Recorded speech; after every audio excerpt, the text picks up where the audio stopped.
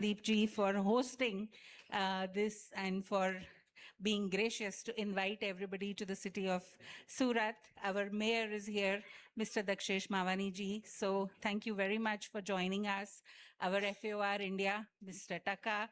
We have Ms. Valerie Vion, the General Secretary of the World Union of Wholesale Market. She's traveled here all the way from Paris to be here with us. We have Mr. Barseth, who has been the champion at COSAM. And of course, last but not the least, our partners at COSAM, Dr. J.S. Yadav and his team.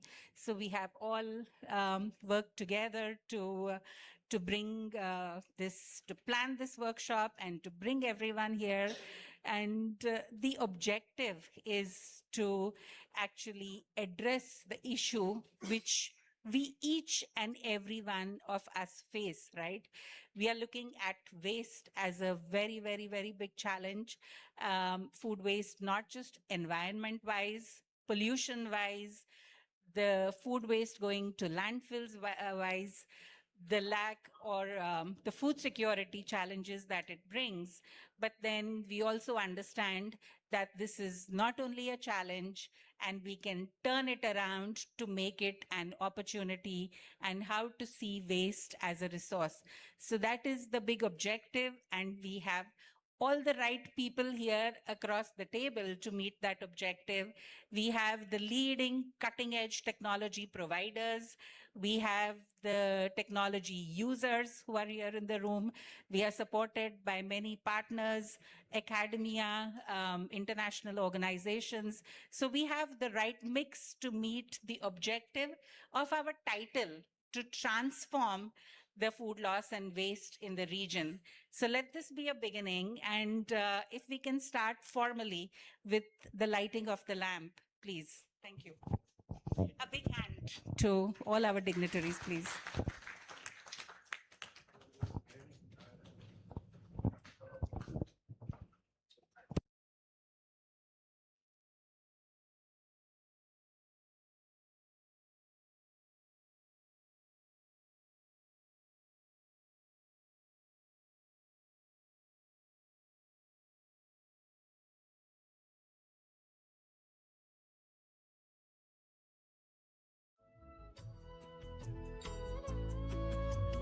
शुभं कुरुत्वं कल्याणम् आरोग्यं धनसम्पदः शुभं कुरुत्वं कल्याणम् आरोग्यं धनसम्पदः शत्रुबुद्धिविनाशाय दीपज्योतिर्नमोऽस्तु ते दीपज्योतिर्नमोऽस्तु ते शुभं कुरुत्वं कल्याणम् आरोग्यं धनसम्पदः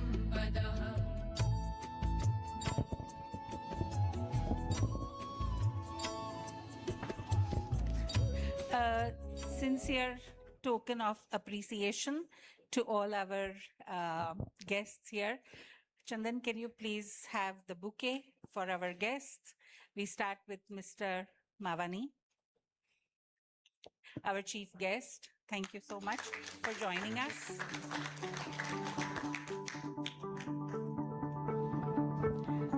Sandeep ji, our gracious host, for joining us here this morning. Miss Valerie. Thank you, Valerie.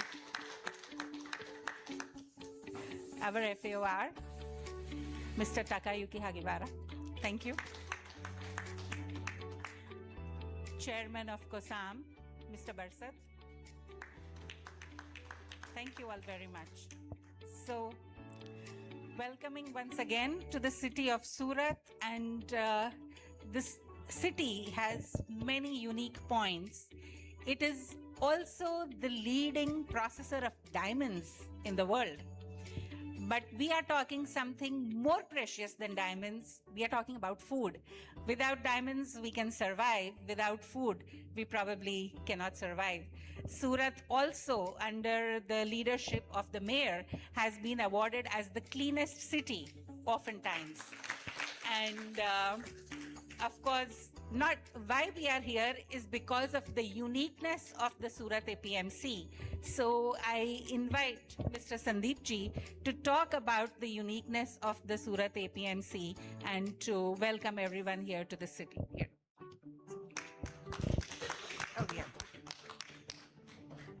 It's okay, we're good.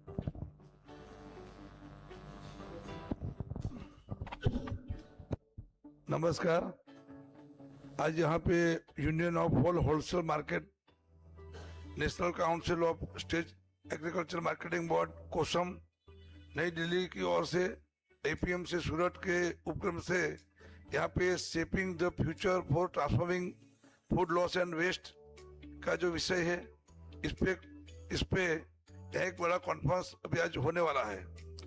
ये कार्यक्रम में अपने भी उपस्थित हरचरण बरसत जी जो कोसम के चेयरमैन है, यहाँ पे सूरत के महापौर मेयर दक्षेश मावाणी जी, श्री टका एफएओ के हेड इंडिया के है डॉक्टर यादव जी, मीता पंजाबी जी, और यहाँ पे जो अलग अलग देश से आए हुए जापान है, श्रीलंका है, नेपाल है, फिलीपींस है, भूटान है, इंडोनेशिया है, France, Bangladesh, Malaysia, Cambodia, Korea, China और बैंकॉक से पधारे हमारे सभी भाइयों का मैं हार्दिक स्वागत करता हूं। सॉलिड वेस्ट मैनेजमेंट आज के समय में खास करके शहरों के लिए बड़ी समस्या है।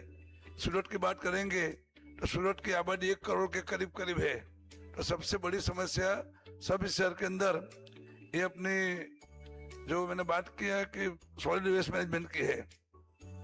यहाँ पे शुद्ध और ताजा सब्जी मिलते हैं। सूरत की बात करते हैं तो अभी हमारे सेक्रेटरी नीलेश भाई ने बताया कि जो अपनी पेरिस से मैडम है यहाँ पे आई हुई, वो अभी हमने एलिवेटेड मार्केट बनाया है, तो हमको पता नहीं है, लेकिन मैडम ने बोला कि ये एक चाइना में है और दूसरा इंडिया में सूरत में है, तो अपने लिए बहुत खुशी की बात है कि दूसरा मार्केट भी यहाँ पे एलिवेटेड है।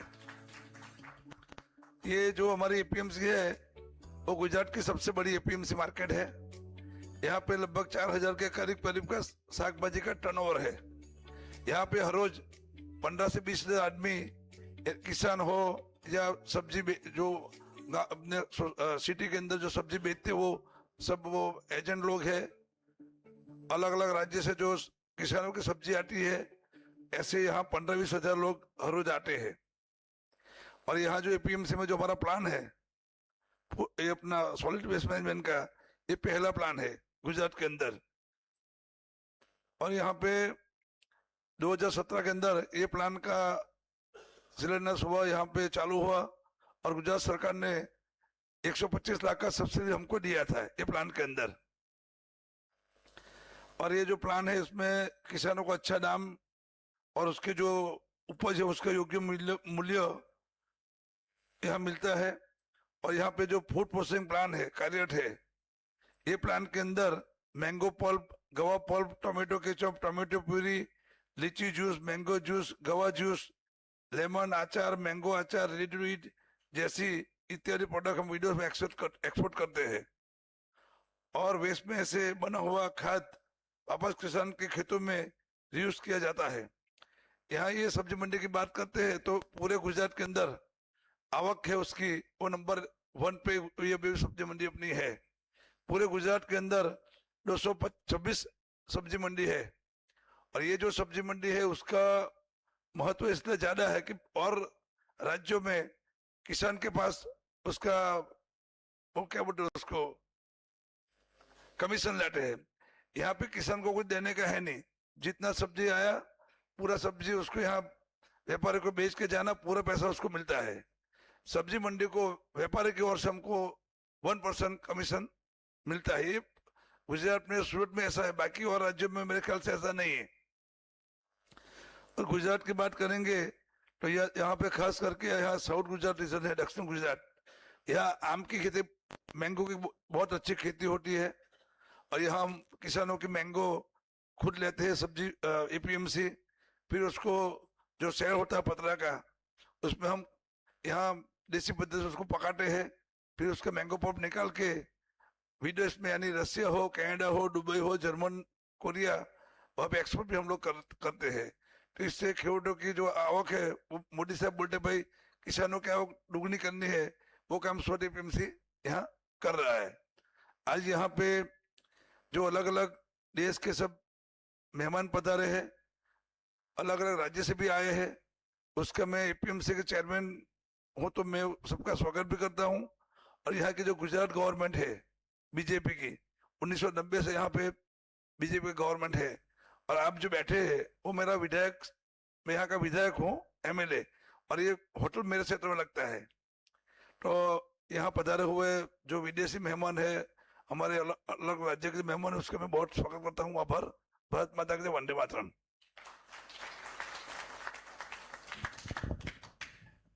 Thank you very much, Sandeep ji. You very nicely highlighted the unique features of the Surat market. The plant that we are seeing is not the only feature that we will see the field visit tomorrow. It also has a processing unit. They also have the vertical markets, which is very unique. And also financially, the financial strength of the Surat APMC is also very unique. So you will get to personally visit and see the unique features. And now I would like to invite Mr. Takayuki Hagiwara, the FAOR India. He has been our motivator guide for doing this work on food loss and waste in the country. Taka, please.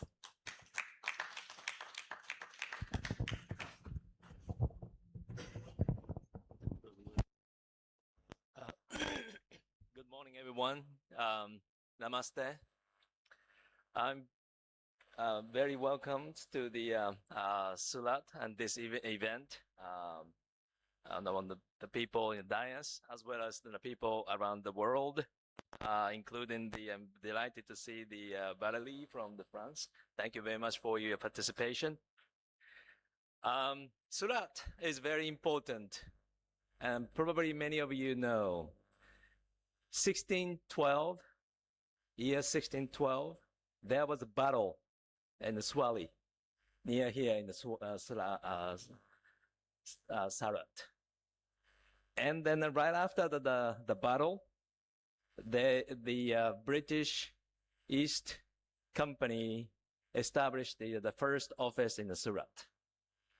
And since then, the colonization started in all over India, and many people suffered from the hunger as a result. And we shouldn't forget that this historical background, that the government of India, since the independence, they put a lot of effort to eliminate the hunger. And then as a result, the government of India, as well as the people in India, overcome the hunger as well as the famine.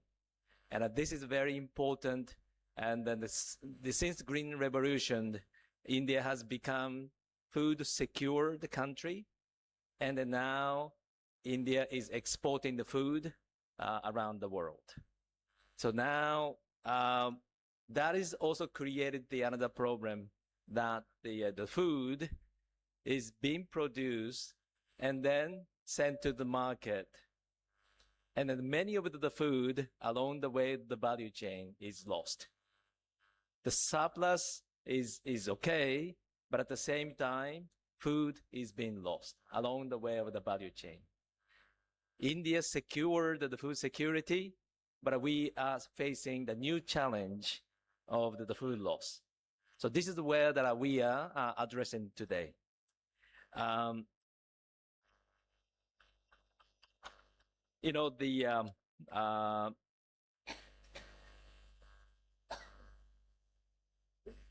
The surplus of the food has a lot of the implications.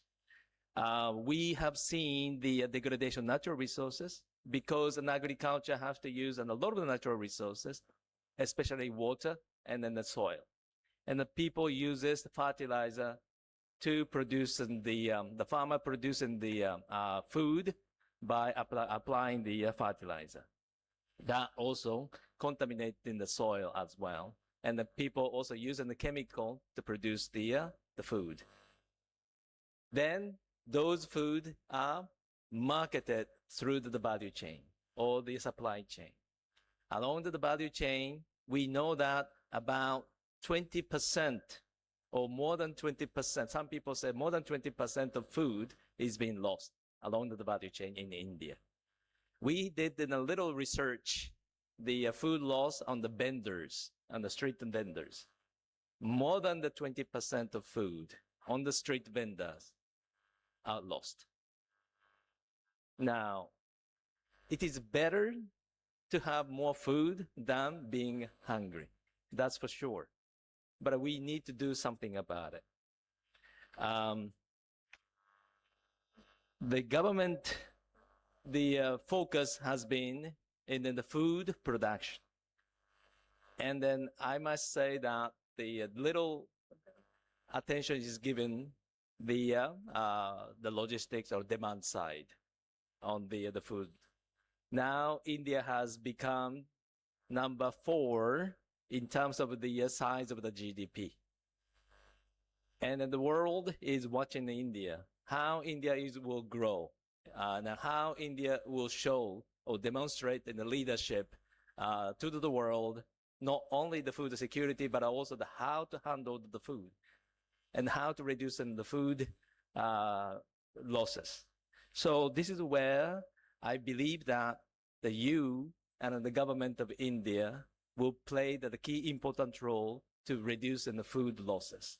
This is where that I really like to highlight and also the congratulate in the city of Surat dealing with the food losses, but also the food loss produces new type of energy through the biogas, which we will see tomorrow.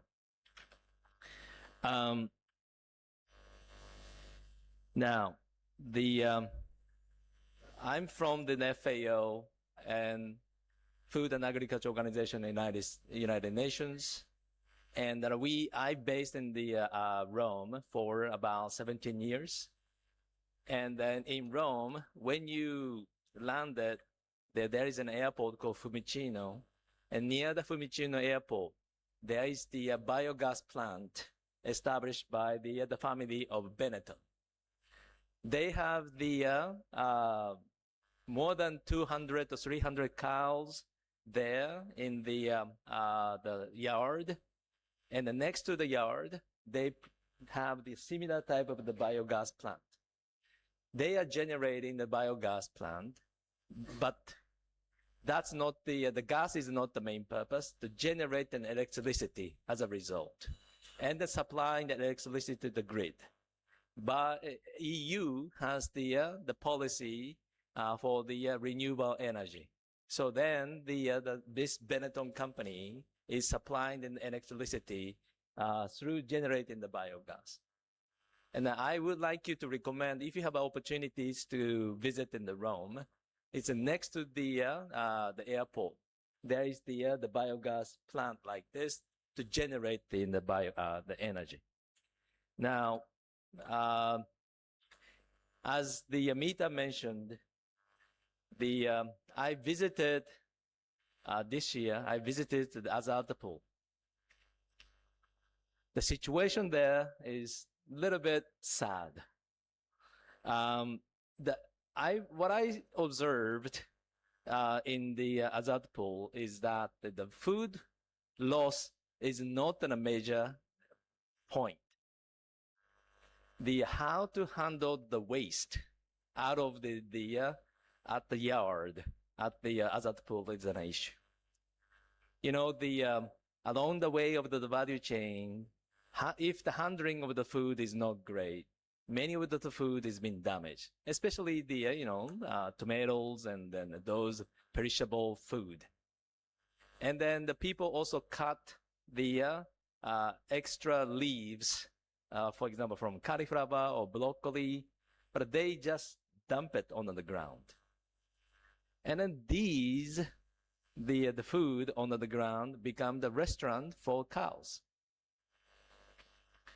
And I saw so many cows in the market, which I never seen. I know India is very unique. And I know that India is the only country that you, people, and the cow coexist together. So in a way that to providing the restaurant for cow at the market may be the good way of doing it. But at the same time, if we talk about the hygiene of the people, it is a risky situation for your people. If you become sick, I became sick a couple of times because of the food poisoning, and my wife did too. But it's an opportunity cost for India. If you become sick and if you cannot work, then that's opportunity cost. You lose the economic input to the GDP. So I really like to highlight that the importance of the hygiene over the food. Now, as that pool is a particular area, then you see that the leaves on the street, on the floor, eaten by cow, and then the amount of the thrown on the floor is being reduced by eaten by the cow. So in a way, the amount of the waste produced in the azad pool is less because of the cow consumption. But at the same time, cow produced in the dungs. As a result, more than 100 tons of the waste being disposed nearby the dumping place. This is where that the pollution starts again. The methane was produced, and then no treatment is done, and then the people have a hygiene issue because of the pollution. So it has so many implications of having this coexistence of people and the cow in the azad pool. I was very happy also to visit the new establishment or the new market development in Haryana. And I really congratulate the government of India and the municipality as well as the state government to invest such a large scale in an infrastructure. More than 200 hectares of the area is being converted to produce to establish in the market in Haryana, where we will observe within probably 2 years' time. The people are very ambitious that they will be complete in 6 months, they say. But I think that within the 2 years or 3 years, they will complete with a new technology and a new system and a new code of conduct. Then where that we could see that and how food is being treated and then how the waste will be treated. And this is where that I see that so many people here with the technology and knowledge and experiences can be utilized in that sort of the new development. India has more than 7,000 the market across the country. And many of those market in India, the situation of those market is similar to azad pool. So in terms of the time, in terms of the opportunity for the investment, it's huge. So I really encourage the municipality as well as the private sector to join hand and then develop the new infrastructure and then improve the situation of the hygiene situation as well as the food handling situation in India. This type of the bioenergy will create a new employment, new economy, and the bioeconomy. This is where that we need to head it. That as I said, it is inevitable to have food loss. There is no country that no food loss is happening. There is many food losses happening, but the issue is how to deal with the excess, those wasted the food. And this is where that the new technology can play a key role. Now, I started the history of Surat. The 1612, the battle started the first the office was established in Surat.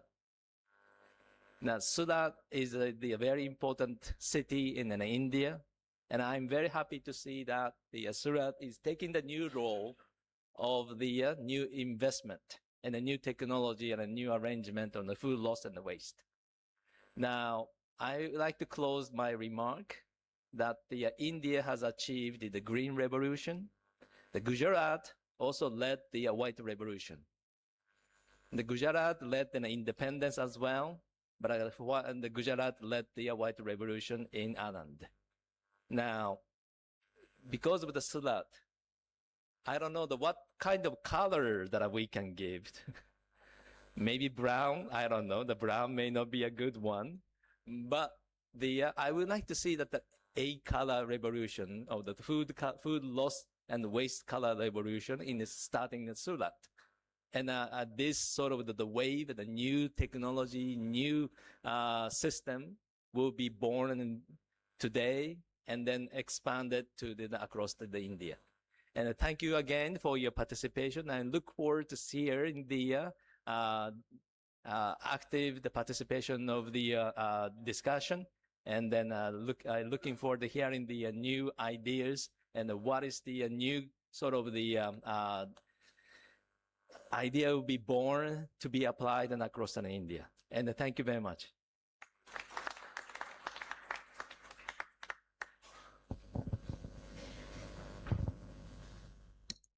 Thank you very much, Taka, for those inspiring words and the concern about the food safety and hygiene situation in the markets. And yes, you did touch upon the fact of the cows feeding in the market itself. And that actually is a segue into the presentation of Valerie, Miss Valerie Dion. She's the General Secretary of the World Union of Wholesale Market, but she has also led the Rungis market, the Rungis wholesale market. So she talks from practical experience, and she is also a champion of the food distribution potential of the wholesale markets, especially from Barcelona, from Seoul. We were talking yesterday, there are wholesale markets which have school kitchens operating out of there. Now that to me is an aspiration. Really look inspiration from you. Thank you. Thank you, Mita. So, is it okay? Yeah. So, good morning, Excellency, distinguished guests, ladies and gentlemen. It's really great honor for me to be here in Surat, and I would like to begin to expressing my sincere gratitude to our hosts and partners for bringing us together around such a critical topic. So I would like first to extend my warm and special thanks to Dr. Yadav, Managing Director of COSAMB and a member of the WOM board, for his long-standing commitment and leadership in strengthening agricultural marketing systems in India. I will also like to warmly thank, sorry if I've made mistake with the name, Mr. Sandeep Desai, Honorable MLA of Koreasi and Chairman of Surat APMC, for his leadership and for welcoming us to this important regional symposium. My sincere thanks also go to Mr. Takayuki, FAO representative in India, for FAO's continued commitment to sustainable and resilient food systems. And thanks for your speech, very inspiring. I would further like to acknowledge Mr. Archon Singh Barsat, Chairman of COSAMB, for his dedication and support. Finally, I thank FAO and COSAMB for co-hosting this symposium together with the World Union of Wholesale Markets. So, this symposium is about shaping the future by transforming food loss and waste. And I would like to recall something important for us, the pyramid of waste management. So waste management follows a clear, internationally recognized hierarchy. And I think Dr. Mita will explain you after that. First and foremost, prevention. So the important thing is to prevent the losses and the waste. Then preparation for reuse, especially first for human consumption, and after sometimes it's for animals, so cause restaurants, but sometimes it's not with raw material, but transformed material. Followed by recycling and valorization. It's what you are doing. And only as a last resort, disposal. So this hierarchy is not only a theory, it's a practical roadmap. And wholesale markets are uniquely positioned at its very center. So wholesale markets are where large volumes of fresh food converge, where quality is assessed daily, and where decisions made in a matter of hours determine whether food is eaten, donated, transformed, or wasted. So there is a responsibility of wholesale market, wholesalers, and manager of wholesale markets in that kind of decision and way to manage the food. At the Union of Wholesale Markets, WOM, we represent a global network of action. So as you can see on the screen, WOM brings together 202 members across 52 countries. So this is a good, big network. So we represent more than 300 wholesale markets worldwide, with a strong presence in Europe. You can see in green, Asia, Americas, Africa. Across this network, we share one strong conviction. Food loss and waste can be drastically reduced when wholesale markets invest in food donation and modern, well-designed infrastructure. So to move beyond assumption, we partnered with MIT to scientifically measure the impact of food donation programs and infrastructure modernization and on food loss reduction. So the results are clear and striking. So as you can see on this slide, the other one, the next one. So it's just, I won't go in, but it's just for you to see the research that has been done and the result. So markets that invest in structured donation systems and logistics, this is the conclusion of the study, achieve significant reductions in food loss and create strong social and environmental benefits. So now,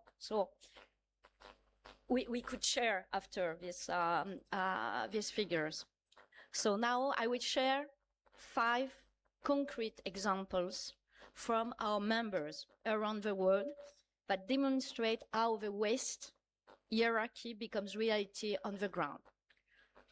So, as said Mita, in France, at the Rungis International Market near Paris, we have something called the Potager de Marianne, so it's garden, operates directly within the market. Surplus of fruits and vegetables are recovered, redistributed, and transformed into meals for vulnerable populations, while also supporting social inclusion initiatives. So the people who are working with this food are people who are being reintroduced in the society. This approach integrates prevention and reuse directly into the market. Second example, in China, several wholesale markets use surplus fresh products to supply canteens for students and school children. Products that no longer meet premium commercial standards are transformed into affordable, healthy meals, reducing waste while improving access to nutritious food. In Italy, there is another very interesting example. Within the Italmercati network. It's the network of all the Italian wholesale markets. The project called Frutta che frutta non spreca. It's fruit that creates value is never waste. Was developed at the Centro Agroalimentare di Roma. Through this initiative, edible but unsellable fruits and vegetables are recovered and transformed into products such as jams, sauce, juices, and preserved goods. It's managed by a non-profit organization operating directly within the market. So in 2020, over 8,000 tons of products were collected exclusively in this market, earning the project the prestigious Food Heroes 2020 award from the United Nations. So this example clearly shows how prevention, reuse, and social solidarity can be successful combined with wholesale markets. Other example, in Europe, in Spain, Mercabarna in Barcelona, surplus fruits and vegetables are recovered through a food bank co-managed with the Food Bank Foundation of Barcelona. Sorry, a technical guide, including photos of products at different stage of maturity in order to help the wholesalers, helps classify into class 1, class 2, or non-recoverable, ensuring food safety and hygiene, efficiency and transparency. This initiative is strongly supported by the city and aligned with the Milan Urban Food Policy Pact. It's a big pact between a city and wholesalers and professionals of food, which recognize the central role of wholesale markets in urban food systems. So Mercabarna Food Recovery Project has been recognized by an award under the MUFPP, so the Milan Urban Food Policy Pact. So it highlighted how collaboration between city, wholesale markets, and social organizations can deliver concrete and measurable results in food waste reduction. So another example, so we move in the Middle East, in Saudi Arabia, at the Riyadh wholesale market, food donation is deeply rooted in cultural and social values. Surplus food is regularly donated to support homeless population, demonstrating how tradition and modern logistics can work together effectively. In Colombia, we have also an example. The food bank recovers several tons of edible products every day. These products are still perfectly safe and nutritious and are redistributed to families and communities in need. Here, speed, logistics, and coordination make the difference between waste and nourishment. So across all these experiences, the lessons are consistent. Infrastructure matters. It's what said Mr. Taka. Cold storage, sorting areas, and logistics are essentials. Timing is critical. Surplus must be identified and redirected early. Otherwise, it's not surplus, it becomes waste. Partnerships are key between market, food banks, municipality, and NGOs. It's very important to work, if you want to put in place something efficient, to work with organization or NGOs or food bank already existing, not to create something new.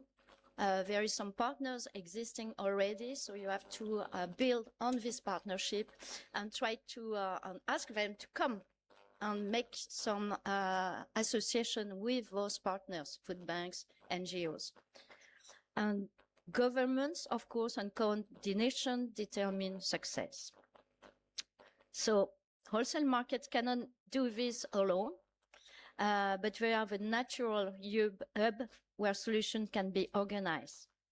So today, I visited like 2 days ago Mumbai wholesale markets, and we will visit the Surat market tomorrow. I will visit the Surat market tomorrow, this afternoon.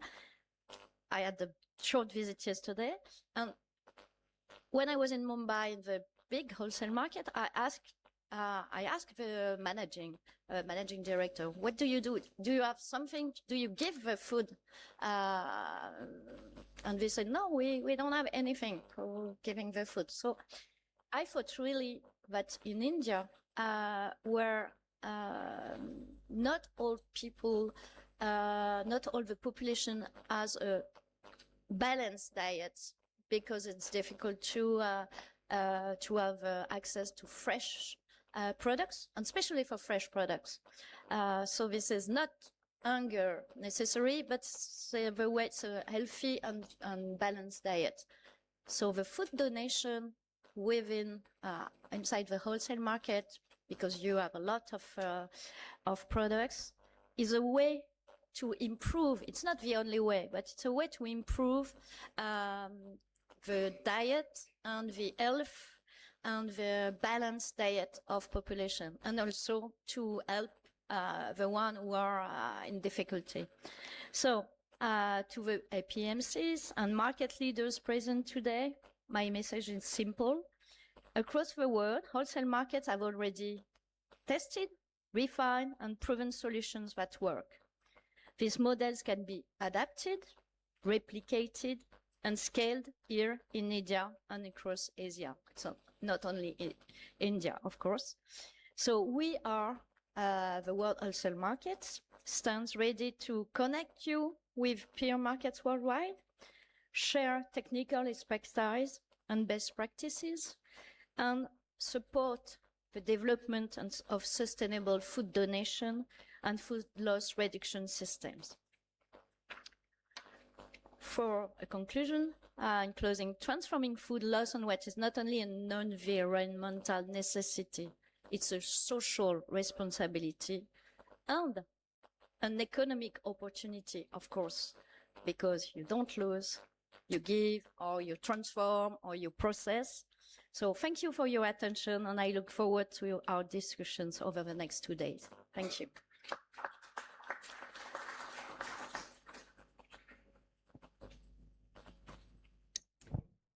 Thank you so much, Valerie, for those very, very inspiring words. I think in India, the wholesale markets are still a bit behind on the food donation aspect. And maybe, you know, we can start some activity there as well. And Surat, all the market officials, leaders are here. This is a request to maybe, you know, start the food donations here as, you know, link with the Indian Food Banking Network.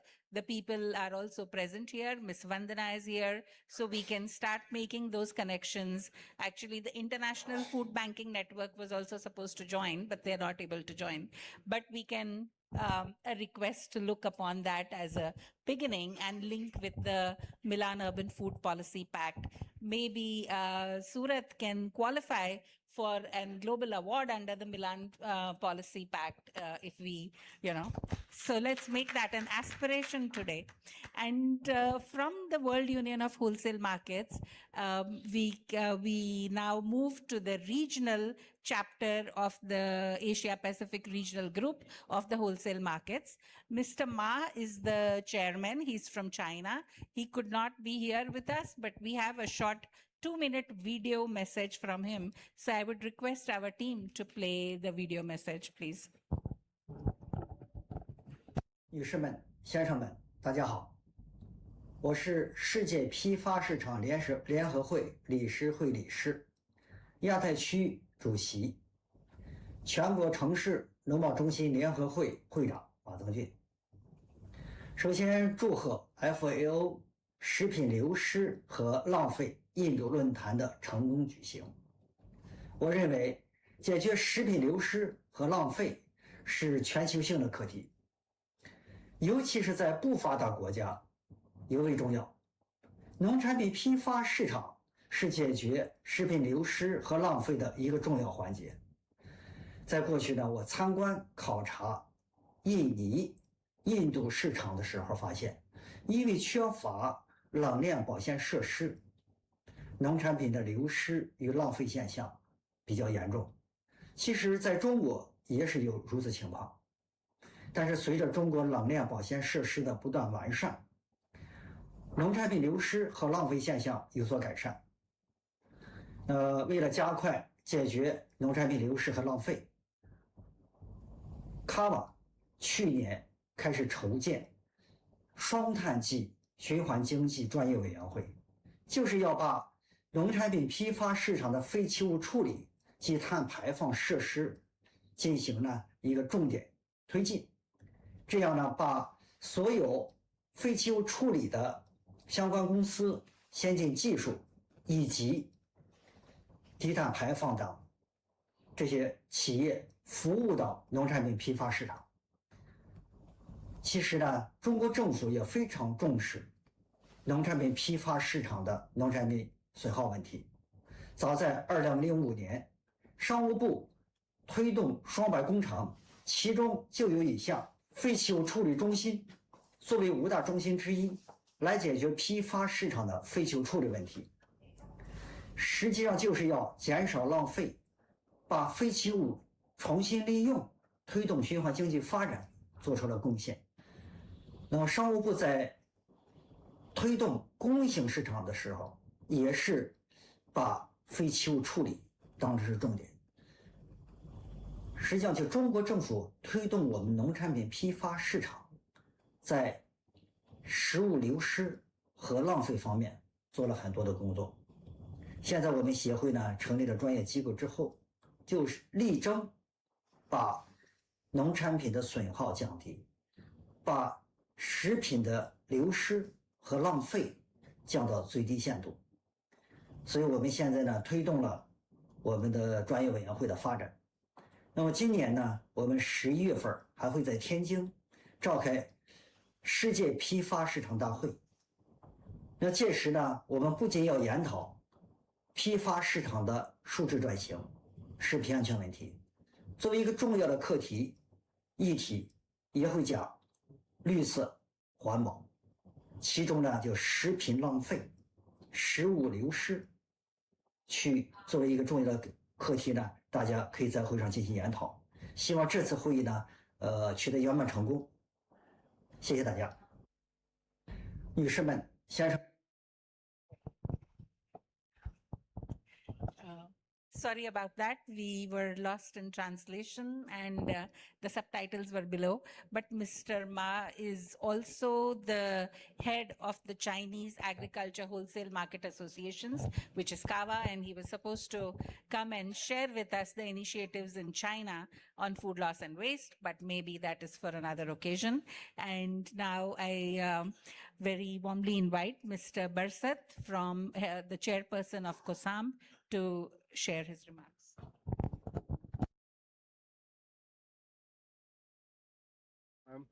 Thank you, ma'am. Good morning, everyone. First of all, I request you have a nice smile on your faces and clapping for your good health.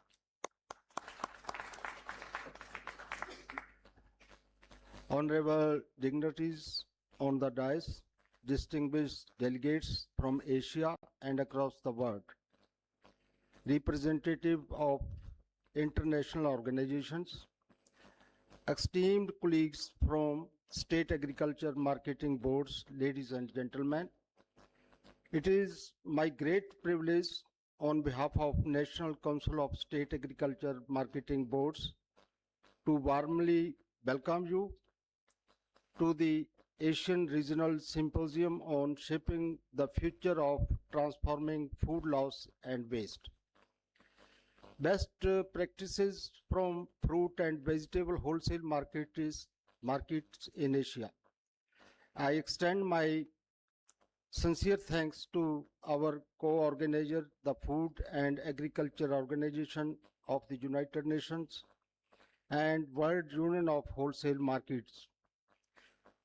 For the leadership and partnership, I also thank the Government of Gujarat, the Surat Municipal Corporation and Surat Wholesale Market Authorities for hosting this important gathering and for presenting a model that has become the benchmark for sustainable wholesale markets. Ladies and gentlemen, Asia produces over 70% of world's fresh food and vegetable. And our wholesale market are the backbone of urban food and nutrition security. At the same time, these markets are among the largest generation of organic waste in our cities, often producing 80 to 100 tons per day, much of which ends up in landfills and contributes significantly to methane emissions. The symposium recognized that food loss and waste is not just a sanitation issue, it is a challenge that directly affect climate action, energy security, farmer income, urban governance, and public health. Wholesale market, therefore, must be viewed not as a problem, but as powerful platform for solutions. As the apex body representing state agriculture marketing boards and more than 7,000 regulated markets and APMC across India, COSAM carries a critical responsibility. Our markets serves millions of farmers and customers daily, and they are now at the forefront of implementation modern, sustainable, climate based management system. I pleased that COSAM has invited all state agriculture marketing boards to participate in the symposium. Their presence will enable valuable exchange policy reforms, infrastructure development, public-private partnership, and scalable solution that can be adopted across states and regions. A major focus of my remarks that today is the Sold Waste Management Rules 2024. These rules have clearly categorized APMCs and wholesale market as bulk waste generations, making it mandatory to ensure source segregation, producing of scientific treatment of organic waste, and alignment with municipal waste management plans. This is a decisive policy signal. It calls upon market authority to move behind disposal and compliance toward value recovery, environment responsibilities, and climate leadership. For COSAM, this is not merely a regulatory obligation, but an opportunity to modernize market, improve working conditions, and create new streams of income and employment. The strength of this symposium lies in the focus of action and investment-ready solutions.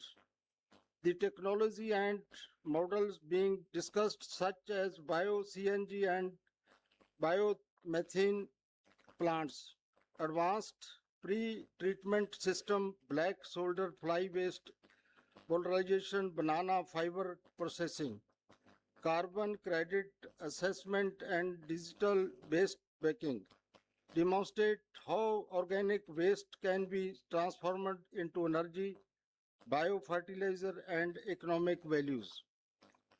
The Surat wholesale market and It is 50 TPD bio-CNG plant exemplary this transformation.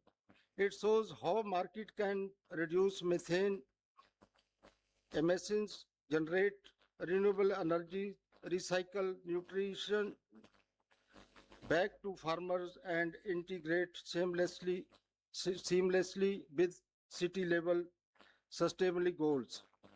It is living demonstration that waste is wealth. I am particularly encouraged by strong regional and international participation in this symposium. Delegates from Japan, Sri Lanka, Nepal, Philippines, Bhutan, Indonesia, Bangladesh, Malaysia, UAE, Thailand, Hong Kong, and China, along with partners from France and other regions, bring rich experience and diverse perspectives. The contribution from organizations such as FAO, WUM, WUMM, WRI, UNIDO, ICLEI, and ADB, and from leading Indian institutions including NDDB, IIT Kharagpur, BHU, NIFTEM, GAIL, Reliance, and CRIPCO, strengthening the bridge between policy, technology, finance, and implementation. The virtual intervention from Asia, East Asia, will further highlight how advanced wholesale market operate an integrated component of sustainable cities. Ladies and gentlemen, we expect symposium to deliver clear and tangible outcomes. Pathways for large-scale improvement, pathways for large-scale investment in food loss and waste education, a shared vision for regional platform to track food loss and waste, stronger linkage between surplus food recovery and food banks, and deeper collaboration between government, markets, investors, and innovators. For COSAM, these discussion will help state agriculture marketing boards and APMCs align more closely with national waste management rules climate. In conclusion, I would like to emphasize that wholesale markets are central to the future of sustainable food system in Asia. With the right policies, participation, and technology, they can become hubs of circular economy, climate action, and food security. I once again welcome all of you to Surat and wish Symposium every success. I am confident that the next 2 days will lead the practical solutions, strong partnership, and lasting impact. Need of the hour is to save our earth, water, and air, because in our philosophy, Pavan Guru, Pani Pita, Mata Tart Mahat. Pavan means air is our Guru, water is our father, earth is our mother. So by waste management, we can save these things also, and we can save humanity also. My good wishes for you all, and good luck. Jai Hind. Thank you.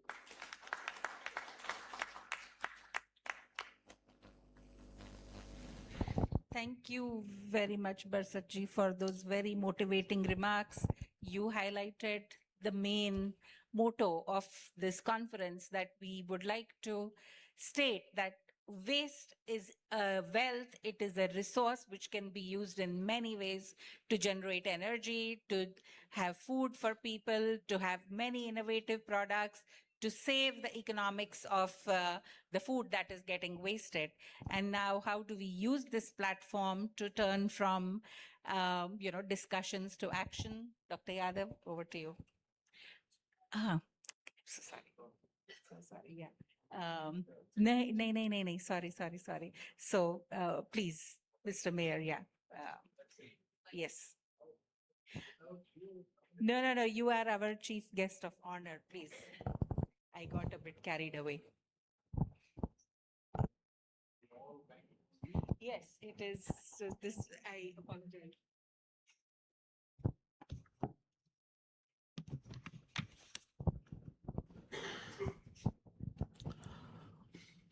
Food and Agriculture Organization of the United Nations Region Symposium for Asia dais के सब guest और individual independent और state and international delegation, मैं भारत के सभी delegates का भारत के number 1 city सूरत महानगर पालिका में स्वागत कर रहा हूँ. Now India's world fastest growing city in Surat. 10 years before, our population is 4 million. Now 8 million. So fastest growing city, and after highest award winner city, India's national award, highest 12 award winner last 2 years, this city. So Surat now world fastest growing city after number 1 city. Then today I'm proud of you. This conference you choose in Surat city. So I'm welcome of you and proud of you. Thanks.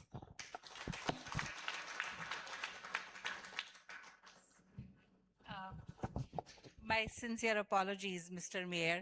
You're really one of the very dynamic mayors and responsible for the awards that the city has received as the cleanest city. So, apologies. Okay.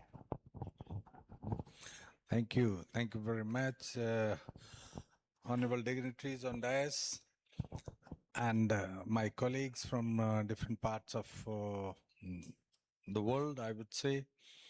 It's the privilege to be with you today, and I'm so happy that the galaxy of experts, galaxy of technology providers, galaxy of users, and the financing institutions, and almost all whatever you call in a bouquet is available here. I sincerely express my sincere gratitude to all of you that you made this program success. Without you, this would not have been possible to make it a grand success. For your general information, I would again like to reiterate, though this has been well expressed by Honorable Chairman of COSAM, that this galaxy contains almost 14 countries' participation and almost 7-8 international organizations, including UNIDO, FAO, ACLI, and ADB, etc. And also there are almost 10 technology providers. And when we say technology providers means backward side technology as well as forward side technology, both. Not only the only CBG, but many technology providers. You will come across very good presentation. And also we have almost major 10, 11 Indian national organization, those who are contributing directly or indirectly. As you are aware, this mission is at the national level also is coordinated by 9 ministries. So there are organizations like NDDB, those who have taken initiative with the, I think Suzuki, to establish a unique plant in Gujarat. Similarly, there are experts from BHU, those who have been brain behind this concept since long. IIT Kharagpur, Gas Authority of India Limited, which is a nodal agency by Government of India for Govardhan Portal. You must see the Govardhan Portal. So the Indian organization would also, you would see, to interact with, and this is my humble request to all the participants, particularly the overseas participants of 14 countries, to interact with these experts and organizations to have collaborative arrangements. And then we have State Agriculture Marketing Board, which they need your all support. Because so far agriculture marketing system, obviously everyone knows, is a regulatory framework in India. And fruit and vegetable is the most pathetical situation in the country. Our food grain markets, it's okay, we are comfortable with, but fruit and vegetable needs a lot of attention. And particularly the waste part, which Mr. Taka highlighted, his experience of Azadpur needs immediate attention. And sir, for your kind information, we are very serious to your advice, and we will rest assured that very shortly we'll take up a bouquet of activities and initiatives in the country to make you sure that yes, very shortly we have the parallel system which we are developing, like you have visited the next day the IHM Ganur. So similar models we are trying to make so that loss is reduced. So we will cover a lot of issues into the presentation, and we would also like to present various evidences and insights through our key findings and food loss and waste, what we have done in collaboration with the FAO, COSAM, etc. We would like to present case studies with you so that you can see from horse's mouth what is the problem, what can be solved, and the waste management technologies, solutions, etc. with many kinds, as I discussed before, that various first time, I'm sure many technologies you would also come to know first time. And then we have, apart from the technology page, technology presentation and leading initiatives for various initiatives, then we would also try to give a holistic ecosystem for transforming the food loss. It's not only one activity which can solve the problem. If you see one, you will struck up at second. If you do second, you would struck up at third. So holistically, you have to initiate with a ecosystem, total ecosystem we will take up. And then obviously there are various experts, almost are in this galaxy, almost more than 50% are people, those who can speak for hours together on the subject. They are so experts. And for them, we would like to try to listen them. We have panel discussion where in each panel we have 4 or 5 people, and pathways for policy support, partnership, how we can proceed. And then tomorrow we will also have a field visit to the plant, which is our role model for Surat market. We'll show you, take you to the Surat market that you can see with your own experience and insights and what best can be done. After that, you will also have a round to the city wholesale market of Surat. As many speakers have already indicated, this is one of the unique market, unique in many terms. We'll explain tomorrow. And afterwards, then we will come back to the same conference hall here. And then again, country presentation, all people coming from all across the world, they will have their perspective, what they are doing in their country, what best what takeaway they can carry with. And then all state agriculture marketing boards, which are approximately 11, 12 participating. They will have their presentation from Punjab, Goa, Uttarakhand, Himachal, etc. will have their state presentation. So this is how these 2 days we have tried to make a fruitful and really deliverable days for next 2 days. We will try to make it as comfortable and as interesting as we can possibly. So once again, I would put my sincere thanks to all participants, particularly the overseas participants and the speakers. And obviously my very sincere thanks to chief guest, Honorable Mayor, Honorable MLA Sahab, and our worthy Mr. Taka, from who has been the real inspiring strength behind this program. Not only the program, he has been so meticulously guiding us from step 1 till today. We have a number of meetings. He has been monitoring each and everything very minutely, and he has the idea that he has his mission that this program must deliver concretely something. And I assure you, sir, we will try to do our best. So with this, we close this inaugural session, and we will reassemble here for the technical session. But there are two announcements before this. We will have a tree break just after this, and within 15-20 minutes we will reassemble. But before that, all we will assemble for a photograph, joint photograph, so that it becomes a sweet memory for all of you. Thank you very much. We will assemble at the gate, because this space would be little short for. We will assemble at the gate. Thank you. Thank you very much. One more announcement we have a guest. We have a gift for our guests from the APMC Surat, so we can. And this will be APMC Surat has very graciously organized a gift for all our participants. So, This is a token of memory from APMC Surat. और ये Valerie, this is for you. To Valerie, please. Heavy gift. Yeah. And Mr. Taka. Mr. Taka.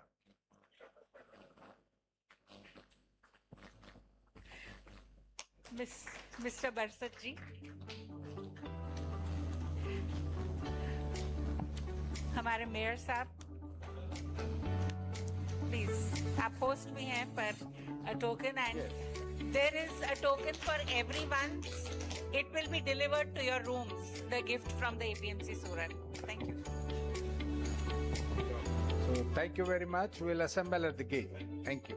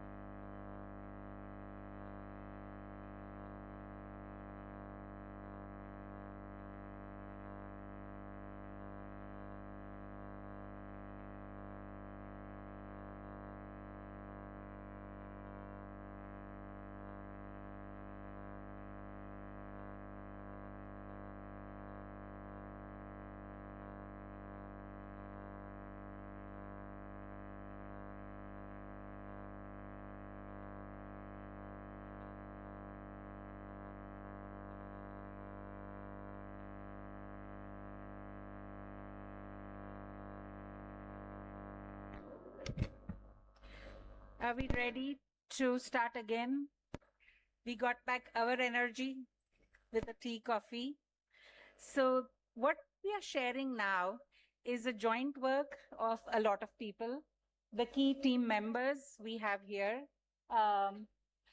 We have Dr. J.S. Yadav from COSAM, Bharat Bhushanji, who is our waste technology expert, Dr. Mohite, who is a food technologist and a food safety expert, and Dr. Rajesh Paul, who is an expert in geospatial technologies and digital tracking for food loss and waste. So I would actually start with some food for thought for all of us. I know these figures are now going around very commonly, but just to make sure we are all on the same page, what percent of food that is produced globally is either lost or wasted and does not go for human consumption? I'm sure we all have the figures in our mind, but yes, please.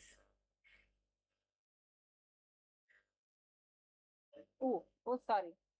Sorry about that. So starting with a quiz, no? So what share, whatever we produce, a third of the food does not go for human consumption. It ends up somewhere in dustbins, lost or wasted. And that as a society is hugely unacceptable because of the people who go hungry, no? So, okay. The next one. ये figure बरसत जी ने भी बताया था सुबह को, but in our mind an approximate figure of the one wholesale market like Azadpur in Delhi, how many tons goes to landfills on a daily basis? The food waste. Could it be 20 tons? Could it be 50 tons? Could it be 100 tons? You know, we are looking, any of these numbers is huge, but it's the highest number here on the screen, okay? And a third one, some basic math, some basic numbers that, you know, that orients our mind. If there is 100-ton plant, okay, what could be a very conservative figure for a gross revenue? And we are talking here of a gross revenue. We are not calculating the operating costs, the investments and everything, but just gross revenue from the sale of energy could approximately be INR 3 lakh rupees on a daily basis and or USD 3,500 on a daily basis. So, you know, these are figures. And what is happening currently? We are paying the service provider to ship the 100 tons to the landfill, which is creating pollution and emptying our pockets. So, you know, I wanted to start with this basically. So now just this will be a brief presentation by the team. I will start with a global overview of the food loss and waste, some findings from a study that we did in the leading 8 markets in India, and then some case for investments that we will propose. So here, the global overview of food loss and waste. And in my excitement in the morning, I did not introduce myself. So all of you have received emails from me bugging you a lot, but I'm Meeta Punjabi. I am the Senior Food Systems Officer at FAO's regional office in Bangkok, working with countries in the region on food loss and waste.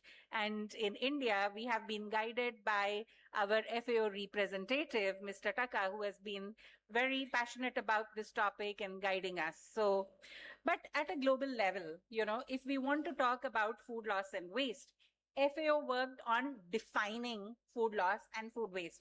We define, we measure, and only when we measure, we can, you know, measure the changes as well. So by definition, food loss is anything from harvest before the retail. And at the retail point and the consumer level is what we term as food waste. So technically, that's a definition. And as we heard that a third of the food produced is either lost or wasted.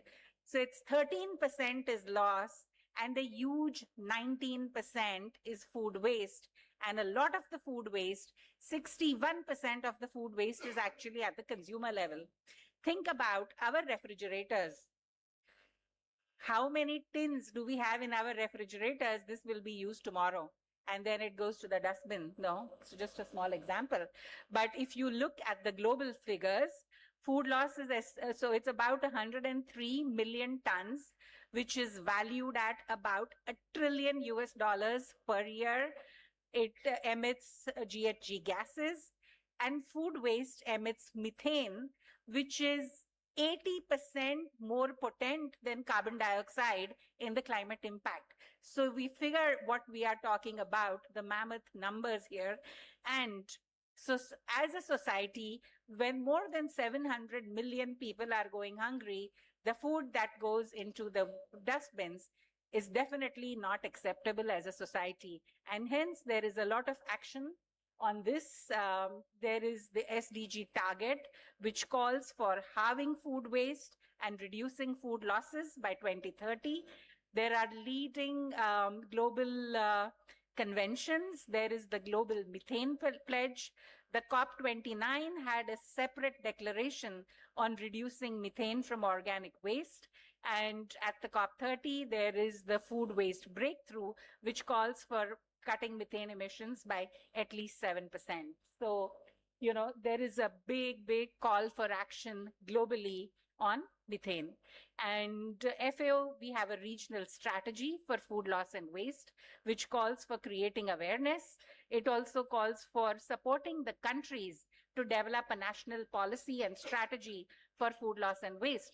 Unfortunately, many countries don't have a specific policy which focuses on food loss and waste. So that could be a starting point.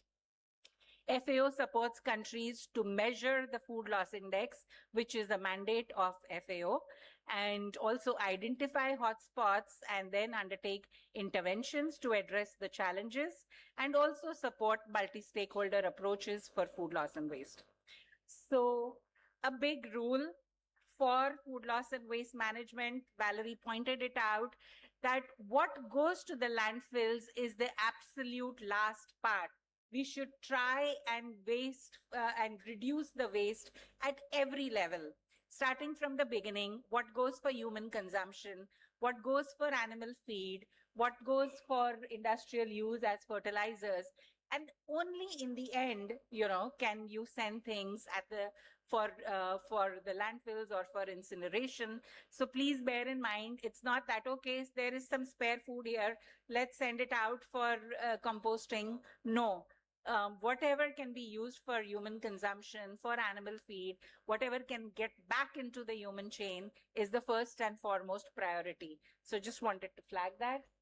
And this is just that a change in mindset is needed from the linear production to consumption to the circular mindset, which is that what is produced can be regenerated, recycled into another form. And it is basically, you know, the classic textbook case of the carbon cycle, right? That whatever is generated goes back into the soil. So the circular economy is kind of the nature's blueprint for sustainable models. With all this context, you know, we started a study in India where we visited the leading wholesale markets in the country.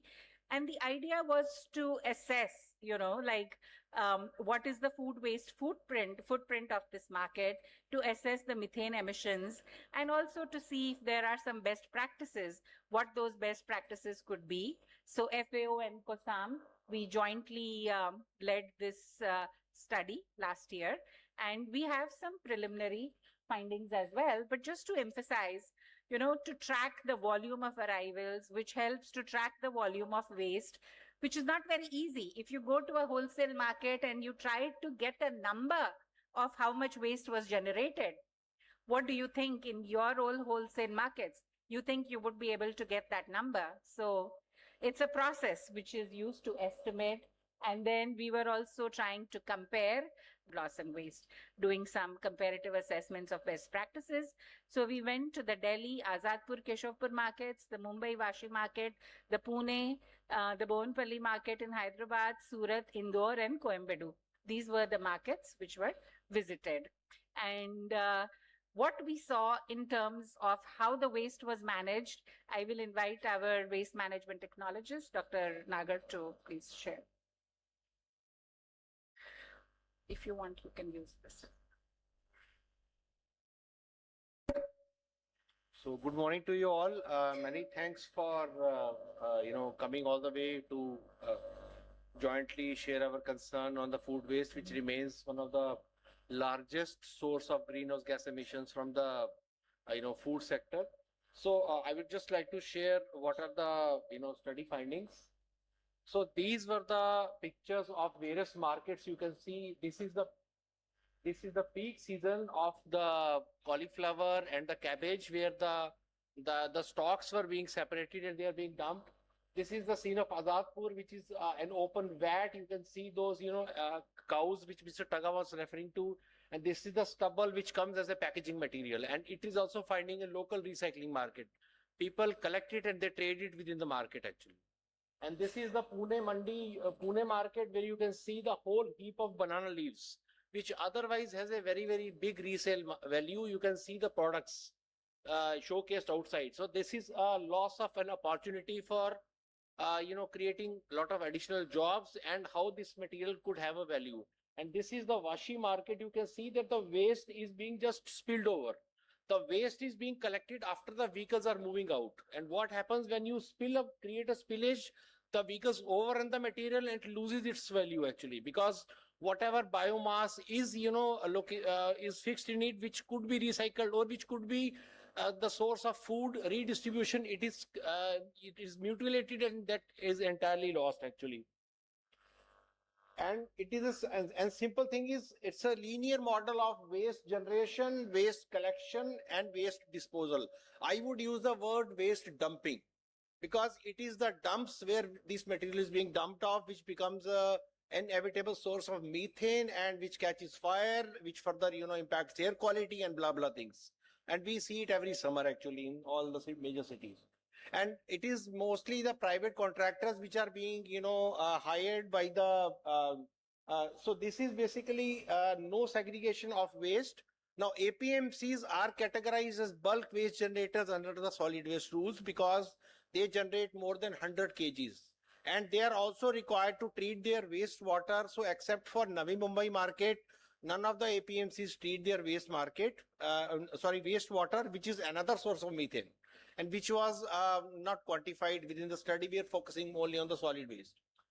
And you can see that it had a lot of edible portions which were unsold, wholesome and nutritious, food for value, immense scope of rescue for human consumption. So if this material is segregated and stored properly, there is an immense opportunity for its recycle. And every product, every vegetable and food remains, they can have a different source of oranges, citrus fruits. They are very big source of flavonoids which could be extracted. So that is basically a European approach which we need to do. And we also had a lot of inedible waste which is coming from the agriculture crop residues, leaves of banana fiber, cabbage leaves, cauliflower trimmings, grass straw. So it was basically mixed waste where the segregation of the material was not being done. Packaging material like fiber board, plastic packaging, though plastic packaging is not being used, but the plastic trays, which are basically a single-use plastic, they are being used and they are being discarded. Otherwise, the APMCs are also required to comply with the EPR regulations, and whatever regulations are being notified for the commercial establishment. So none of these rules are being complied upon. Water pollution, all APMCs has a big runoff area, and whenever it is raining, so that entire catchment gets a big runoff, and this water get in touch with the mutilated biomass of the food waste that generates a lot of leachate. And you can imagine the total area, minimum 35 acres of area is the minimum area which all these markets were having. So you can imagine how much leachate is getting generated in the rainy season. Sorry. and waste collection. So mixed waste was thrown into heaps on the shop floor and the roads. APMC appoints labor contracts with the annual revelation and review. They are collecting manually by contractual labor working for the market committee or the parties awarded the waste disposal contracts. Mandi Azadpur spends 10 crore rupees per annum for collecting and transporting the waste all the way to Bhavana. So in 10 crores, if a plant is, established at Mandi Azadpur, this 10 crore can be recovered within maybe, 3 to 4 years, because the return on investment is very high for a large scale plant. We are talking about 100 ton per day plant capacity. And hired staff of the contract, they collect and aggregate the waste at designated places. So they are even, worse than any city sanitation worker, because nothing is being taught to them on the segregation or importance of the material, and they are simple labor engaged in collection. Vehicle of the municipal body collects the waste at specific hours in the day against the charges. So a lot of money is going wasted by the APMCs, which could have been, rewarded to the shopkeepers who are trading for, separating and segregating the waste. So that could be one of the, a model actually. And this is the methane emission what we came across when we try to create a baseline. So Mandi Azadpur had the largest methane emissions, followed by Surat and so Indore and Surat emissions could be shown as negative because they have already offset the emissions by putting up the waste treatment facilities. So Indore and Surat, I would say they are negative emissions. But for Pune, Bhuvanpalli do have a biomethanation plant, but it is of a very small scale. And the advantage they get is they are able to generate power to meet the electricity requirements of the market premises. So these are of major concern, and in Dr. Yadav's presentation, you would see what is the annual and the national potential in terms of commercial availability of carbon reduction from the entire these markets. And this is the compliance. You can see that there is no compliance. I would say it is like maybe 10 or 15% of meager compliance when we talk about the solid waste systems. So we are always talking about solid waste compliance for the cities, but APMC Act brings these markets at par with the city authority because it is a part of or equal to the municipal act. So they are also warranted to have an equal level of compliance. And except for Surat, Indore, or maybe some up to some extent Bhuvanpalli, you can see the and of course, so you can see the compliance level. So these are the top 10 large markets. Forget about the other small markets where people don't even discuss all these things. So I would just like to give a brief glimpse of a Surat market plant. We would see by our own eyes tomorrow. So these are the sections. This is the feeding. This is the feeding section. This is the pre-digester. These are the digester on the right-hand side. This is the gas storage. So this is the gas cleaning system where the produced biogas is upgraded into biomethane or compressed natural gas or compressed biogas. And this is the point where it is injected into the city pipeline actually. So this is the best model in terms of conveying the product to the offtake. So this is the best situation in the country, and it is one of the very oldest plants. And this plant has, the merit of being the largest food waste recycling or, aggregating plant for all the APMCs. And these are the, normal parameters. You can see it has a design capacity of 40 tons. It is able to produce gas of 4,500 cubic meters. This plant was also rated as the highest plant to get methane per ton of waste, food waste, almost 80 to 100 cubic meters. When we were at GIZ, we had studied about 18 plants with the food waste or MSW feedstock, and this plant was the highest one with the maximum gas recovery. And it also generates quite a good amount of bio-CNG and the quantity of emissions you can see. So it has been able to reduce significant quantity of GHG emissions. And probably I would say it may have, led the Surat APMC to a negative carbon market. These are the basic model. It's a EPC turnkey model. Basically, I would call it as a build, operate, own, transfer facility because it is a 20-year long contract. The total OPEX cost, you can see a charge of land lease is being paid by Akshar Biotech, who are the operators of this. Funding mechanism it is also got the subsidy from the government of Gujarat and of course Ministry of Renewable Energy. And bio-CNG is being sold to GAIL pipeline, the picture which I showed you. payback period, almost I think it might have got recovered its investments, and subsidies under Satat and MNRE, and there is no tipping fee because it is because the waste is delivered in its pure form, which in itself is a big rewarding factor. Yeah. And additionally, APMC also has established a food processing facility, which Honorable MLA and the Secretary of the Market has already told in the morning that they are processing into various food products. And the economic impact is earning to the market, that is fee from the contractor plus additional revenue from the processing unit is giving them a surplus, benefit for the other market is a deterrent cost expenditure. And processing help to reduce the losses in terms of wastewater and the waste. It is limiting activities due to rescuing safe food for human consumption and animal feed. And because the digestate is being supplied to the nurseries, which in otherwise is basically a nutrient recycling back to the land from the waste. And Surat APMC has been able to change its financial model and improve its earnings significantly through waste recycling, where contrary to this, the Mandi Azadpur is spending 10 crores per annum. So these are the very contrasting cases, which I would like to, refer. Yeah, thanks a lot. Now I would request Bitaji to take it.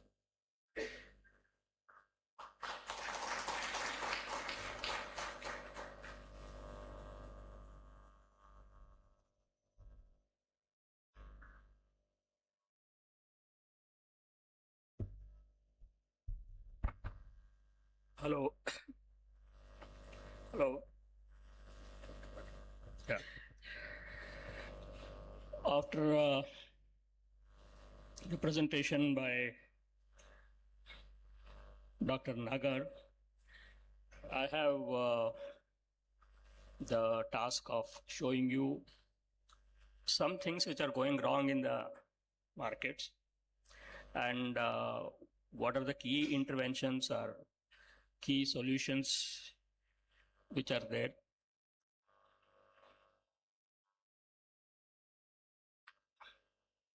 Yeah, I think that's fine.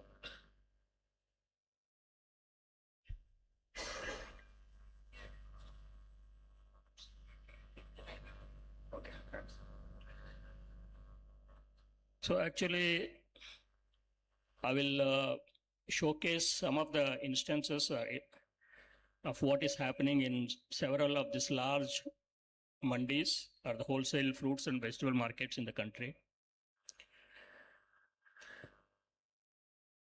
The poor conditions which are prevalent in most of these markets, it shows that hygiene, sanitation, and food safety are not taken very seriously. And it's time that they look at this because it has got a lot of adverse impact on not only the people who participate in these markets, maybe the buyer, the workers working in that market, as well as the general harm that they are doing to the environment. The unsanitary and unhygienic conditions are leading to pollution. Water pollution is something which my colleague already talked about. Then there is a growth and spread of spoilage and harmful pathogenic microbes. These come from soil, water, air, and also from spoiled fruits and vegetables. The foul odor which is released, which is very, very obvious whenever you enter any of some of these markets, and also the transmission of harmful microbes through inhalation or through physical contact has the potential to cause infectious diseases which require health care. As you saw in the earlier slides by Dr. Nagar, health officer is not one of the jobs or one of the responsibilities in most of these markets. Only in one of the markets, they have got a health officer who has been appointed recently. So health is something which is a very, very serious thing, and most of these markets have to look into that and probably have some sort of a health officer available on the market yard. Food safety, high pesticide levels, even though there are agencies like Food FSSAI and other agencies which are looking into pesticide levels in agricultural products, but the markets can also do their own bit. For example, in the Azadpur Mandi, we saw that they used to at some time randomly check the produce for high levels of pesticide residues. And we were told that it was discontinued after some time. But that is something, it's a good practice which most of the APMCs can think of including in their day-to-day activities. Then there is also the issue of synthetic colors and dyes. There are some unscrupulous sellers who are using synthetic dyes like green pigment or green dyes. They dip the leafy vegetables and things which are green in color so that the degree of greenness will go up, and it is a way of marketing their product or enhancing the appeal. So these are some of the pictures, random pictures which have been taken in some of the top 4 or 5 markets in the country. You can see that again the cattle is universally it is present in most of these markets, and the surfaces are not clean or they are not maintained clean, and they are also not disinfected in most of these markets. And people are sitting wherever there's a space and they're trying to do that activity. So congestion or space constraint is a big problem, because of which the transport or the vehicles coming in and going out also take a long time. That means there is a long time between the time the produce arrives and it goes out to the market, during which time, since there is no air conditioning or cold storage, the chances of the produce deteriorating is quite big. So that is one of the reasons why we see that more and more loss and waste is occurring in these markets.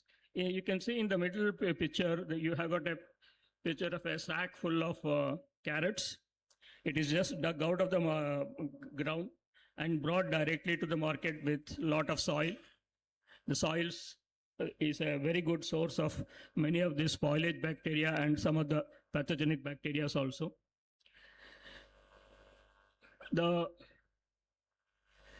This particular slide, particularly, if you can see the third photo on the right, you can see during monsoon season, the way things are.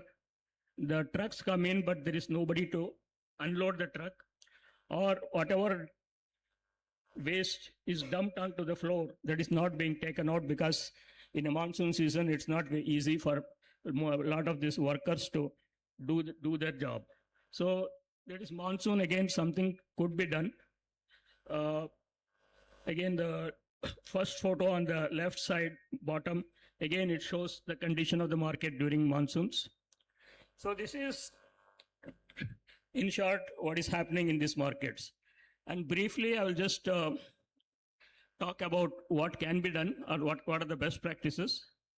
Keeping the premises clean and hygienic at all times is the most important thing. Then sorting is again something which is not done in most instances, or in very few instances it is being done. And sorting, especially in the morning, one of the speakers was talking about segregating matured and less matured or unmatured fruits and vegetables plays a big role, because when the buyer takes it, he does not know how many days he can keep it. So such sorting and grading are very important, and that could be introduced. And clearing of waste that is generated at the point of waste generation, the prompt clearing is very important. Then prevention of the mixing of healthy and contaminated foods is, again, that's not practiced. very sincerely. Then improved standard of packaging and handling practices like GHP, good hygienic practices, have to be introduced. Then screening of fruits and vegetables for pesticide residues, contaminants, and carrying out of regular cleaning and disinfection drives. Again, these can help a lot, it go a long way in reducing the loss and waste. And finally, the efficient monitoring and implementation process, including training of the operation people, is very important. Finally, FSSAI has taken note of all these things, and in 2019, they have come up with a guidance document which tells how the sanitary and hygienic practices in the marketplace should be taken care of. Even though it has been published as a guidance document, but it has got a lot of value, and it should be looked at very seriously by most of the wholesale fruit and vegetable markets.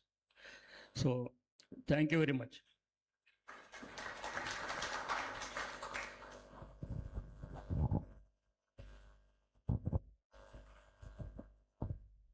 So basically, we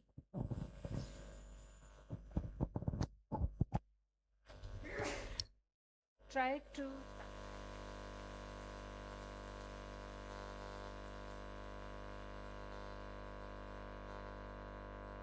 yes, now the microphone is here as well. So basically, if we what we found in our study that the markets are sending some markets up 10 tons per day to the biggest market, 100 tons a day to the landfills. There is an economic cost to it. There is the foregone opportunity to earn from green energy. Parallelly, also from the green energy earnings from carbon credits, foregone opportunity for, there are many opportunities for upcycling food. You know, upcycling is becoming a common term. So many innovative products can be created, and we do have a presentation on upcycling soon. There is the social impact, which is the lost opportunity of food and nutrition security. There is immense public health risk from food contamination, and the environment impact of the air, water, and land pollution from limited compliance to solid waste management practices. The foregone opportunity to use biofertilizers to improve the organic matter of the soil.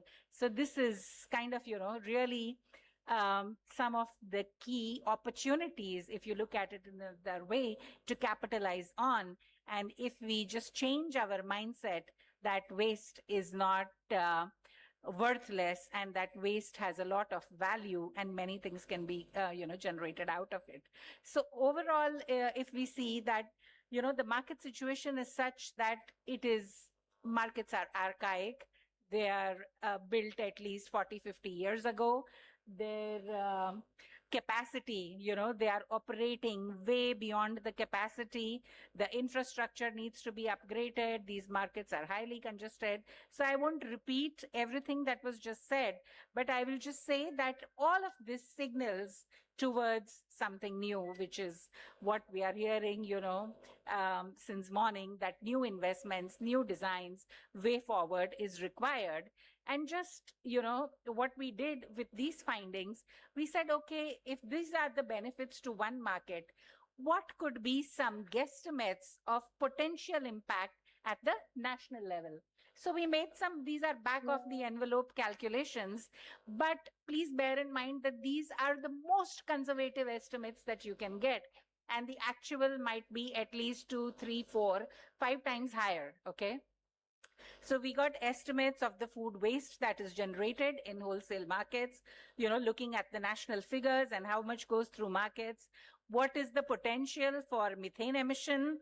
And if you convert it to equivalent carbon dioxide emissions, and if you take that carbon credit value of a bare minimum of 10 USD per carbon credit, which could also go to 70, 80 US dollars, if the market evolves.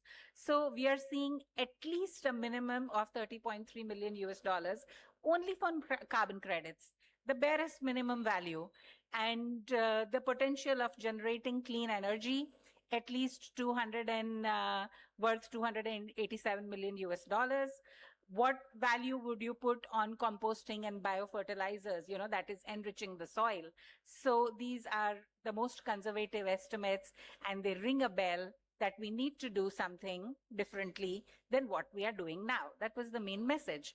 Now, in starting some pilots, basic, we start small. So we said, okay, if we are to calculate the waste in some markets, how do we start? And there we have our colleague who has started developing a digital app for tracking the waste in wholesale markets. And he also has a brief video that you can ask the video to be played as you. Thank you very much, madam. And very good morning to all of you. So since morning, we have been talking and listening to all the eminent speakers about the hygiene condition in our markets, and also we are seeing that there is a need for prevention of food losses and reuse of it, so that the food waste is minimal. And in order to do so, it's very important that the people who are responsible for keeping the mandis clean, they need to be tracked. It is a need to see, supervise that how the cleaning is taking place on a timely manner. And also it is very important to quantify that what kind of food losses are happening in the mandi and at what stage it is happening, whether it is through using during transportation or within the mandi and all. So for that we are developing a Android app which can be loaded on any mobile app, and it is integrated with a web portal where on dashboard you can see the situation, what is happening, whether it is the cleanliness situation or the quantification of the food waste through surveys of this thing. So may I request for playing a short video for 5 minutes. Vegetables lying under the open sun, some already rotting, some slowly spoiling. The people responsible for handling them are often careless. Someone sitting aside, smoking a bidi, someone busy talking. And the vegetables, left unattended. The problem is not just negligence. The real problem is this: there is no proper way to monitor what is happening. In any country, nearly 50% of all food consumption passes through the wholesale agricultural market system. But during this process, millions of tons of food are wasted every year. Food that could have met someone else's basic need. Food waste happens for many reasons. Damage during transportation. Improper handling leading to spoilage. Poor cleanliness in wholesale agricultural market. Produce left unsold after auctions, and lack of proper storage facilities. These problems may look small individually, but together they create massive economic loss and serious environmental damage. The real question is this: should we continue watching this system fail, or can we use technology to make it better? This is where the wholesale agricultural market waste tracking and management system begins. A technology-driven solution designed to monitor, measure, and improve daily wholesale agricultural market operations. Inside the system, a geofencing-based attendance mechanism confirms whether sanitation staff are present at their assigned locations. Time-to-time videography and visual reporting make it possible to check in real time whether cleaning is done on time and whether vegetables are being handled properly. A digital survey and feedback tool collects inputs from traders and stakeholders, helping identify at which stage food loss occurs and why. All this data flows into a centralized dashboard, providing clear insights and enabling quick corrective action. Instead of simply discarding food waste, it can be redirected toward energy production, bio-waste processing, and other reuse models.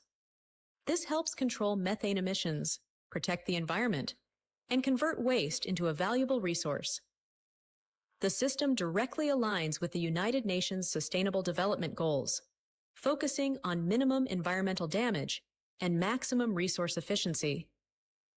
Through the Wholesale Agricultural Market Waste Tracking and Management System, we do not just control food waste, we create a clean, accountable, and sustainable wholesale agricultural market ecosystem. Because when technology meets responsibility, waste no longer remains a problem, it becomes an opportunity. Imagine walking into a vegetable market early in the morning. Thank you. And this app is scalable and can be utilized in all mandis. With somebody.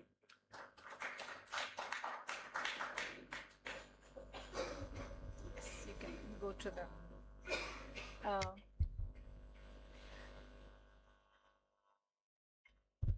last but not the least, Dr. Yadav, please.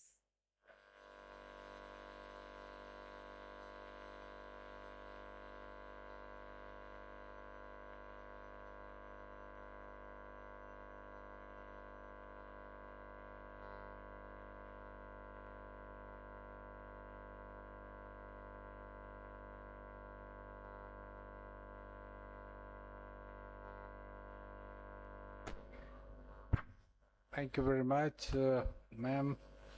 We have seen the worst. Now let's proceed what best we can do with the limited resources.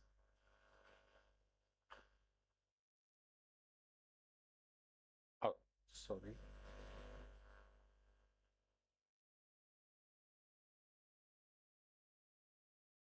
Yes. This slide is very important from two points of view. First of all, this is an Asian picture I would like to present before you, that we have not only problem with the food grain, we have more problems in fruits and vegetable. And if you see, almost we produce whatever food grain we produce, almost 350 million ton, almost the same is fruit and vegetable production. For fruit and vegetable, we have only 500 markets. Only 500 markets. And for food grain, we have 7,000 market for the same. Whereas, for handling food grain, you need very, very minimal space, maybe 20 acre. But for fruit and vegetable, you need minimum 200 acre. There is a formula given by FAO in their manual that 1 metric ton, 8 metric ton can handle 1 square meter area. I mean, 1 square meter can handle 8 metric ton.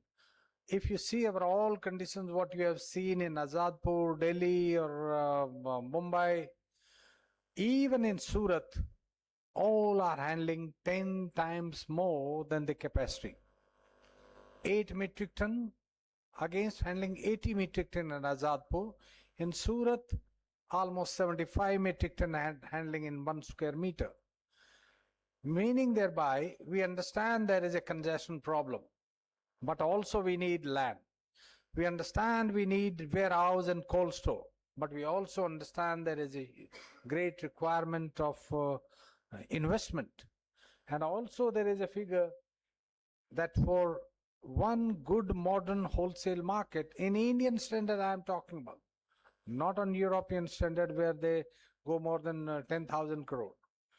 Very recently, market of Melbourne was developed in 13,000 crore. But as per Indian requirements, 2,000 crore in minimum. And if you go by only big cities, say population having more than 2 million and above, we have more than 60 cities. And these cities, if we need investment, we need 1 lakh crore. Which is, we can understand what is the size of requirement only and only wholesale market, only fruits and vegetables. Therefore, there is no investment, there is no space. Less than 200 acre is not a viable size. And I was discussing with Secretary Surat, they are also struggling for the last 5 years. They have not got the space. Even the municipal bodies, they are not understanding this importance. So the handling protocol says you need more space, you need more infrastructure, more investment. And if you don't have that, then this condition will continue to grow. And one interesting more model. In India, largely there is a hub and spoke format because we are small in fire. Either the naturally grown hub and spoke format by small itinerant merchants or rural periodic markets or aggregating and collection centers, or maybe in the format to make it more viable, you need hub and spoke format. And fortunately, fruit and vegetable have very strong cardinal links. It is collected first at the grassroots level, maybe at primary level, itinerant merchant aggregate it, and then primary market, secondary market, tertiary market reaches to the bigger cities. And this is the pattern. Whereas in food grain, you don't need that. Only directly from the producing area, the processing or the procuring agencies, like in Haryana, Punjab, 95-98% procurement is done in the market by our procuring agencies. So we are providing facilities to them, but fruit and vegetable is the most critical part which we need immediate attention. Next, please.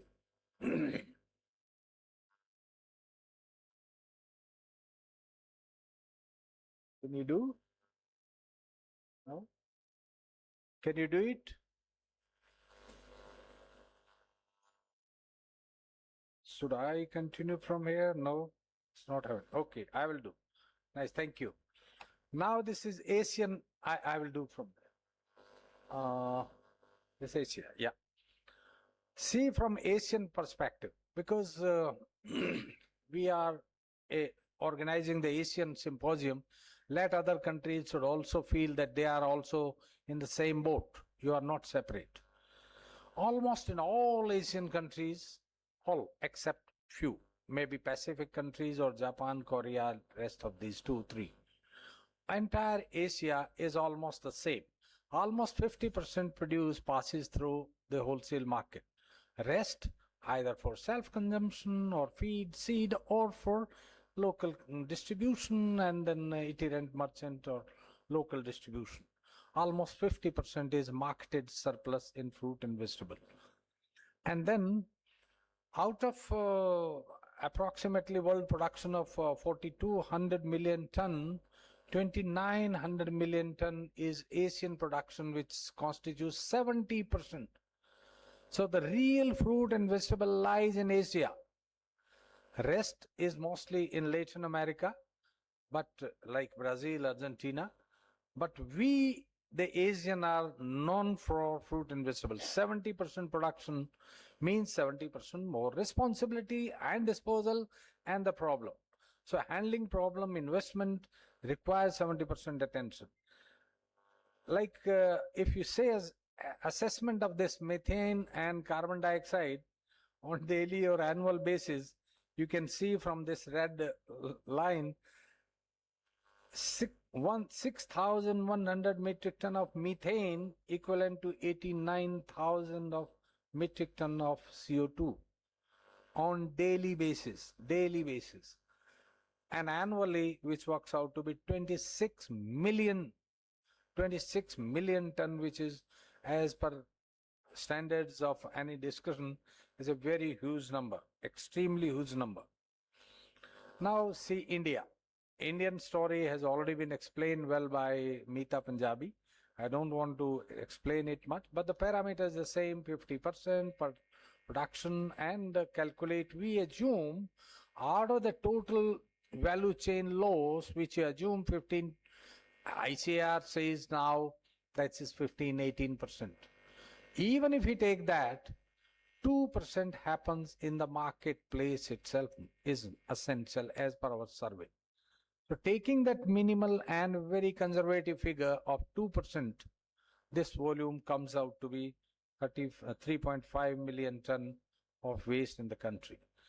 Now many states, they don't see with a holistic approach. They see only the material lying in their wholesale market. We have plenty of biomass available, and to make any project viable, you need a combination of many residues. If you want, then only wholesale fruit and vegetable can sustain fruit in a bio CBG plant. It would be difficult. So you have to assess your biomass around. And we have now figures, we have calculated, probably you are being served a diary, COSAM diary, where you will find the biomass, state biomass is available commodity wise, state wise, district wise, biomass available with you. So you should locally arrange your own combination and make the project viable. Now, optimizing of combination of feedback for a plant. Anyone can establish plant, but the viability comes with the input and the return IRR. To make the IRR highest, you have to ensure that the highest recovery rate. And the recovery rate comes with a combination. Only cow dung cannot be sustainable. Only fruit and vegetable cannot be, because there is a distance issue. More than 25 kilometers transportation is a big issue.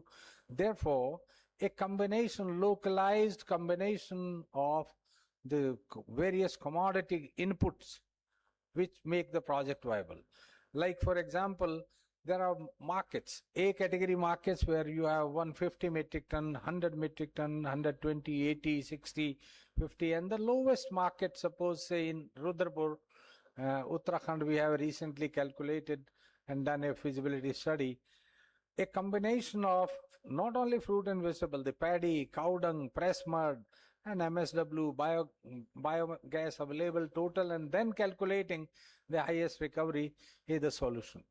And therefore, we want that a combination of all should go together. Therefore, I would suggest contact COSAM. We are an approved source for providing you any kind of service, feasibility, or any kind of support you want. We are there. Interestingly, two words were used.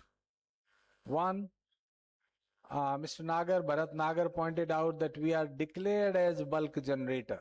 So APMCs are now declared as bulk generator, and they don't have any option but to go with compliance. And number two, interestingly, you are all declared as local bodies. Means you have the equal and parallel responsibility with municipal corporations. You cannot escape. And therefore, you are being given income tax exemption. In the marketing board and APMC, it is exempted because of only being a local body. Therefore, see your responsibilities first. So you are on these two words, bulk generator and local bodies, you have to take care of this. Thank you very much. And for any kind of further discussion, we are here. Thank you.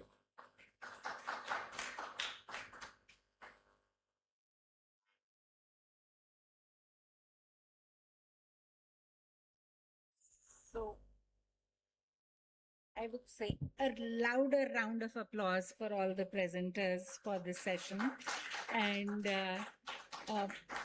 we don't have time for question and answers now, but we are all here. You can bother us with as many questions as you want. But since we have some technology providers who are joining online from other countries, if it is okay, we will commence with the next session. And Bharatji is the moderator for that session. I will ask him to join. Thank you. So this session is having the subject waste management technologies, innovation and scalable solutions for wholesale markets. So first, we would be joined by Mr. Jude Kao, who represents AEL International Holdings Limited, and they are working in Hong Kong retail market. So I would request Mr. Jude to, Mr. Jude, hope you're online. So we could start with your presentation, please.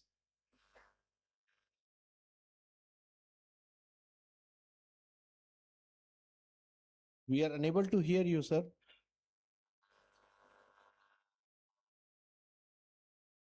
Mr. Jude, can you unmute yourself?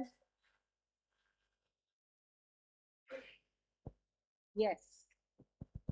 Please start. Okay, good afternoon. I'm Jude Chow. I am the founder and CEO of AEL International Holdings. I would like to thank Dr. Panji Malfa for the invitation for my sharing. and very honored to be here to share our case with you. First, I would like to introduce the AEL Group. The AEL Group was founded by my father in 1961. This year, we celebrate 65 years of our establishment. We started our business in the airport area, and slowly we expand into construction, automated equipment, and then into environmental engineering. We have how to go to the next page. It's loading. I don't know if you can see it. Okay. Okay. Some of our clients, including Boeing, Airbus, Disneyland, the Hong Kong Railway, the government, and today I would like to share with you our case with the fruit and vegetable markets. We've been working with food waste for close to 15 years. And we were asked by the government to provide a solution to treat the source-separated food waste in the fruit markets. So despite the fact that we have a long history in treating food waste, our team actually go to see the food waste, to see the characteristics, to bring the sample back to the lab to see if it is different from our traditional food waste from hotel and residentials. We find that there are a lot of organic waste, mainly vegetables, fruit, and seafood. They are easy to decompose, especially in the warmer weathers. And for our customers, because they are dealing with food, fresh food, so they are very concerned regarding hygiene and sanitation. That these are the key requirements. So the location where we install the system is in Changsha Wholesale Food Markets, which is one of the major markets in Hong Kong. It is close to 10 hectares, and they have over 300 stores, mainly handling fresh food, fresh water fish, vegetables, and eggs. The market is indoor, but there is no air conditioning, and the waste is handled in a separate building, a standalone building, with a dedicated ventilation system. And food waste is source separated and placed in bin outside this building. So that's when we done the site visit in 2002, and we find that they have about 12 to 12 bins of vegetables, source separated, mainly vegetables and fruits. They are homogeneous with low density. That's mean, unlike the normal food waste, is very bulky, and it does have some impurities, like plastic packagings. So we propose a satellite approach to handle the food waste. So the food waste is collected, source separated, and feed into our machine food transporter, and then using a biomechanical technology, we turn it into a slurry. It's stored on site, and then on regular basis, it gets collected and then to bring to the government biogas facility offsite. Our system consists of 3 major components. The major pretreatment unit, which is a mixer, and it breaks down the vegetables with a mechanical action combined with bacteria. And then the odor is treated in a chemical scrubber that use alkaline to treat the smell. And then the liquefied food waste is stored in the slurry tank. One of the unique feature with our systems is we have over 20 sensors in our machine, and we collect the data and we send it to a cloud server. And these data are available to us to monitor the systems, and some of the data is also available to our customers for their online monitoring. And these data are like the daily food waste in feed, when they feed the systems, how much they feed, when the slurry tank is full, when they require collection. It could be done in demand. The daily power consumption, water consumption, when the chemical scrubber would need to change the chemical. We have sensors to monitor all these, and it can provide a quicker service to our customer. We can monitor from the back end if there's any problem with the machine. And in some cases, in about 30% of the cases, we can remotely access the machine, and we can do some automatic reset.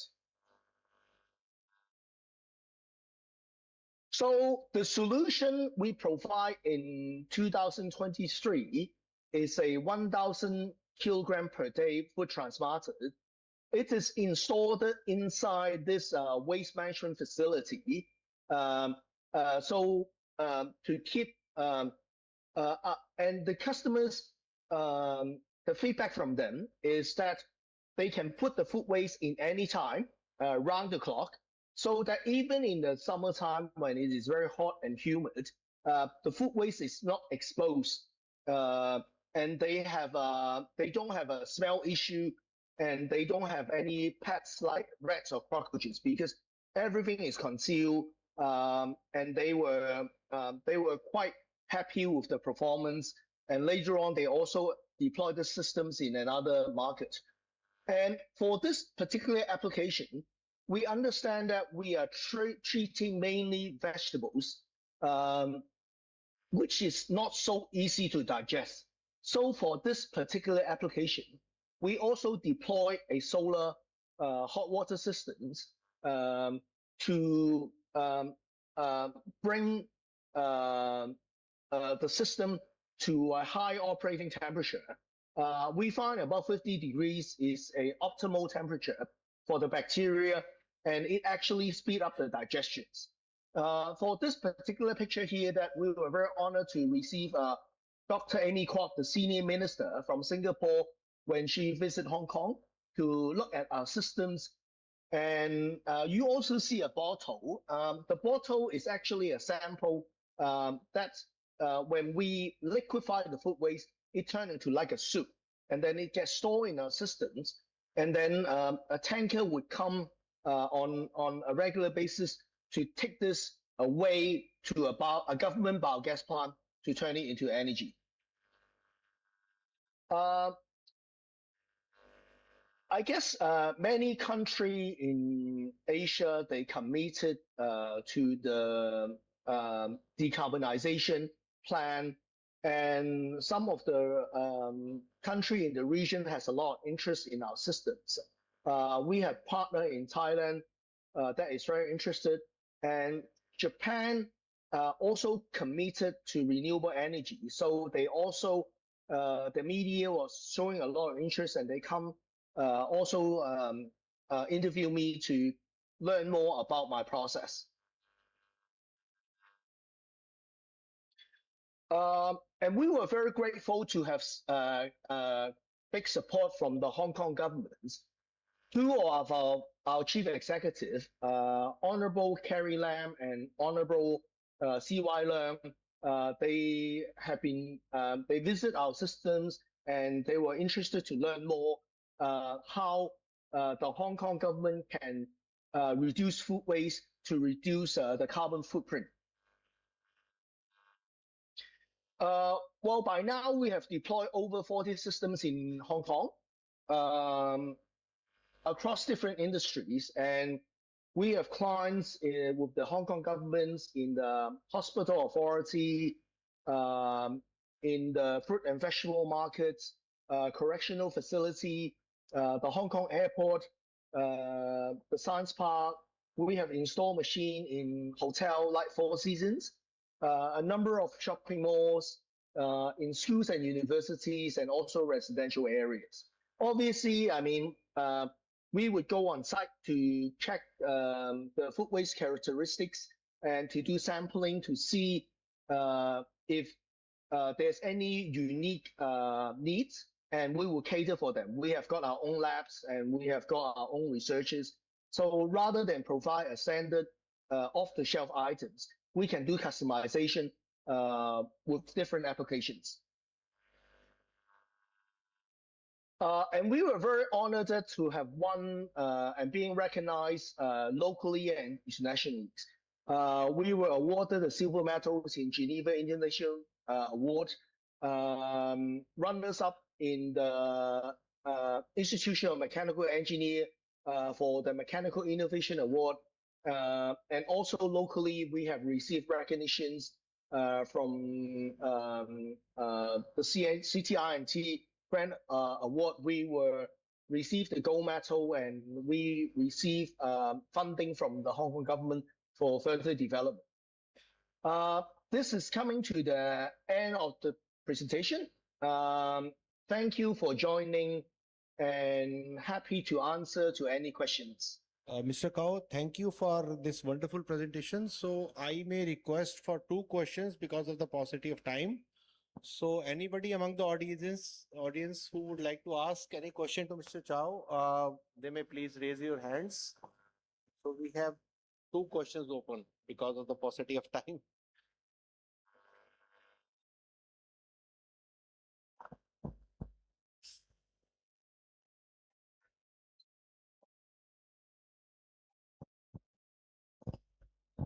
Just a minute.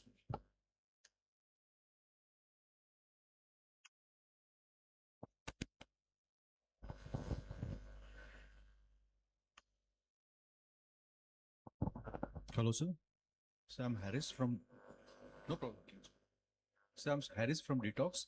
Sir, he was telling the presenter like some parameters, 10 parameters is monitoring. So what are the critical parameters from quality point of view that he maintains so that the biogas generation is sustained?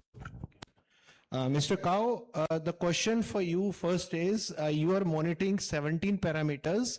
What are the 10 critical parameters which are required to maintain the constant production of biogas? I'm sorry, the connection is not very good. I cannot hear you very clearly. Okay. Do you mind to repeat your questions again? Yes. Am I audible now? There's a lot of echo. Okay. Is it okay now? It's better now. It's better now. Thank you. So the question for you is, you are monitoring 17 critical parameters. Would you please share minimum 10 critical parameters which are required to ensure the constant production of biogas?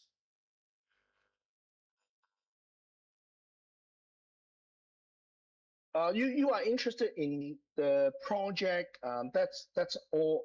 That's So I heard.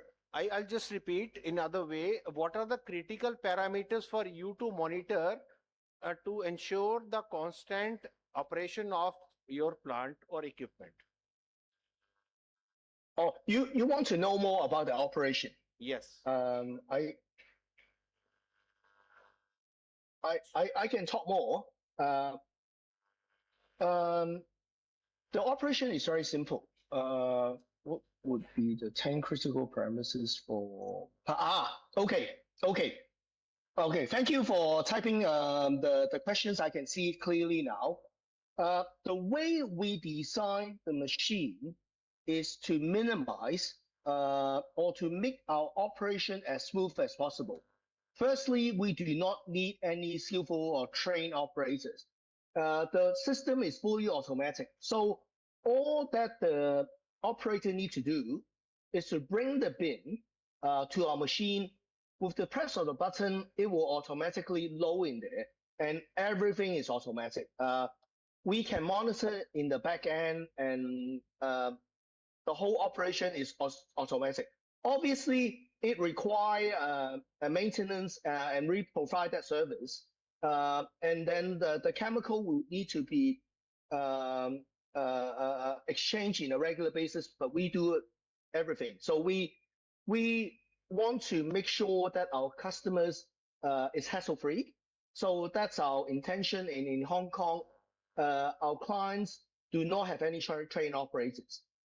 Obviously, it would be one thing would be important to have less impurities, packagings, big bones. It does not affect. We can handle that, but if they have a lot, that's mean the reactor will need to be cleaned more frequent. So I hope I can answer your questions. Thank you. Yeah, thanks, Mr. Tao, and we look forward to have you maybe next time. And it was a pleasure to host you for this important presentation. Many thanks to you. Many thanks for your kind presentation. It's still I'm not hearing very clearly. I mean, I wonder if someone can help to type the questions and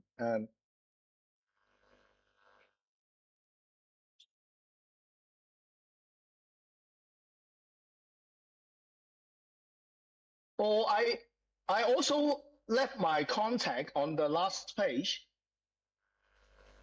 So in case anyone if anyone have further questions, please feel free to write to us, and we'll try to provide you with the answer. So we would come back to you if we have more questions. Thanks a lot. Yep. Thank you. Bye-bye. So, so continuing with the next presentation, I would like to invite Mr. Masanobu Matsunaga and Mr. Manoj Jha. So they would be talking about the decarbonization technology, a case study of IIHM Gannor, which is an upcoming modern market in the state of Haryana. Please.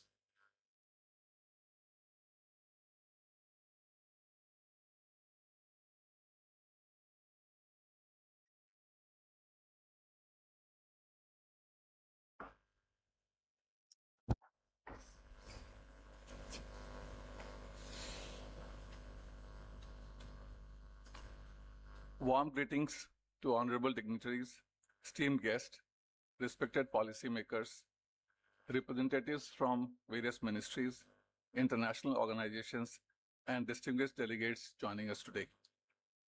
It's a privilege to be part of this important dialogue focused on the future of sustainable infrastructure, waste management, and resource efficiency in Indian urban and market ecosystem. We have discussed a lot about the global problem, Asian problem, and problem closer home in India. So I'll not go into details of that.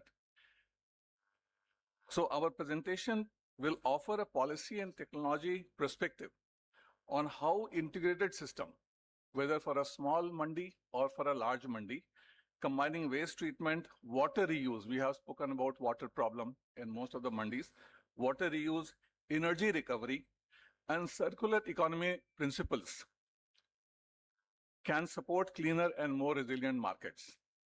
The perspective here is deliberately policy and technology oriented, with an emphasis on practical, scalable solution that can operate under real Indian conditions. We look forward to sharing insights and learning from collective wisdom of the people over here. I take this opportunity to introduce Matsunaga-san, who is the inventor of green carbonization, which will be at the core of our presentation today. He is the inventor and patent holder of that. And he was also nominated for the Nobel Prize in 2019. Matsunaga-san. はい、ありがとうございます。大阪から参りました松永と申します。この度は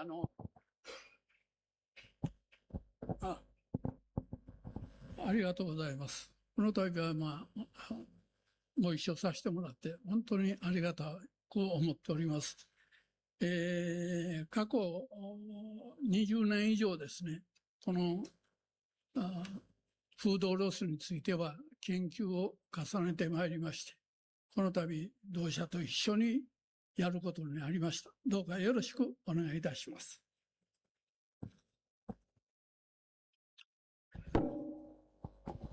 I will take on from here and I'll make the presentation about what we have to talk about here.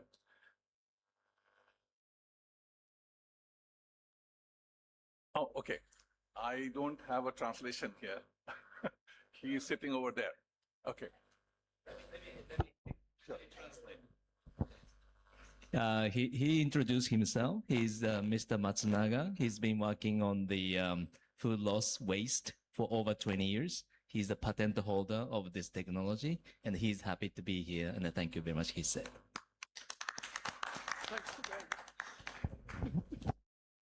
We have, okay, taking forward from what Matsunaga-san said, we have spoken about the mandi waste, overall India waste, and then coming to the mandi waste.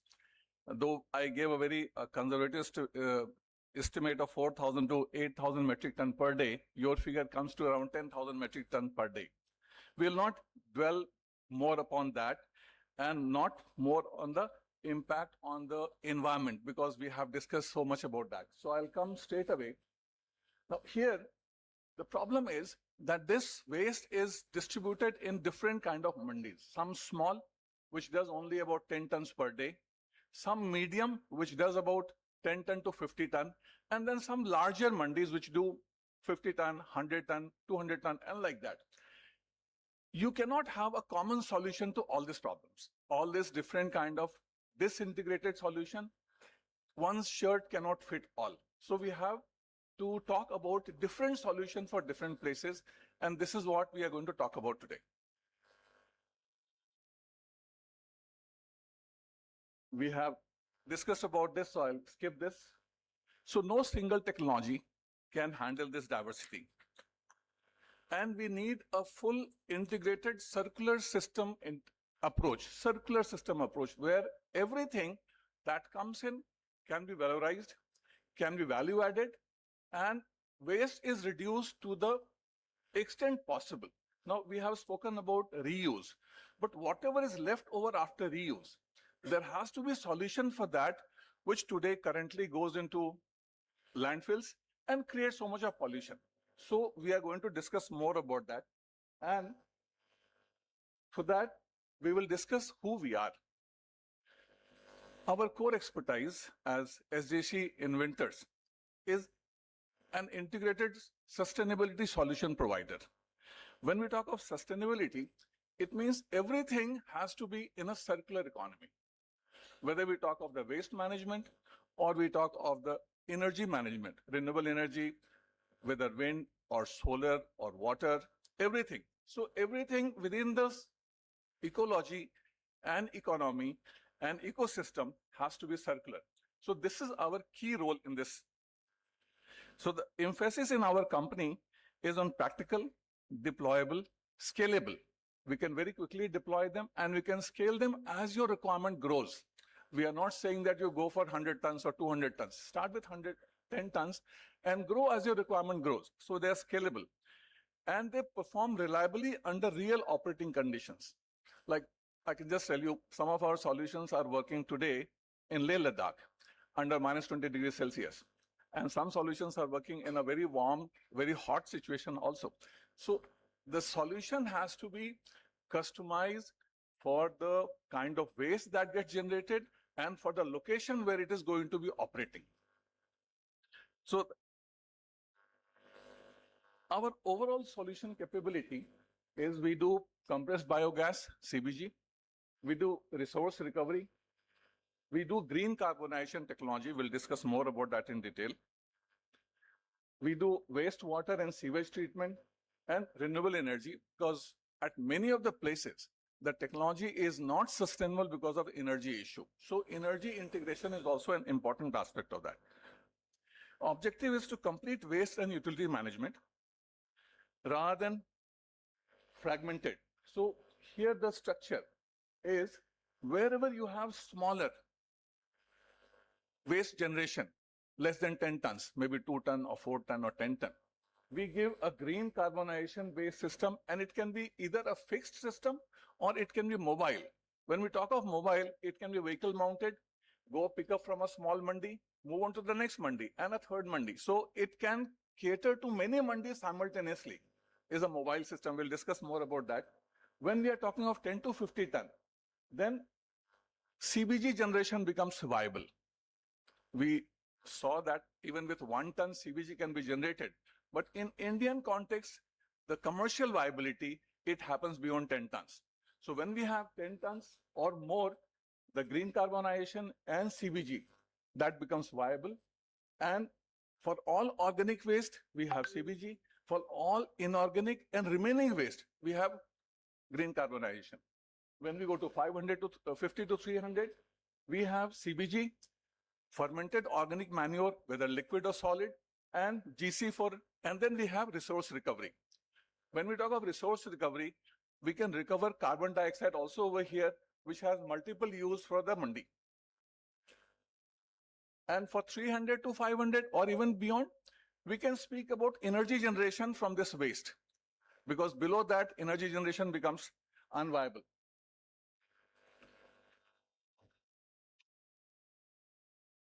Now we come to green carbonization. Green carbonization is a patented non-incineration thermal treatment technology based on magnetic thermal decomposition. It is designed specifically for mixed organic waste and high moisture, up to 80% moisture. None of the technologies can handle up to 80% mixed waste. Our technology can handle that. And converts all that into an inert, dry, white, shall we say, ash. And that ash is good for either construction or as a soil conditioner. We'll discuss about the properties of those ash. It can handle slurry and waste with up to 80%, as I discussed. Requires no pre-drying and no shorting. No pre-shorting is required. Everything mixed can go into it simultaneously. It has a very small footprint. As I said, that a small machine of 10-ton capacity can be put on a truck. You can imagine how small a footprint is, right? And making it suitable for on-site deployment. Even in large mandis, one single truck can move in different locations and collect waste from different locations. If we don't have a collection system. How this system works? Green carbonization operates under controlled low air condition using magnetic flux assisted heat generation. We do not inject air into this. Very small amount of air goes into that. Unlike conventional incineration, it does not rely on excess oxygen, avoid open flame combustion, and operates under smoldering or dry distillation condition, meaning that we are going into ionization and gasification stage. Waste passes through stage of drying, thermal decomposition, gasification, ionization, and followed by stabilization of inorganic residue in form of white ash.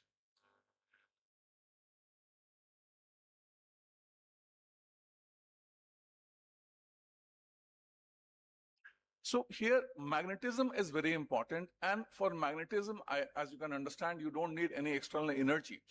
So the basic system can work without any external energy requirement. The secondary system, which I'll talk about, requires energy. But for the basic strong magnets are there, they reduce, they generate heat, at a very low temperature. We are not going beyond 300, 350 degrees Celsius. So dioxins are not generated in this, okay? Molecules break, gets ionized, heat is generated, and your organic component is broken down into gases. Then we have a secondary stage where these gases can be further burnt to reduce all kind of pollutants in the system, whether from the solids or from the gases. So as I said, in the first stage, the operating temperature remains around 350 degrees Celsius. And second stage, we raise it to 800 to 1200 degrees Celsius. Now this becomes good even for the medical waste or all kind of hazardous waste. Now, until now, we have discussed about the processes like CBG or other processes where you can't handle hazardous waste or medical waste. This becomes a system which can consume all kind of waste and convert that into inert non-hazardous ash.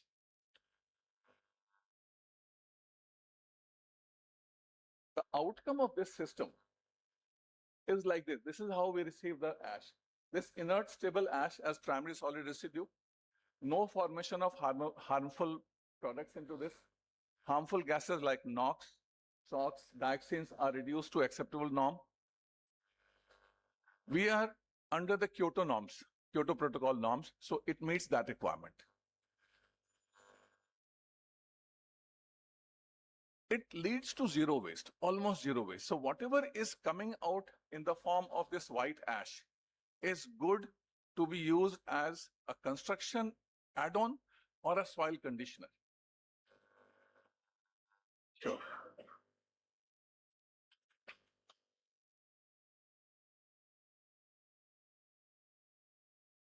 This is how it is different from other systems. When we talk about conventional waste to energy or plasma system, GC operates at much lower temperature, consumes much less energy, handles wet waste much better, presents significantly lower dioxin risk, and overall capex and opex is also much lower. It fills a critical missing link between composting and large-scale incineration. Quickly moving on to residue profile, we have got the ash tested, and it shows that it has silicon dioxide, calcium oxide, iron oxide, and other mineral oxides. These are, as I said, good for using as construction additive in cement or as a soil conditioner. Going forward, for the gaseous emission, the exhaust gas composition is dominated by carbon dioxide and water vapor. Whatever little carbon monoxide is there, this gets reduced to zero in the secondary combustion system. So all kind of pollutants are removed from the system. So this is in brief about the green carbonization, which is a missing link between all the waste treatment systems. But we don't stop at this place. If we have to go to a CBG generation plant, we have CBG generation system, which can produce biogas, and we do other resource recovery from there, like fermented organic manure. And if the volume is large, we can generate CO2 also from there. These systems can give you carbon credit as well. You spoke about the carbon credit generation. We can generate carbon credit and get the value for that also.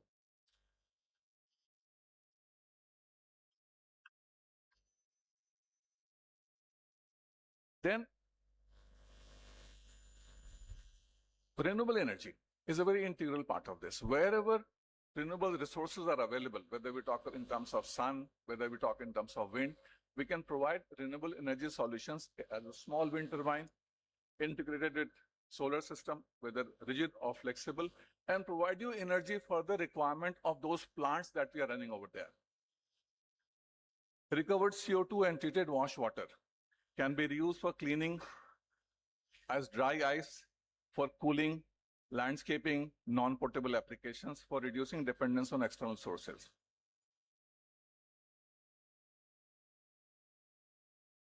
We have discussed this. So this approach aligns strongly with the landfill diversion. We were talking about the landfill and the problem of gases coming out from that. So this approach reduces the landfill diversion to a minimum.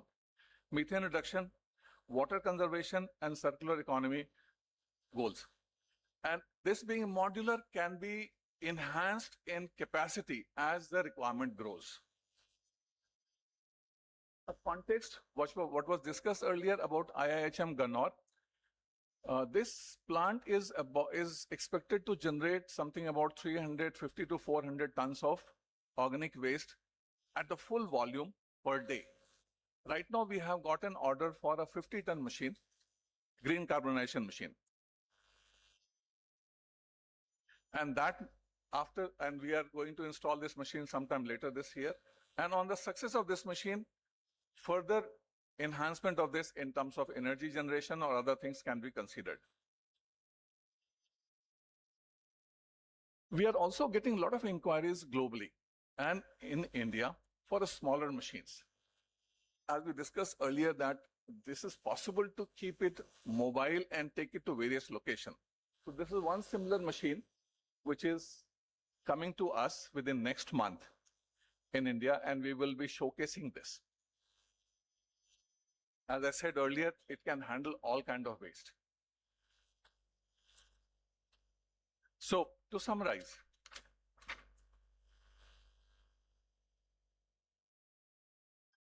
we are offering a complete solution for organic and high moisture waste, which is prevalent in the mandis, and convert that into value.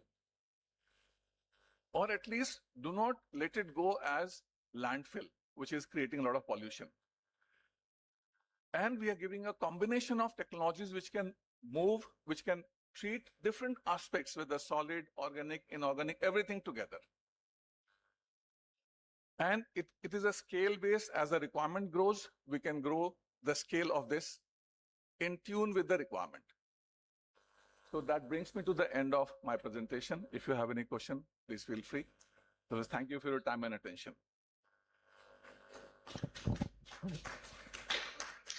Thank you, Mr. Masanobu-san and Mr. Manoj Jha for this wonderful presentation for an integrated solution based upon a thermal process.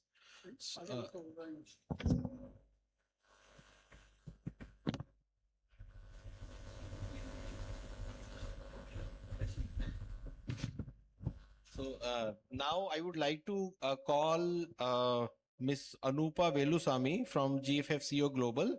She would talk about the linking market-based valorization to farmers, bio input and value chains by use of black soldier fly larva technology.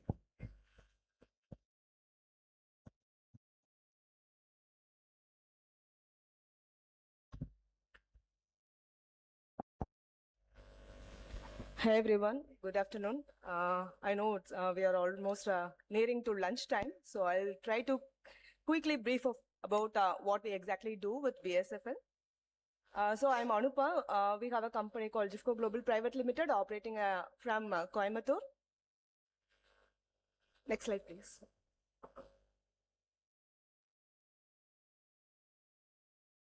Okay. Let's see what BSFL is. It's black soldier fly larvae. This is an insect which is of a very high value for human and started getting its attention in mainly for waste, food waste processing. Though the R&D has started in early 90s itself, but the actual implementation of BSFL started in around 2018 when African swine flu issues affected a major part of the world. So how to valorize food waste and convert that into biomass, which is again utilized and upgraded. So that is where BSFL comes into play. So if you see, this is a life cycle. It is insect, and each of this stage can be divided into production units. So this in Indian scenario is very important because most of our waste are decentralized. When we talk to panchayat units and the source of waste, it is also very, it is not centralized, or we don't have mechanism to do. When we talk about from the lower end, people say, we know it is waste and we have to process it. Everything is known, but what exactly we have to do is the key. So when I talk about decentralization of this into production units, we may look into or mimic already existing industries like poultry and shrimp industries, where biology or biological cycle, how they have divided into different production units. So like production of egg, BSFL egg, can be a separate unit or can be handled by separate set of people, and processing of BSFL. There's larvae stage, right? The white picture, that is it's from 5-day-old larvae till 12th or 15th day-old larvae. That is where this larvae is used to process waste. So that only is the picture, main picture in mitigating or valorizing solid waste. So again, the chain continues to breed to the next set of BSFL batches. So it's an entirely a biological way of mitigating waste. So why we have to go for BSFL? Why not other insects? Or why? What is special about BSFL? So these things we know, we already spoke a lot. This is an upgrading of waste.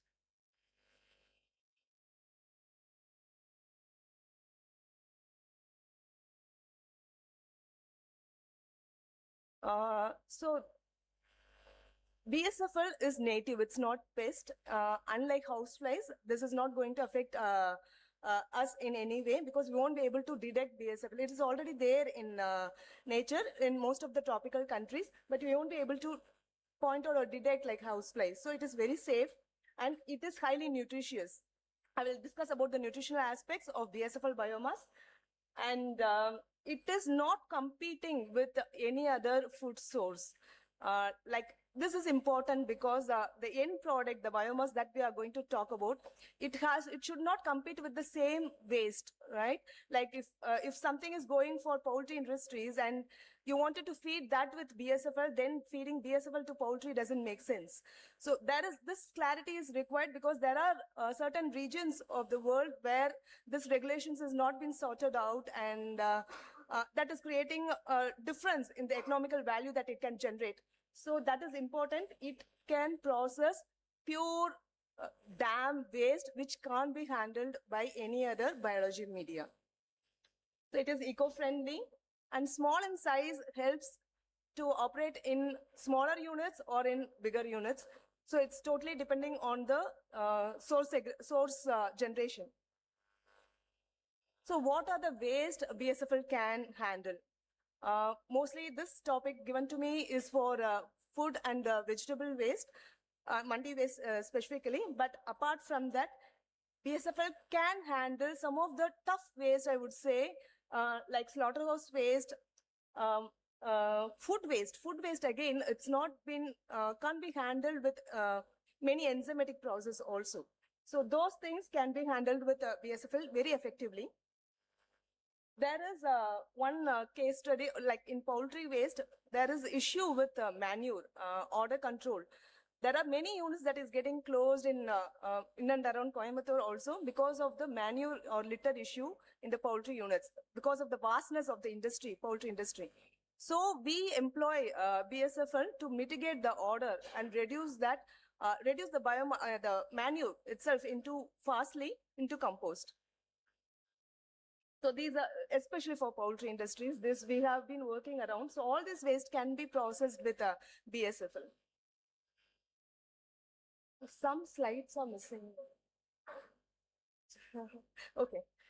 So maybe, okay. So this is the nutritional aspect of the defatted meal. The process is like the live BSFL, we sterilize and process that into powder. We extract the oil out of the BSFL larvae and process that into powder, which is rich in protein. So I just given the amino acid profile how important it is in the feed industry. And again, fatty acid profile, the biomolecules of BSFL, one is the lauric acid, which is very similar to coconut oil. So this is of high importance in feed segment, in cosmetic industries, and also in if it is refined and value added or enriched, can be get into human consumption also because of the content of MCT. So these are some of our products. We give the products almost in 8 formats, starting from BSFL as a baby larvae, where small units who can't have a total integrated setup or to bring up efficiency in any particular unit, we supply baby larvae to them. We supply live larvae also. Country chicken units are very fond of taking the live larvae, and we process it as dried in 2 versions and extract oil out of it and convert that as into powder. We do have frozen BSFL or pulp of BSFL, which is used in pet industries. So the main output of the biomass is getting consumed as feed as of now, but there are other biomolecules which can be utilized. So these are the biomolecules like the improvement of the animal and avoiding using antibiotics in the animal feed can be done with natural antibiotics like antimicrobial peptides present in BSFL. Lauric acid I have already discussed. Chitin is one important compound. In a lower level, it is increasing the immunity of the animal when it added in the feed. But in higher level, it also acts as an anti-nutritional aspect, which can be corrected in processes, in processing, how we process the post-harvested BSFL in itself.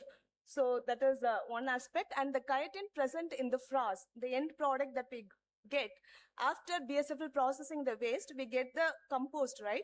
Similar to vermicompost, we get the compost out of BSFL unit.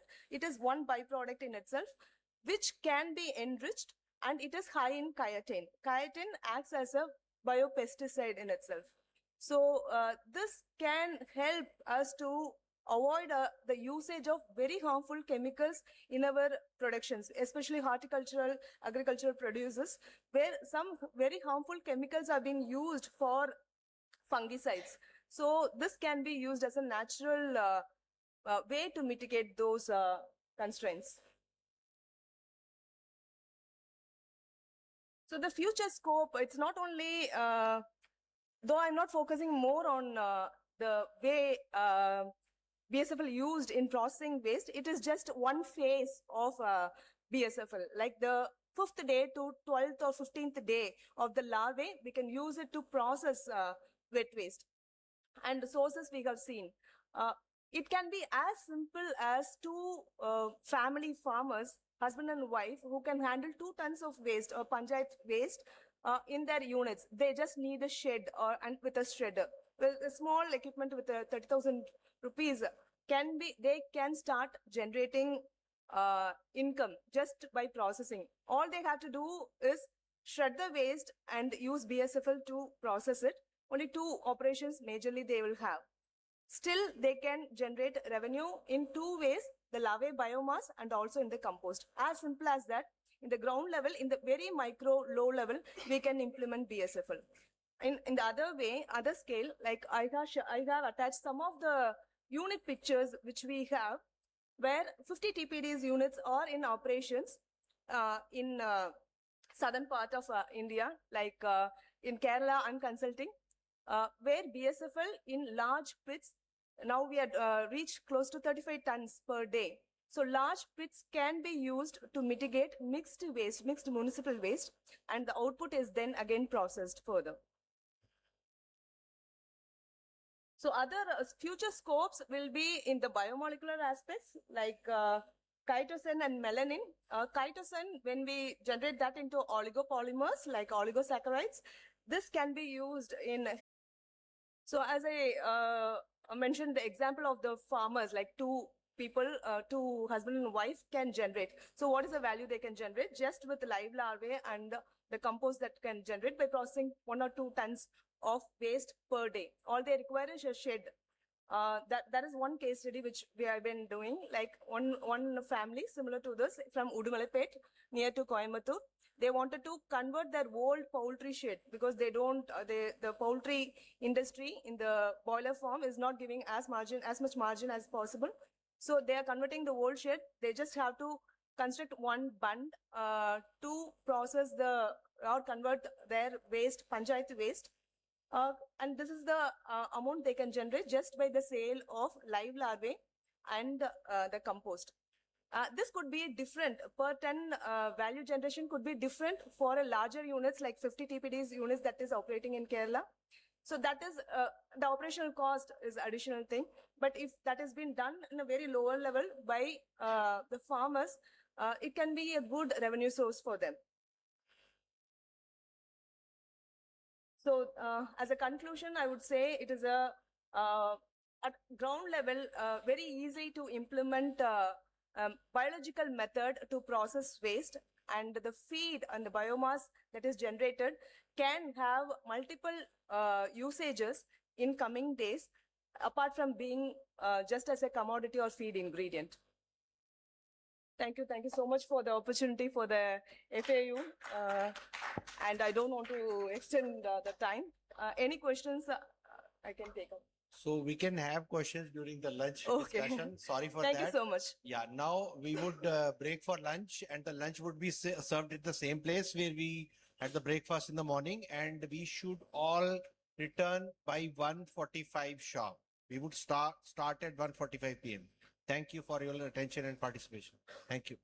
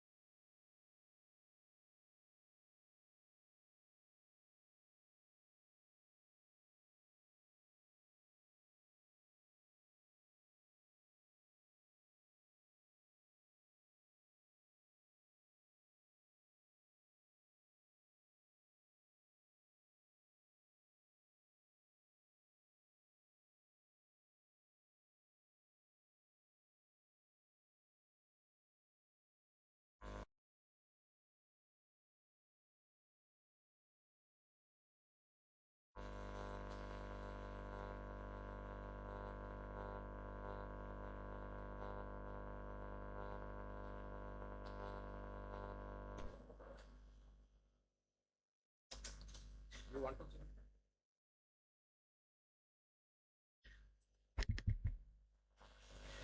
three. Good afternoon, dignitaries and all the visitors. And thanks a lot for giving us an opportunity for this wonderful presentation and wonderful forum here. And I hope after the lunch break, we all are coming afresh over here. So we are representing this KPO Ujala. Our Lalit Sharma ji is here, who will make the further presentation. So as JS Yadav ji, Neeta ji, and so many other people have given the words that how this so many food waste and agriculture waste are creating nuisance on our earth, not only in our Indian cities, but across the globe. We need to address them. And so many people have come up with different ideas, different solutions, which are really helping the nature and the people to accommodate all this waste and converting them into gold. So we have also made a trial on this. We feel that whatever waste we are seeing today, it is not only the waste, but it has been turned into a gold. So we can really turn it is an opportunity for all of us, and we can turn it into gold. And for this, I invite Lalit ji to take over the charge from here and explain us the things.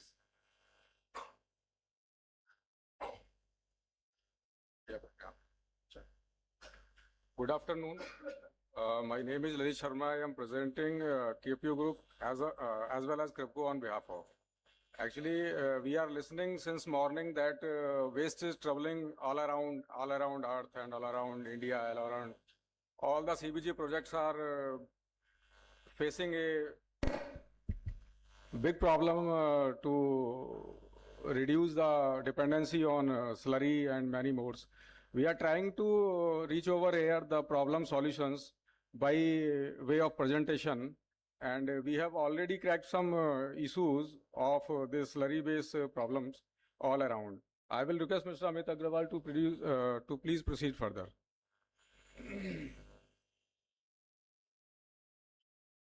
Basically, three problems were identified initially in 2006 by the Government of India, and on that in 2013 we have started some startup to work on that. And first was biomethanization must be in a chamber and has capture. It will reduce the CLC effect in the nature, and the slurry out of which we can improve the soil, earth soil health. And as of now, 2019, Government of India has introduced Satat program, under which 5,000 CBG projects were introduced to establish all over across the nation. The policy come into the force, and all the states comprehensively stake and starting to establish the CBG project to capture the biomass as a feedstock like paddy, press mud, and other many agri waste. Resultant that as on 2016, the India is producing a handsome capacity of CBG in tune of gas, and it is being consumed by the many consumers in India. Now the rest is waste of slurry, which is by number of producers of CBG are turning into now the opportunities with the help of the government and the other private players. And it is the exactly time we all has come to on a single platform to produce rich manures and other innovative goods from the bio discharge of these CBG projects. Because nowadays these are not in numbers, but as the program of the Government of India, when it will turn into the 5,000, huge slurry will be there, and if it is not treated in a manner, and it will again trouble, on which we are talking since morning. Please. So, as Lalit rightly pointed out, that so many CBG plants are coming up in India, and they are taking care well of the agriculture waste available which can be processed over there. Methane can be taken out, and it can be used in the industry for power generation as well as other applications. But at the same time, when he said that so much of slurry is coming out of these CBG plants, but what to do with that? If it is not handled properly, it is again contributing to the waste. So with the help of solid liquid separation machines, it is being separated into solid part and the liquid part almost in every CBG plant, where the solid part is converted into fertilizer, or it is being used for some other applications, which are for several new innovations are coming up every day.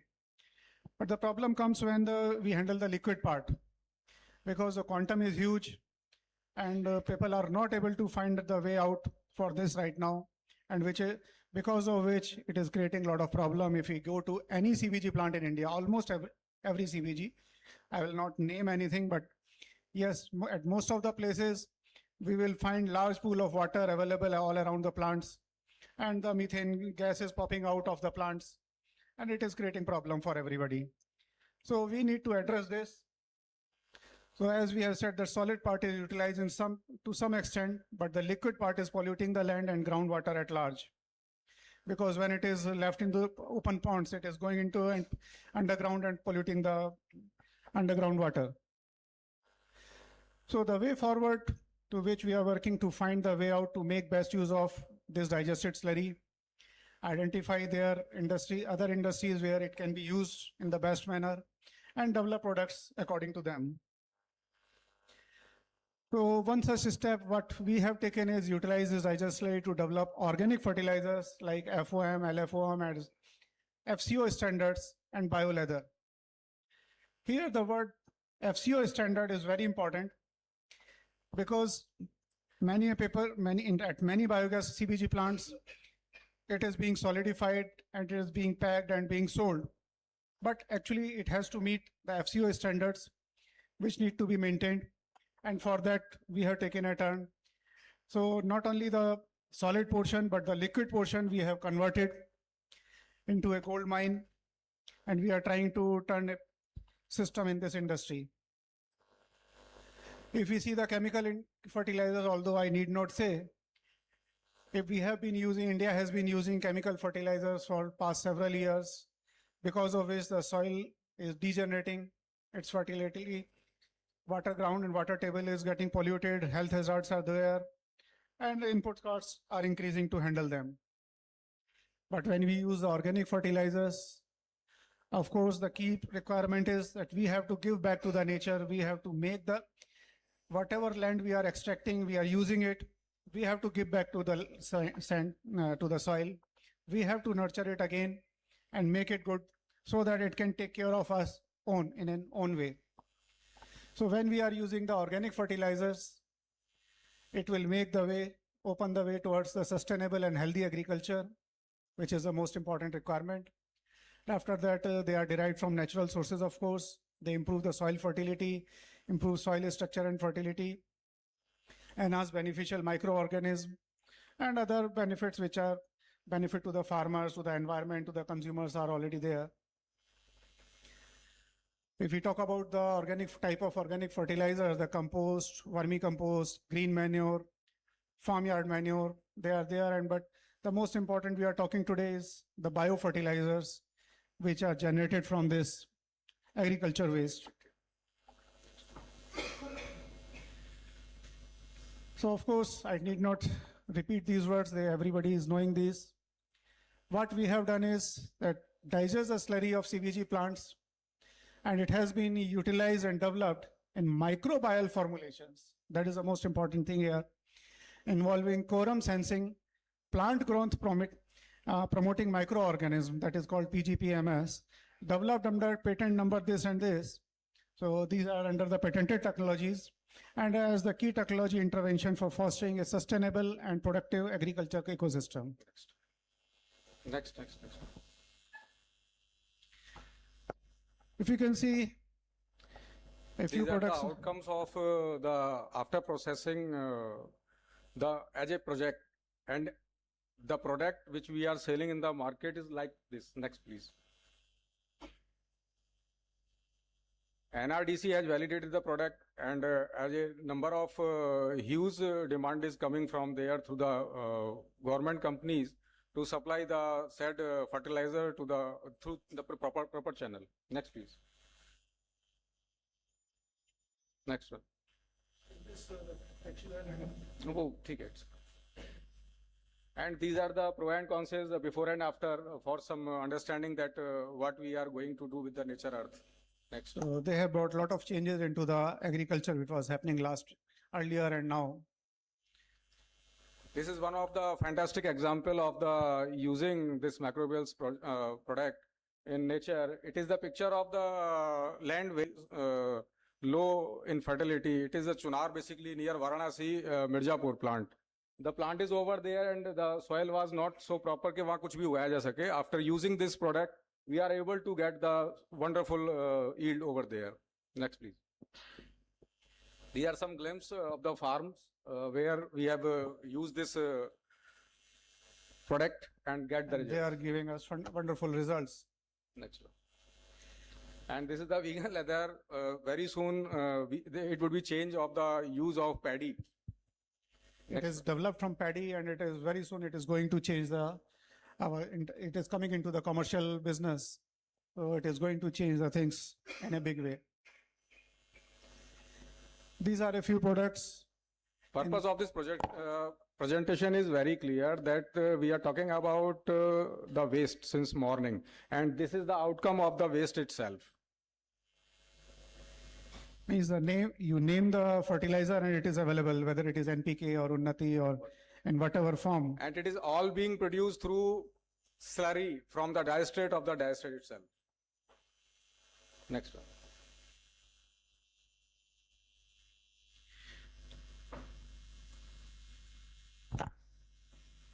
Next. So of course, they are giving the direct benefits to the farmers. They are turning their land into a gold mine into this form because it is being rejuvenated and they are getting much better yields now. So soil productivity is increasing.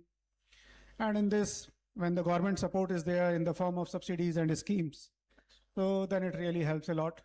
A few schemes are listed here. Government always makes programs to enhance the productivity of the soil and the farmers' benefits, but unfortunately, most of the schemes are under performance. But as of now, when the Satat program is governing and the numbers of fertilizer, the CBG projects are enhancing day by day. The second thing is that the PM Pronam scheme and the other scheme are also linked with these programs. So as well as the number of gas production will increase, we hope that all would under a single platform will increase the production of the biofertilizer as the organic fertilizer. Thank you very much.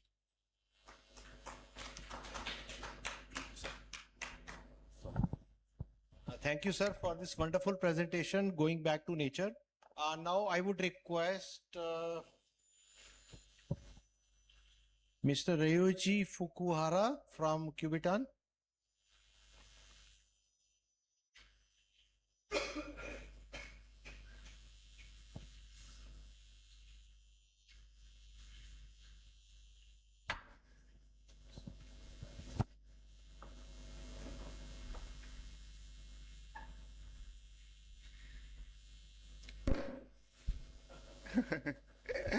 Yeah, I confirm the mic is on.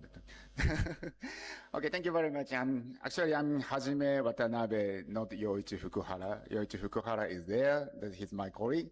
And I'm Hajime Watanabe. So I'm introduce of our new product for gases. So please go next. So actually, I have only 5 minutes for explanation, but for more details, we have explanation booth over there, just outside of this venue, so we can discuss that there in the details. But only few things, please remember during this presentation. The one is the name of the MOF, the metal organic frameworks. That is technology origin from the university in Japan, Kyoto University. Then also this is one the Nobel Chemical Prize in 2025. The latest Nobel Prize is going to this material, metal organic frameworks. This is porous materials made by the metal, iron, and polymer. Then they can these material can make 3D structure. So we use this structure for gas storage. Please go next. This material is 3D material, but it has so huge surface areas. So we can capture the gas form, the air, the methane gas, hydrogen, carbon dioxide, many types of the gas can be captured. But the point is we have so huge surface area, so we can store the gas very effective way. So please go next. So if we use this material for gas storage cylinder or the tank, almost double of the gas can be transported by same size of the truck. So this is a really typical Japanese small car, but even this size, we can transport the double of the capacity comparing from the conventional cylinder. The conventional cylinder is, in case of the methane or biomethane, we have to compress the gas. Then gas is the pressure of the gas is 250 bars, super high pressure. But in case of our products, we can transport the double of the capacity, and also we can transport with low pressure, not 250. It's only 30 to 40 bars. It's very low pressure. It's easy to handle. So this is our innovation. So we can transport the biogas by this product. This is our message today, the main message today.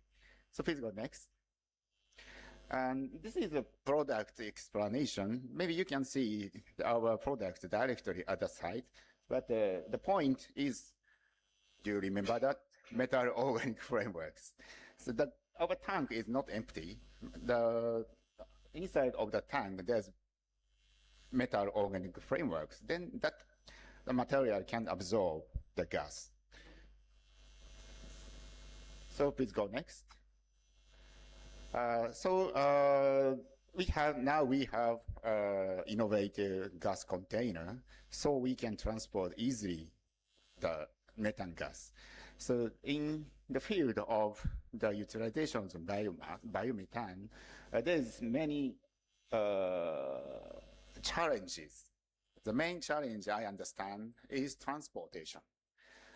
Biomass resources, we have so huge biomass resources in here or all over the world, but most of the case, that resources is really decentralized, distributed so much. Then also energy density is very low.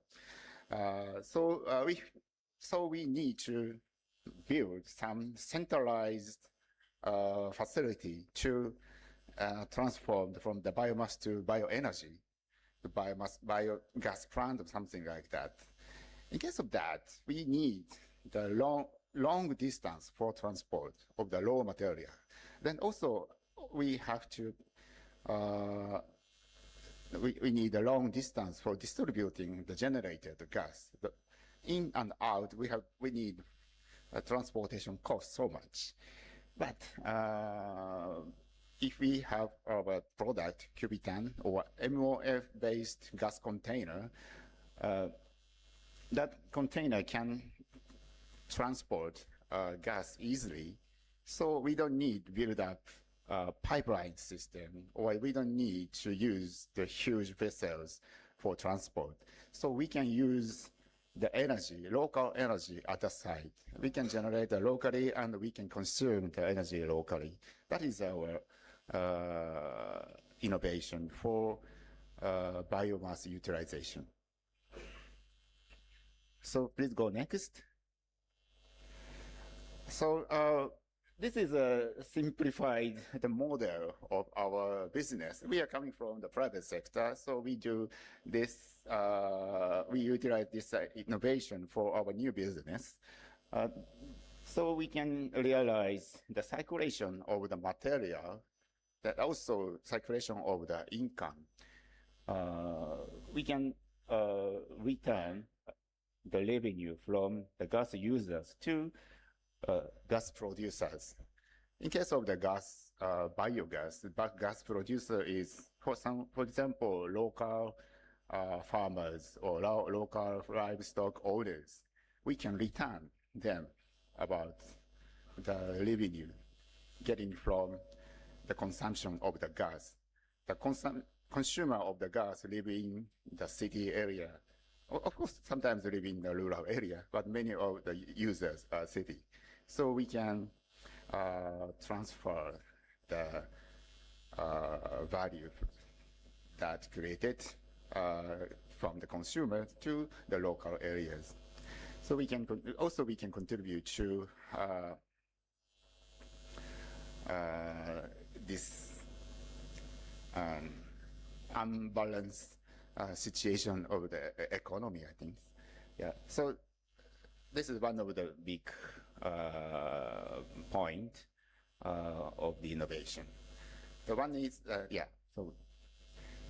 So this is my last slide, but so please remember that we have an innovative material, MOF, metal organic framework. Then we use that for the cylinders. We can transport the methane, we can transport the biogas easily. Then we can contribute to utilize the biogas or to contribute to enhancement of the income of the rural areas or the farmers or something like that. So this is a simple message from me. Then please, for more details, we'd like to discuss at the corner or at the booth of our products in front of this venue. Thank you very much. Thank you, Fukuhara-san. It was a great learning about you. And I can say that this is the most disruptive technology in the Indian bio-CBG sector. A great learning. Thanks a lot. Thank you. Yeah. Now I would like to call Mr. Babu from EcoGreen to kindly come and talk about the banana fiber technology. And he's also engaged in development of other agri-fibers as well in addition to banana. Yeah. Very good afternoon to all. Thanks for inviting us. Thanks, Bharatanagar sir. Thanks, Kosambi, and each and everybody who came here. Thank you very much. I salute you. There was a greetings from Vice President of India. I am working with Vice President of India. He's my brother.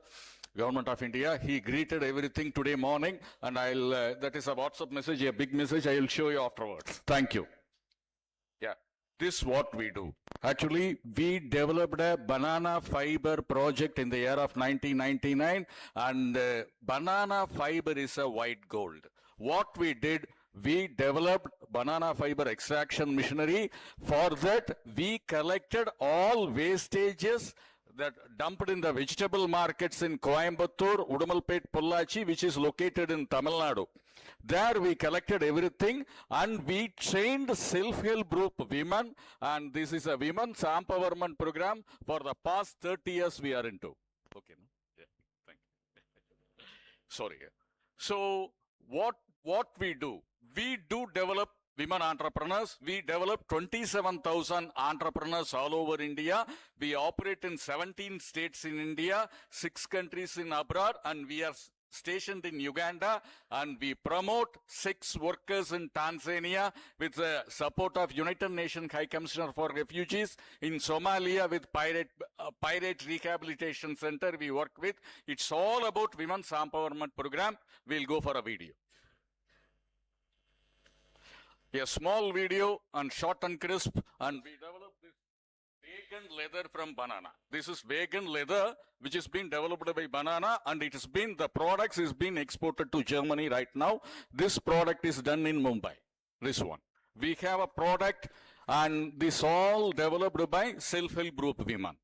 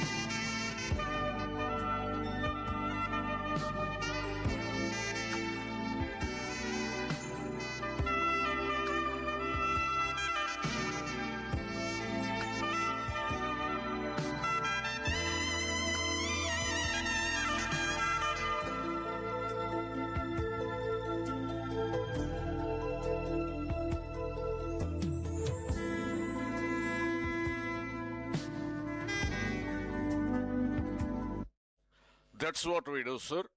You can see our products outside. A small quantity I have brought it, and question and answers you can ask me at any time.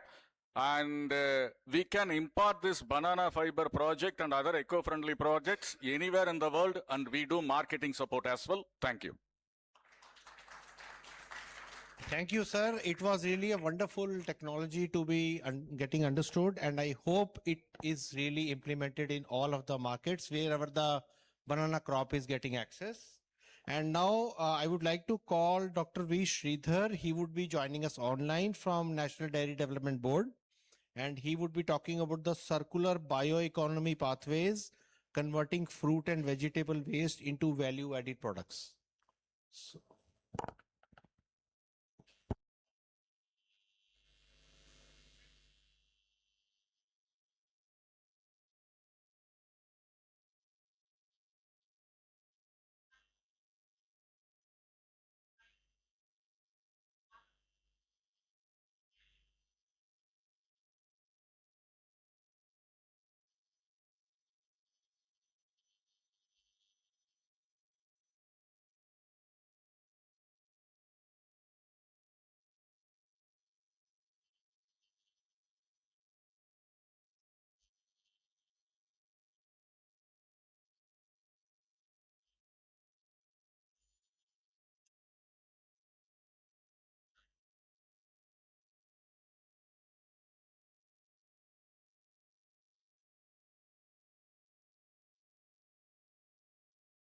Yes, you may start now. Yeah. So good afternoon, everybody. Am I audible to you? Yes, sir. You are audible, please. Okay, thank you. I'll share my screen.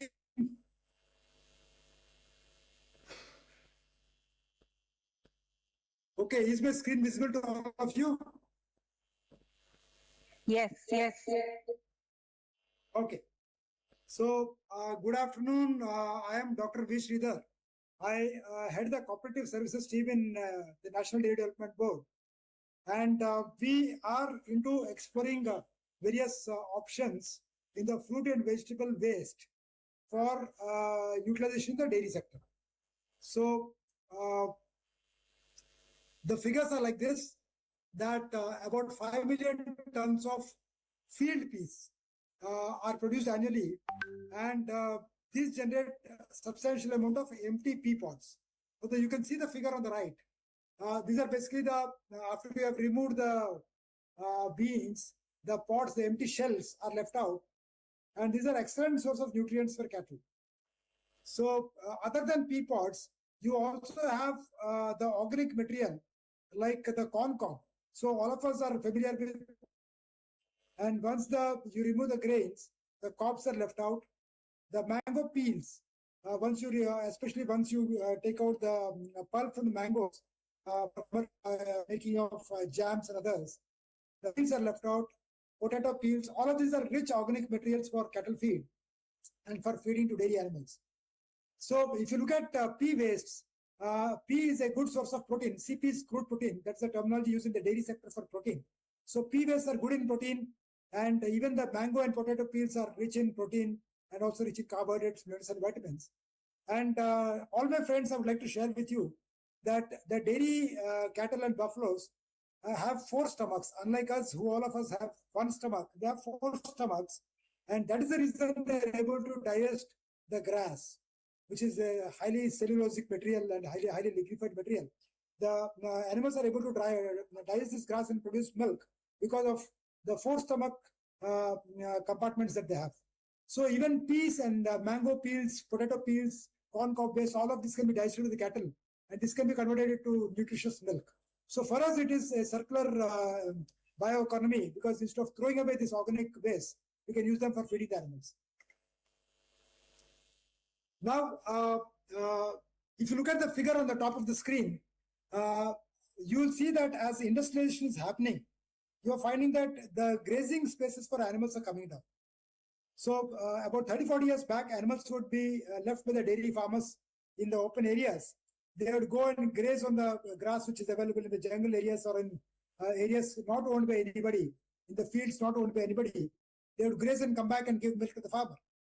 But as the pressure on the land goes up, as more and more lands are brought under cultivation, open grasslands are becoming a scarcity. So the figures say that there is a shortage of about 40 crore tons or 400 million tons of green and dry fodder. So one way to address this challenge is to utilize the fruit and vegetable mandi or the fruit and vegetable markets that we have, the agriculture processing market yards and all that, APMCs. Now, before we start feeding the animals at the National Dairy Board, we wanted to ensure that we do a proper study of not only the nutritive value, but also any anti-nutrition factors that these raw materials might have.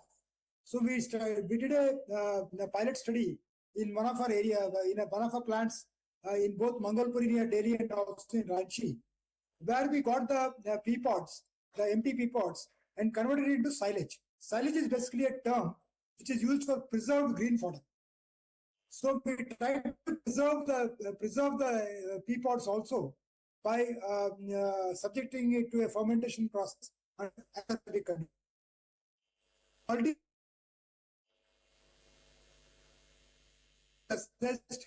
And the animals were fed, and a steady feeding of this silage on the animals. So this is how the silage was made. So the pea waste was taken and transported to the silage yard, and these were mixed with some amount of straw obtained from either wheat or paddy or even corn, and the moisture content was minimized to about 65-70% from 85-90%, and then compressed. And when you compress, all the oxygen is thrown out, and then there is a process of anaerobic fermentation which happens in this bale. So once you make this bale, because of inherent enzymes in the organic matter, and because of the remnants of oxygen, some amount of fermentation happens, and then that material is called as silage, and it has a keeping quality or a shelf life about 7 to 8 months. So when we fed these pea pods to the animals, we found out that the pea pods were well accepted by the animals. They had no problem in eating it, and the production also increased because the protein, the carbohydrate, vitamins, and minerals available in the pea pods were well digested and utilized by the animals. Now we wanted to also see where we can bring some efficiency into this by using some amount of solar energy to reduce the moisture, because if you want to utilize fruit and vegetable waste from different types of mandis, wherein the moisture content may vary, their other nutrient content may vary, we wanted to standardize it by removing moisture. So we are right now working with one of the NGOs to fabricate a solar structure wherein you can dry the pea pods in the small greenhouse sort of structure that you see, and then utilize it for making silage.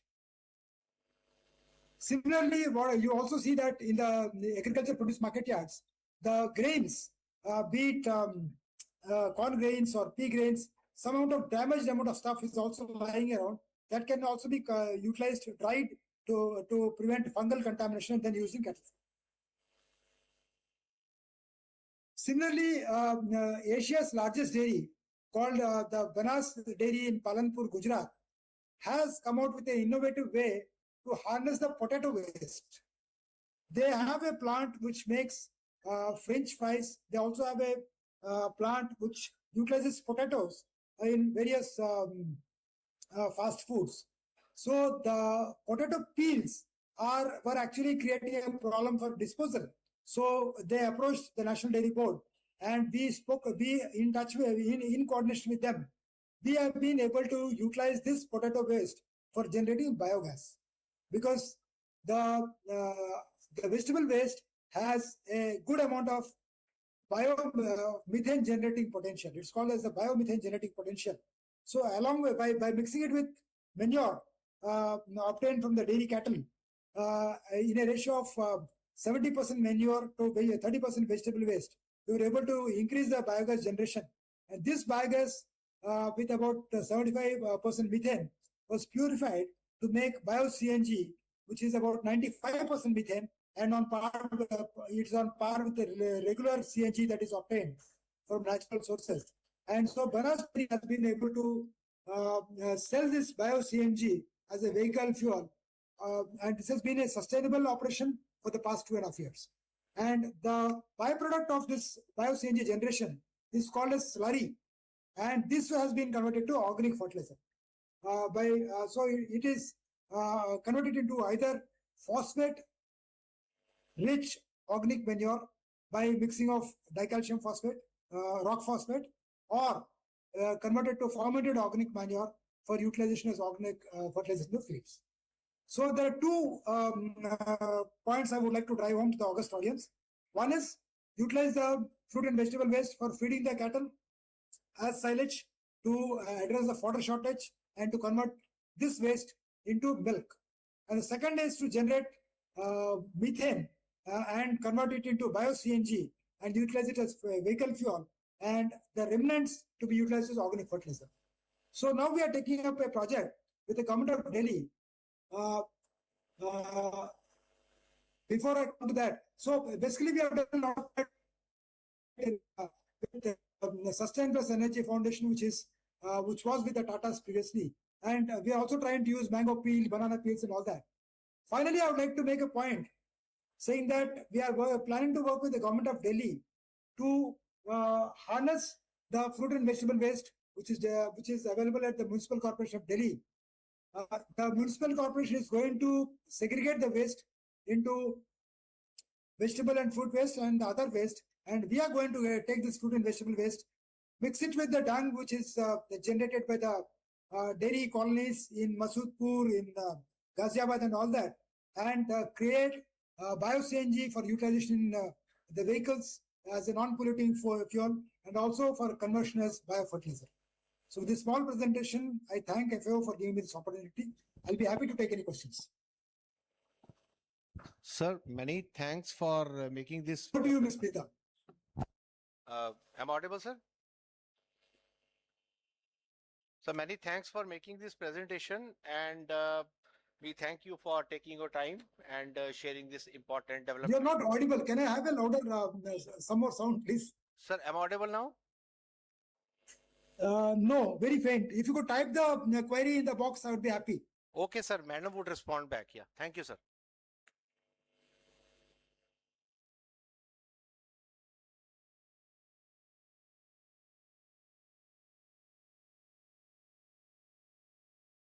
Okay, thank you. Thank you very much.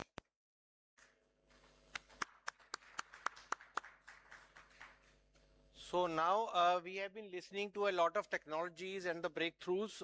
So I would just very shortly take you through a comparative account at how these technologies are performing, and what is their carbon input and overall carbon impact, and how can we rate them, and what should be a criteria for adoption of these technologies.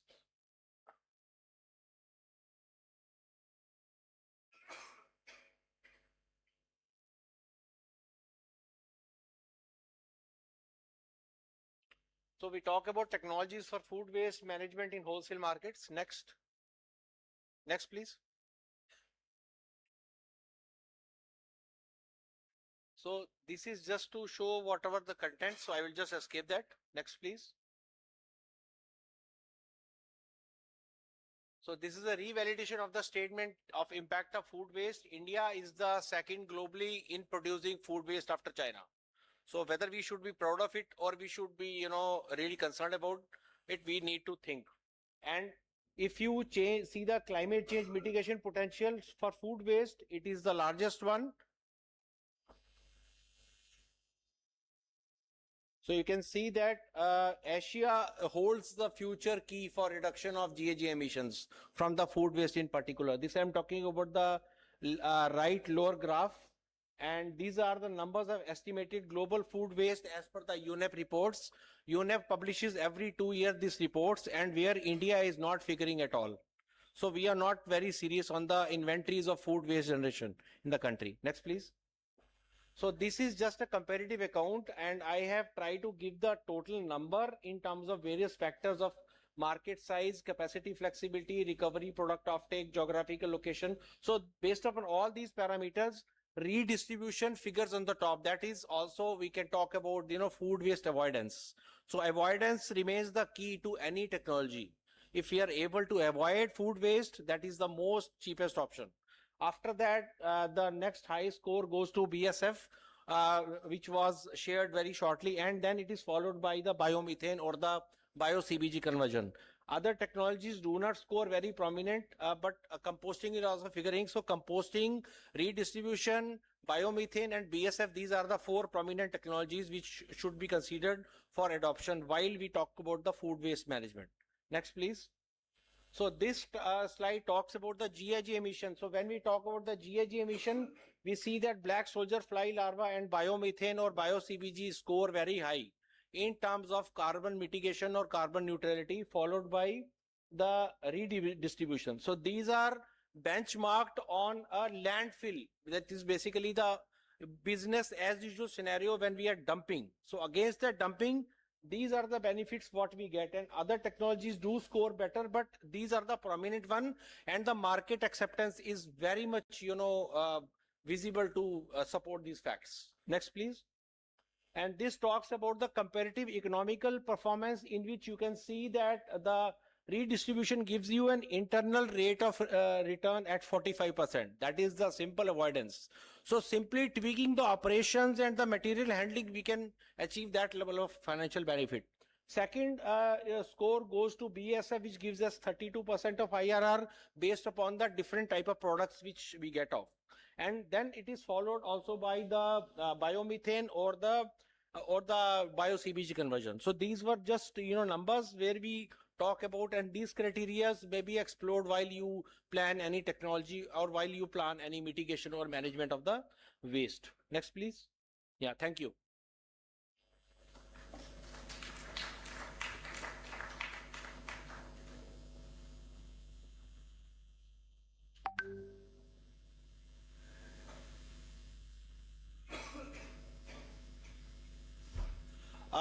I would be happy to invite any questions if so ever are coming.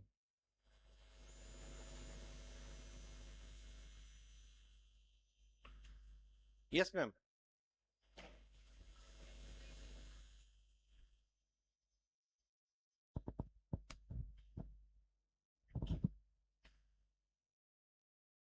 Could you please explain what redistribution is? What does it entail? Ma'am, redistribution, I would refer to the diversion of the overselling material or the material which do not have a economic value or which are not figuring in the front level of sales. which are basically a second degree material. Are you suggesting that we are simply switching from linear to circular economy and bringing? Ma'am, that is a very second form of circular economy. We are recycling material, we are avoiding, and if you see the morning Mitaji's that, pyramid The of pyramid. avoidance, so that is the figuring on the top actually. Okay. So, yeah. So recycling, reuse. Yeah, reuse or food banking network or, distribution. So it could be any term may be used interchangeably. Thank you. Any more questions?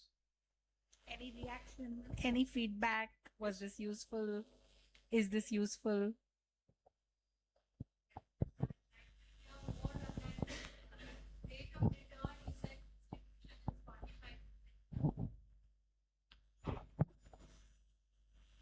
The rate of return on redistribution, you said, is highest, 45%. Ma'am, rate of return at 45%. So this is basically including the avoidance of, extra expenditure which we might have incurred on, managing the waste, collecting the waste, employing extra manpower and additional resources. So that if that all is avoided, so that cost saving incurred is shown here actually. So that is how we avoid. So we are like, managing in the most sustainable manner. So we are not creating, it's a like zero waste handling, I would say. Yeah.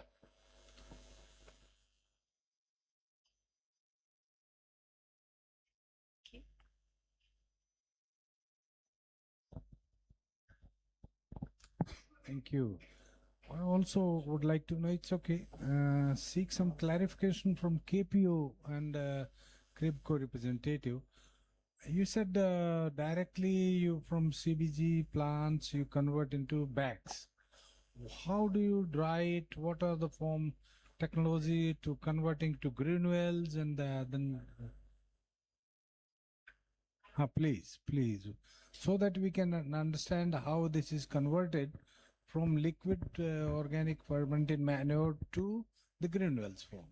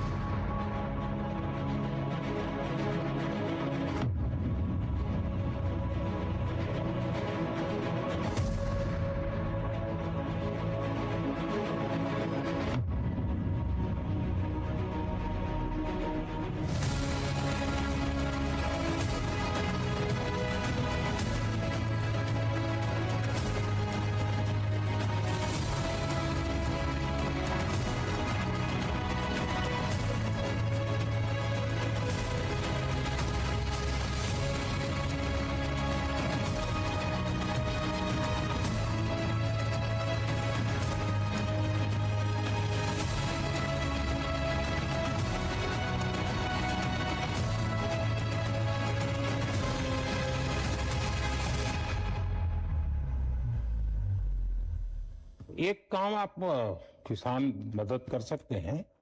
जय मान लीजिए किसी के पास 4 बीघा जमीन है, आप उसको एकदम को उसको प्राकृतिक खेती कहोगे तो हिम्मत ही नहीं करेगा, भाई भूखा मर जाऊंगा।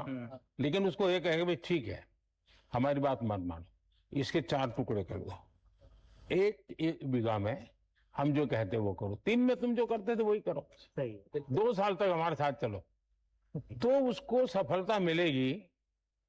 फिर वो 1 के 1.5 करेगा, 1.5 के 2 करेगा, फिर उसका विश्वास है। हम एकदम से कहेंगे नहीं 4 बीघा बंद कर दो और ये कर दो, तो संभव नहीं है। वो खाएगा क्या, बेटा डरता है वो। Thank you.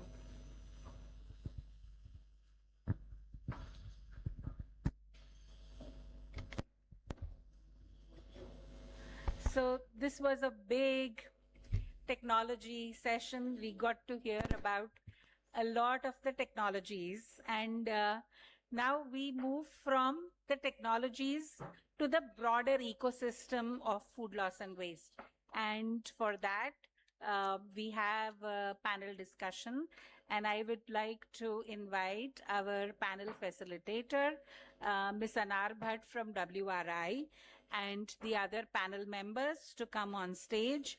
Vandana Singh from the Indian Food Banking Network, Raghavendra from ADB, Mr. Keshav from ICLEI, and Deepika from UNIDO. And while they gather here, I want to make a housekeeping announcement for tomorrow. So for the field visit to the Surat plant, there will be 3 batches, one starting at 8:30, one starting at 9:30, and one starting at 10:30. So you can sign up. We'll circulate this on the table. Please keep circulating, and you can sign up for any of the 2 batches. The field visit, everybody will be back by noon. And then by 1 o'clock, we finish lunch and we all gather here at 1 o'clock tomorrow afternoon. So this is going to be circulated. And if we have everyone who wants to go at 10:30, then we will redistribute ourselves. So please, we can start. 5. Please.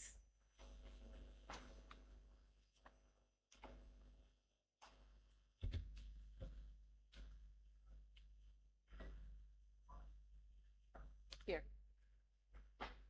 So,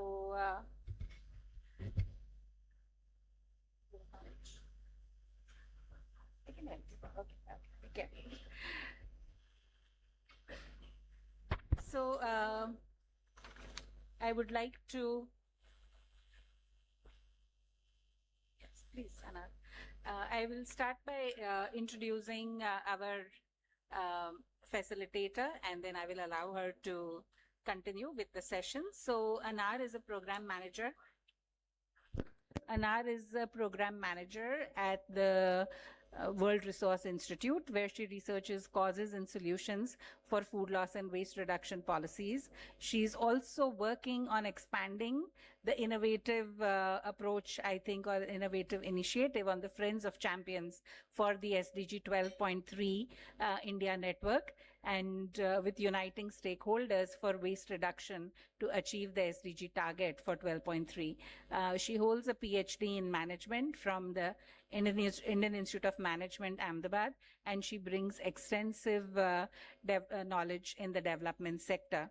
So Anar, I will start by posing some questions to you, and then I will hand over the panel to you. So I know that WRI was also one of the champions to do research on food loss and waste in the country and generating some numbers. So, some things, very key insights that came out of that, because we know that food loss and waste, the numbers and statistics are really one of the weaker points. And then definitely we would like to hear about the Friends of Champions, because it's a big, interesting and innovative network. And then looking ahead, what are WRI's priorities in the area of food loss and waste? So over to you. Thank you. Yes.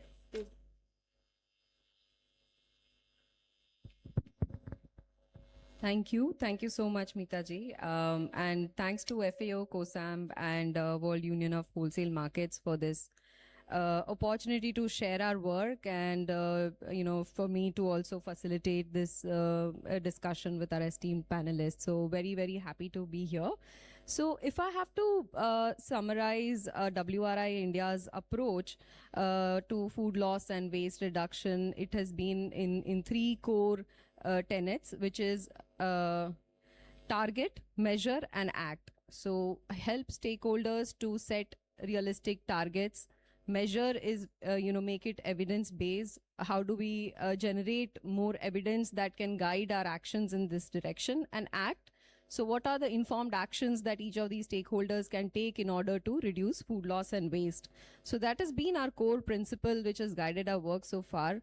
And as Meeta-ji mentioned that, research is at the core of what we do. So we initiated this work with undertaking a systematic literature review of what is known and what is unknown. So that has been a seminal paper that WRI India had published on food loss and waste reduction in India. So what are the things we already know and what are the things which are unknown, which sort of set the direction of the work we undertook over the last 5 years.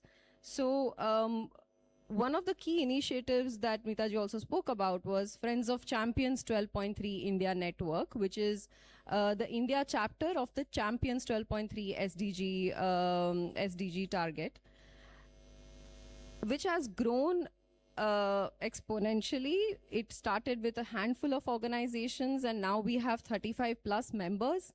And these organizations work across the food supply chain with the common goal of reducing food loss and waste. So we have grassroots organizations such as Bioeconomy Foundation that work on building capacity of farmers through knowledge and technology, giving access to knowledge and technology. We have, we also have IFBN, one of our oldest friends, and they've also worked with us on the wholesale market, and she'll talk more about it. And we also have innovators that bring in low-cost sustainable technology like storage, processing to farmers and retailers. So we have those innovators that are part of the network. We also have innovators that work on animal feed, such as WasteLink, and and we work on their visibility a lot. We have we hold regular convenings both online and offline. We have webinars. The first newsletter on food loss and waste was also introduced by our small team, and Friends of Champions are a regular feature and contributors to that newsletter. So those are the various initiatives that we do. We hold national level convenings, city level dialogues to bring together stakeholders from working across the food supply chain. And in terms of research, we take a crop specific approach. So for instance, we had looked at tomato more closely, especially in Madhya Pradesh, to look at where the losses are more pronounced across its supply chain. And we are currently working on soybean, custard apple and onion in the states of Madhya Pradesh and Maharashtra. So that's on the research part on the food loss sides. We also work very closely with the city government, especially we have a MOU with Indore and Pune. We are working with them to measure emissions from food waste that the city generates. So that's a key part of our work as well. We also work a lot on awareness generations through our various communication efforts. For instance, we have a toolkit for Horeca, so we work across the food supply chain, right on the producer side to retailers, distributors, businesses. And one of our key stakeholders that we work with are also businesses. Apart from Friends of Champions Network, which is a light touch one, where we look at awareness and amplifying the message. We have a deeper engagement with businesses such as 10, 20, K30, which is to work with 10 businesses who will in turn work with 20,000 farmers in their network to reduce food loss by 2030.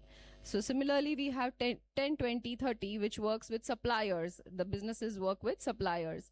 So these are deeper engagements with the businesses. On the policy side, we are also doing a deeper dive research on what is the policy landscape and what are the incentives. So some of those work which are ongoing, and it's interesting to note from today's discussion how we have today taken up to look very closely at what was one of the unknowns in the paper as well, which I previously spoke about, which is the wholesale markets.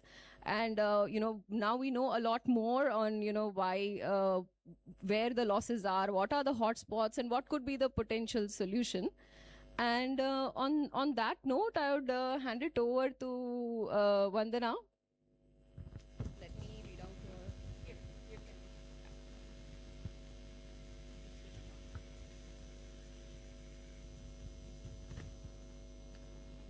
Allow me to introduce you, Vandana. So Vandana is the director of International Food Banking Network, and where she works on strengthening food recovery and redistribution systems. Over to you. Thank you. So we have been working since 2011 on food recovery. Like food banks all over the world, we started with recovery of packaged food from the food industry. So today we have partnerships with almost all leading companies like Mondelez, Nestle, Britannia, etc., where they have this surplus packaged food which has shorter shelf life. By short, I mean it would be 30 days to 90 days also. And these products, they hand over to us free of cost for redistribution to people in communities, in old age homes, homeless shelters, etc.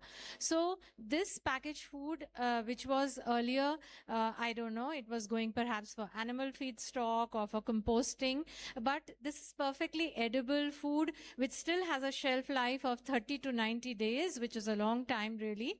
And as we had seen, Meeta had shown us the hierarchy of food use. The most important thing, the most preferred use is to use it for feeding people. And so that is what we have been doing, that recovering surplus packaged food and using it to feed people. Thereafter, we realized that there is a lot of surplus food also in the wholesale markets of fresh produce, fresh fruits and vegetables. We've been working very closely with Dr. Yadav and Kosam, and that's when we started recovery of fresh produce in 5 wholesale markets in the 5 big metro cities, Mumbai, Delhi, Calcutta, Chennai, Bangalore.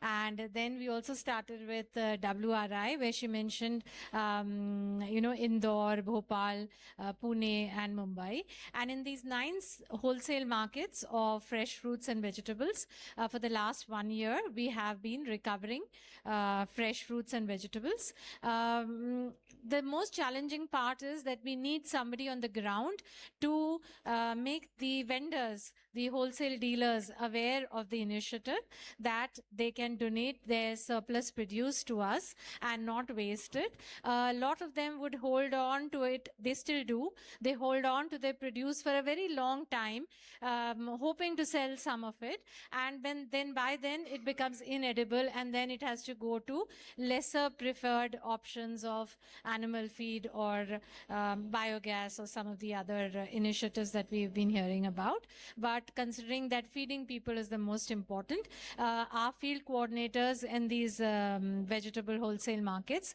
they reach out to them on a daily basis and have been now sensitizing them to donate their surplus produce to the India Food Banking Network. We are present today in 62 locations all across the country, where we have partnered with other not-for-profit organizations and corporates under their CSR. So we actually are able to immediately start working in at least these 62 locations, the fresh produce markets. So start, from the 9 that we've been working on, we can move on to 62. So I'd be happy happy to, speak to any of the other APMC markets, how they can support us. I'll stop here, and then if you have any questions, we can go for. I do have a follow-up question for you, Vanna. If you could reflect on the operational challenges you have faced, and while you already have worked in 9 cities and in the market operations, if you could reflect on some of the challenges that you faced, especially maybe attitudes or some of those issues that came up while you were trying to implement this, that would be great. Sure. So as you talked about, that you need to target, measure, and then act, we have been finding one challenge, and that is we actually do not get to know how much surplus is there in the market.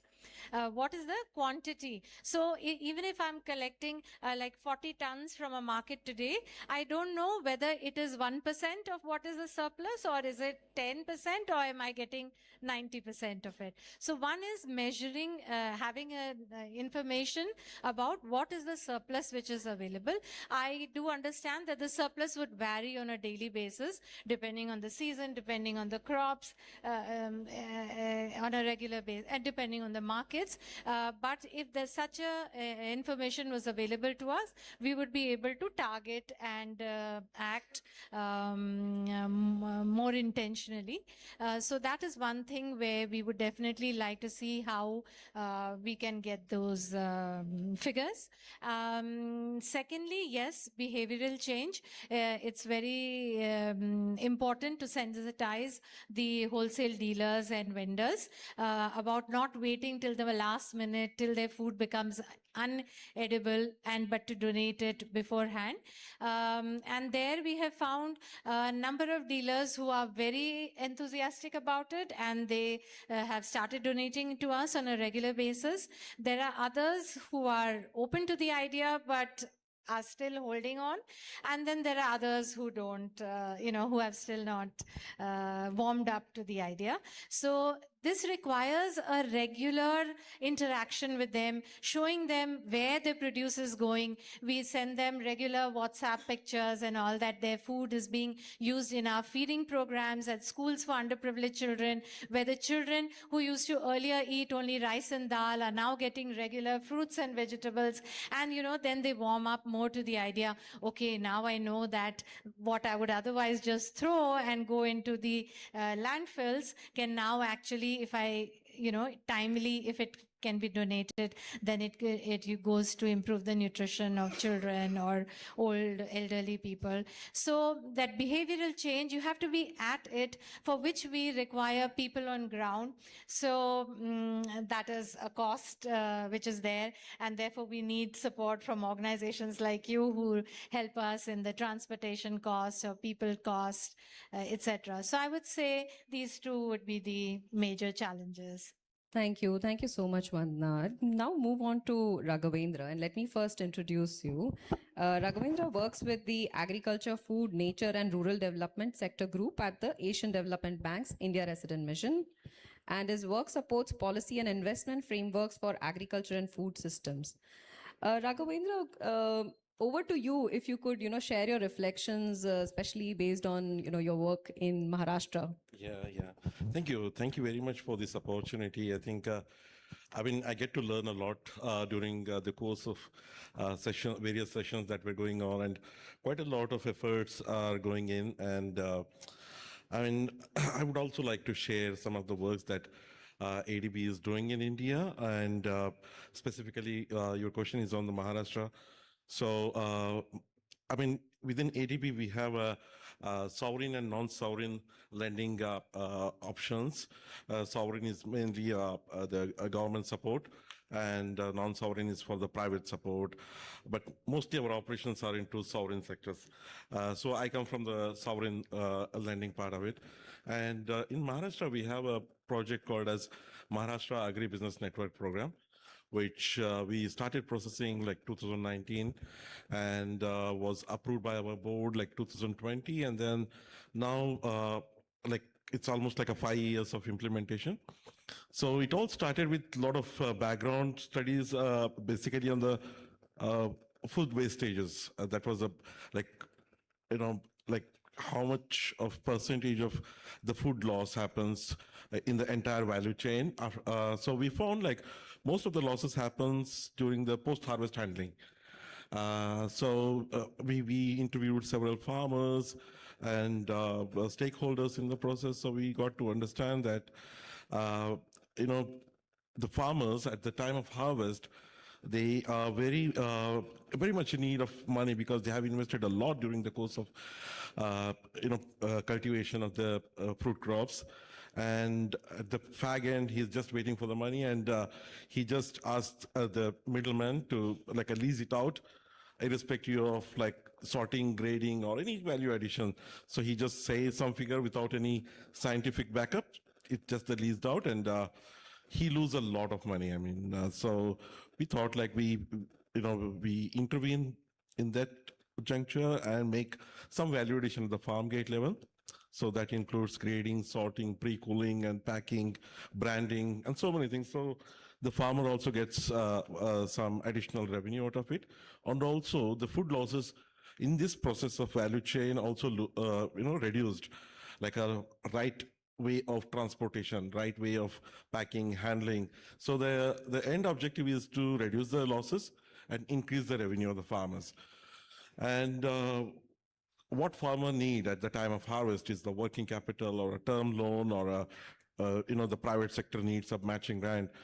The term loan basically to have some kind of a small infrastructure at the farm gate, so that he could do a value addition, and also some working capital for the harvest and kind of a thing, even though it appears to be very, very small, miniature amount, but actually adds a lot of value.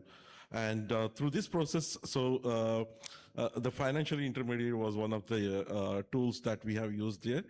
And in addition to that, to Maharashtra State Agriculture Marketing Board, the infrastructure, the public infrastructure that they have for processing unit, we try to improve them, and some of them are quite new to accommodate the climate change and also, the controlled conditions of storages, and likewise, even the processing units also. So these were some of the initiatives. Even the project also enables the farmers or FPOs could have their own processing units around the clusters where they're growing similar kind of crops.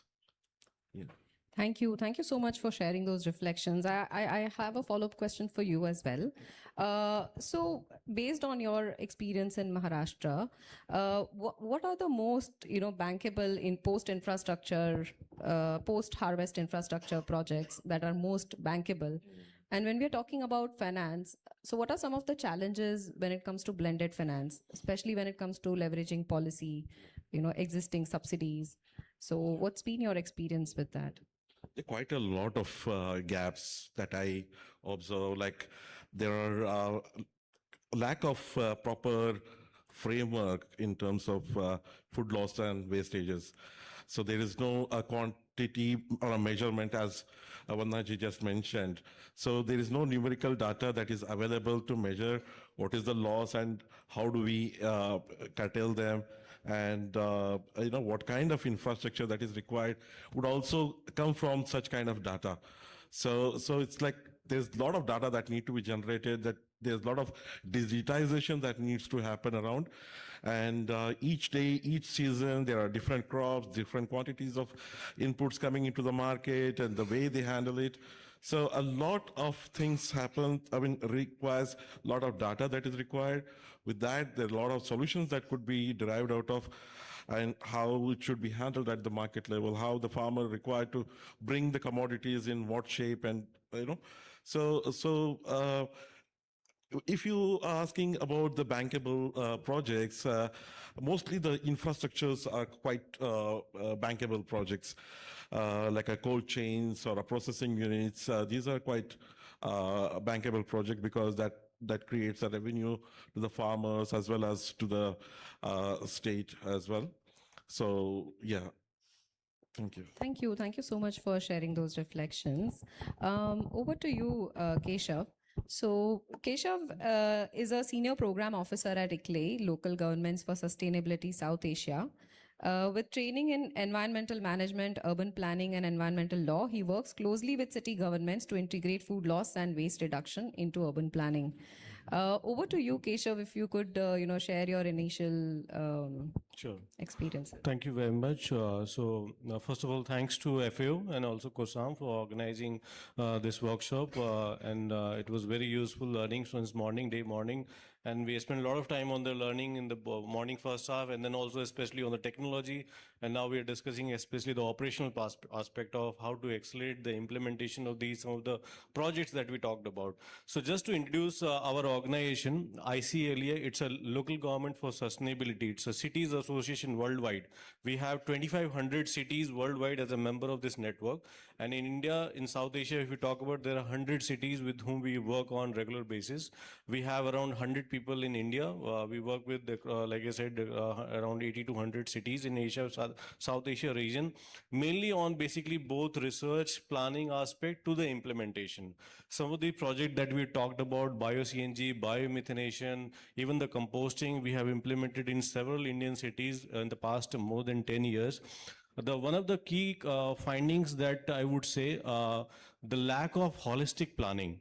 Most of the cities we see, there is a fragmented, there is a piecemeal planning happening, implementation happening. We need to have a holistic planning for the whole waste management, for the food waste management. There is no holistic planning. So that's why we have introduced, we have a holistic waste management toolkit policy, on which we have implemented in some of the cities like Udaipur and Varanasi. We have also prepared the holistic waste management plan, following the international guidelines from the UNEP, United Nations Environment Program.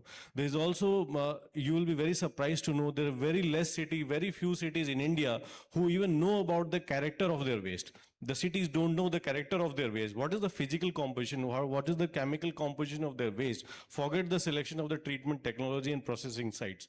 They don't know even the character of my waste. So unless the character of the waste is known, you cannot simply go and finalize the processing or treatment technology. So that's where we have been investing a lot of our time on basically doing the proper planning, doing the stakeholder management, doing the basically scientific planning around the holistic waste management, doing the proper characterization. And please understand, when you do the characterization, it's not about only the whole city wide, but you need to look at the seasonal variation, because the different seasons have a different way composition of even the food waste. Even at the different geographies within the city, you have different ward boundaries. So that also have a different waste generation. So we have been basically implementing these climate action plan, these holistic waste management plan with a lot of these food reuse, distribution practices integrated into the climate action planning, so it get implemented. We have also seen examples of these biomethanation, bio-CNG plant where we have implemented through external funding a pilot project, let's say 2 TPD, 10 TPD. Then city government and state government has invested their own capital to scale it up to the citywide, maybe 100 TPD or to 50 TPD that plant has established. For example, in Udaipur, we have established a 2 TPD biomethanation plant, and then city governments invested their own capital to scale it up to whole city. So there have been few successful best practices, but we need to scale it up, and therefore this learning, this partnership is extremely important. Thanks, Keshav. So I have a follow-up question for you as well. Yes. So when we're talking about enabling conditions, and you've worked with city governments a lot, especially to integrate food loss and waste reduction, and implementing these technologies for waste reduction, what are the enabling conditions that you see are essential for such innovations to scale in these cities? Sure. So first thing I would definitely say, you cannot manage something which you can't measure. So that's why I said the characterization is first and foremost, you have to do it. And then it should also become, I would say, it should become almost illegal to send the food waste to the landfill. It should not be allowed at all. We should be having a decentralized mechanism to treat and process our food waste on site itself. And the second thing I also said, in India particularly, if you look at the whole, the role of informal sector, the role of basically local private food businesses allocation. So we need to engage with them right early on of project planning, of implementation of ground level activities.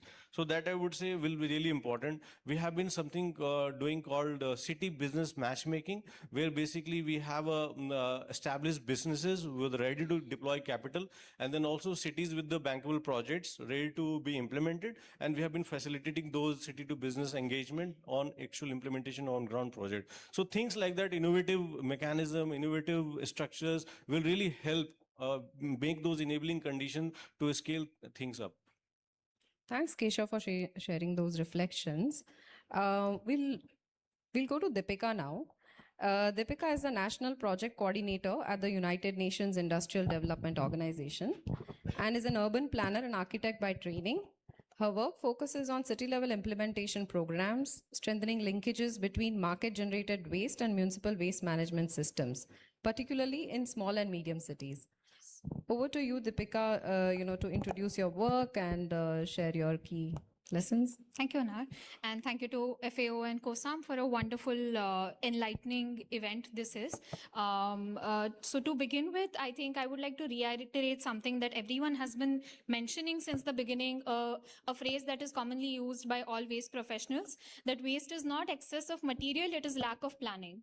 And I think that has been kind of coming through all the presentations that we have seen today is most definitely we don't have a surplus of food. It's simply that we are not accounting for where the food is going to go or where the crops are going to go.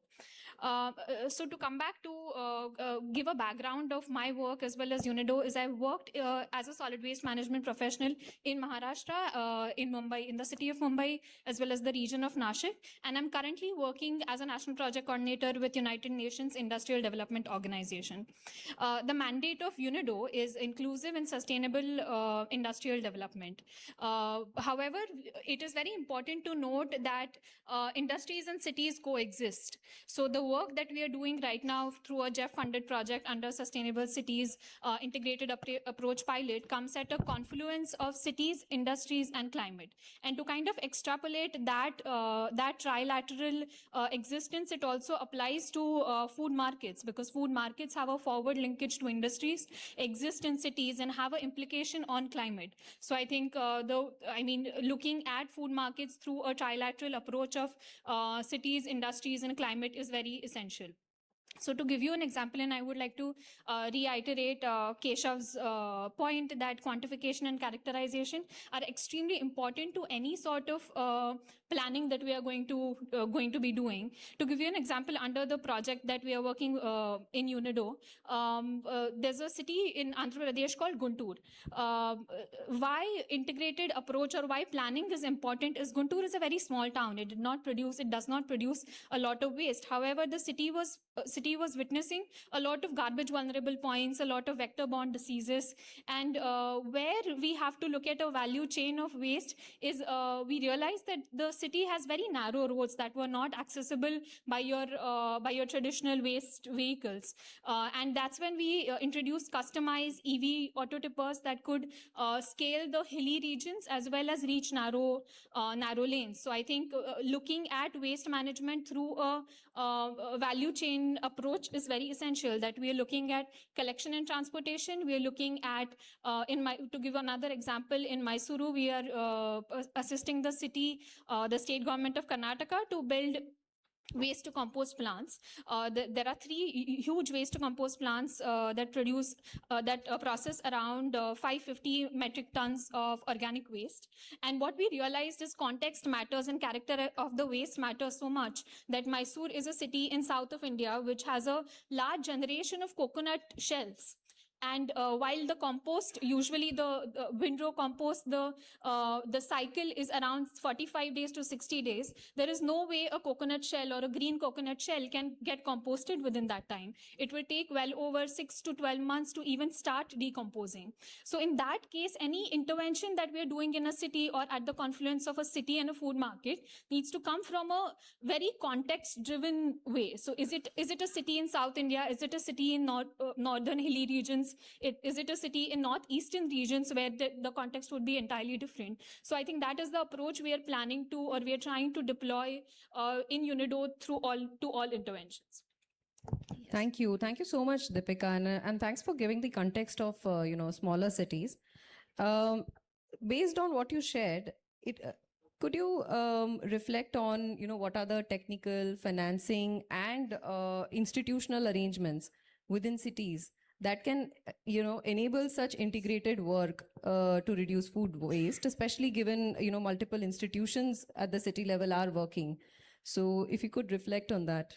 Yes, absolutely. So I think while I've not directly worked with wholesale food market, am I audible? Yeah. While I've directly not worked with wholesale food markets or food waste in a way, I've been aware of the cities kind of leverage the facilities that the APMC markets will have in terms of compost plants, CBG plants, to show that they are processing the waste. So I feel the very important first step that needs to happen is kind of outlining or mapping of geography as well as regulations. So for example, the geography of an APMC might just be outside of a urban local body's boundaries. However, the compost or the packaging material that is coming out of there might be going into the municipal facilities. So it is very important to, from an institutional perspective, to map whose responsibility is the waste and where is the waste coming from, where is the waste going to.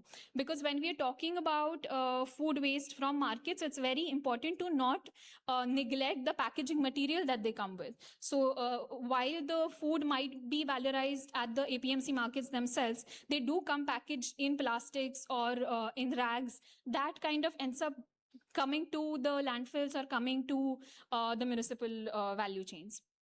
I would say on a technical perspective and a financial perspective, better procurement models, that's something we're always advocating with cities, is a better technology, better procurement model. I understand cities, especially small to medium cities, don't have a lot of space, don't have a lot of technical capacities. I've seen cities as small as population 5 to 7,000.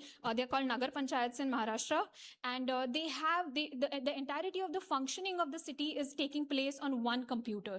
So how can we expect them to be carrying out extremely sophisticated procurements of CBG plants? So I think that kind of planning over there, procurement from perhaps a state level or central level if possible, or at least a cluster level procurement, is something that needs to come in.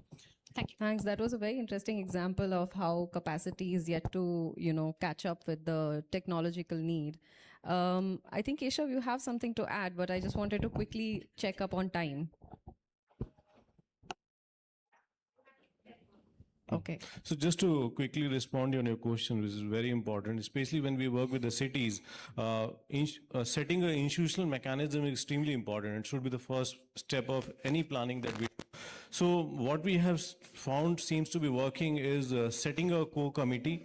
Mayor heads those food city councils, and then also there are larger, that is basically focused core group of decision makers who effectively make a local level city policies, planning and all. And then there is a higher, more inclusive, something called stakeholder committee, basically, which include also representative from the wholesale markets, from the civil society, from the NGOs, and they regularly meet and take a collective decision on things around planning, policy, implementation, sizing, costing, and also raising resources, mainly at the city level, to implement some of these food processing and food management projects that we have been talking about. One thing I would also say quickly, mainly at the municipality level, what is also really important to document these examples and case studies and best practices. So if it is successful in one city, it could be also useful for other regions, for other country, for other geographical setting.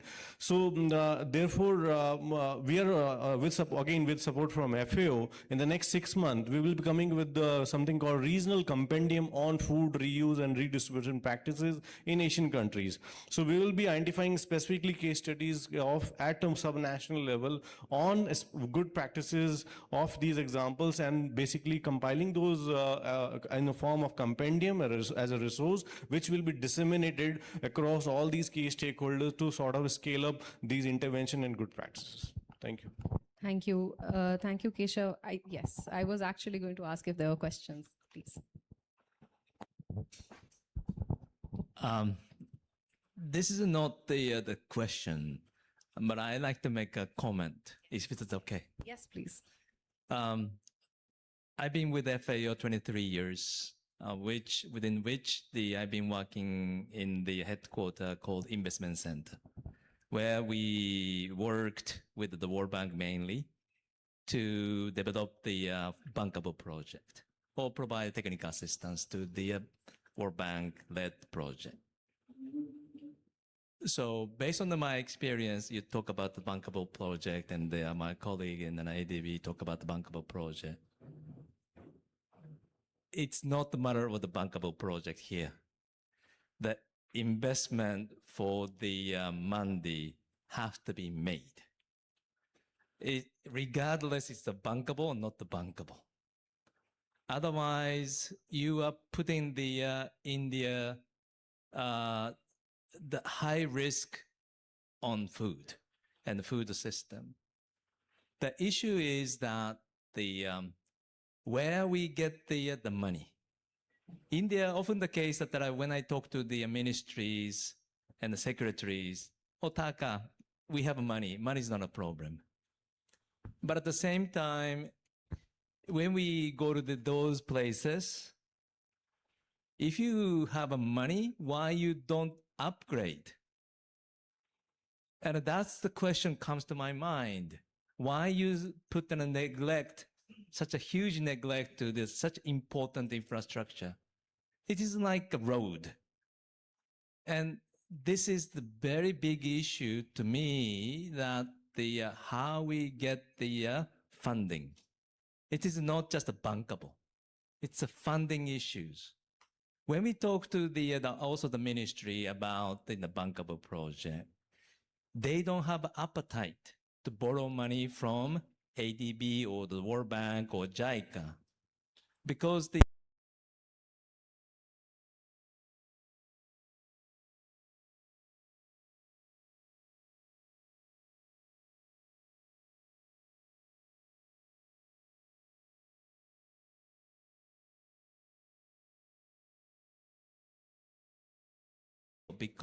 are less borrowers.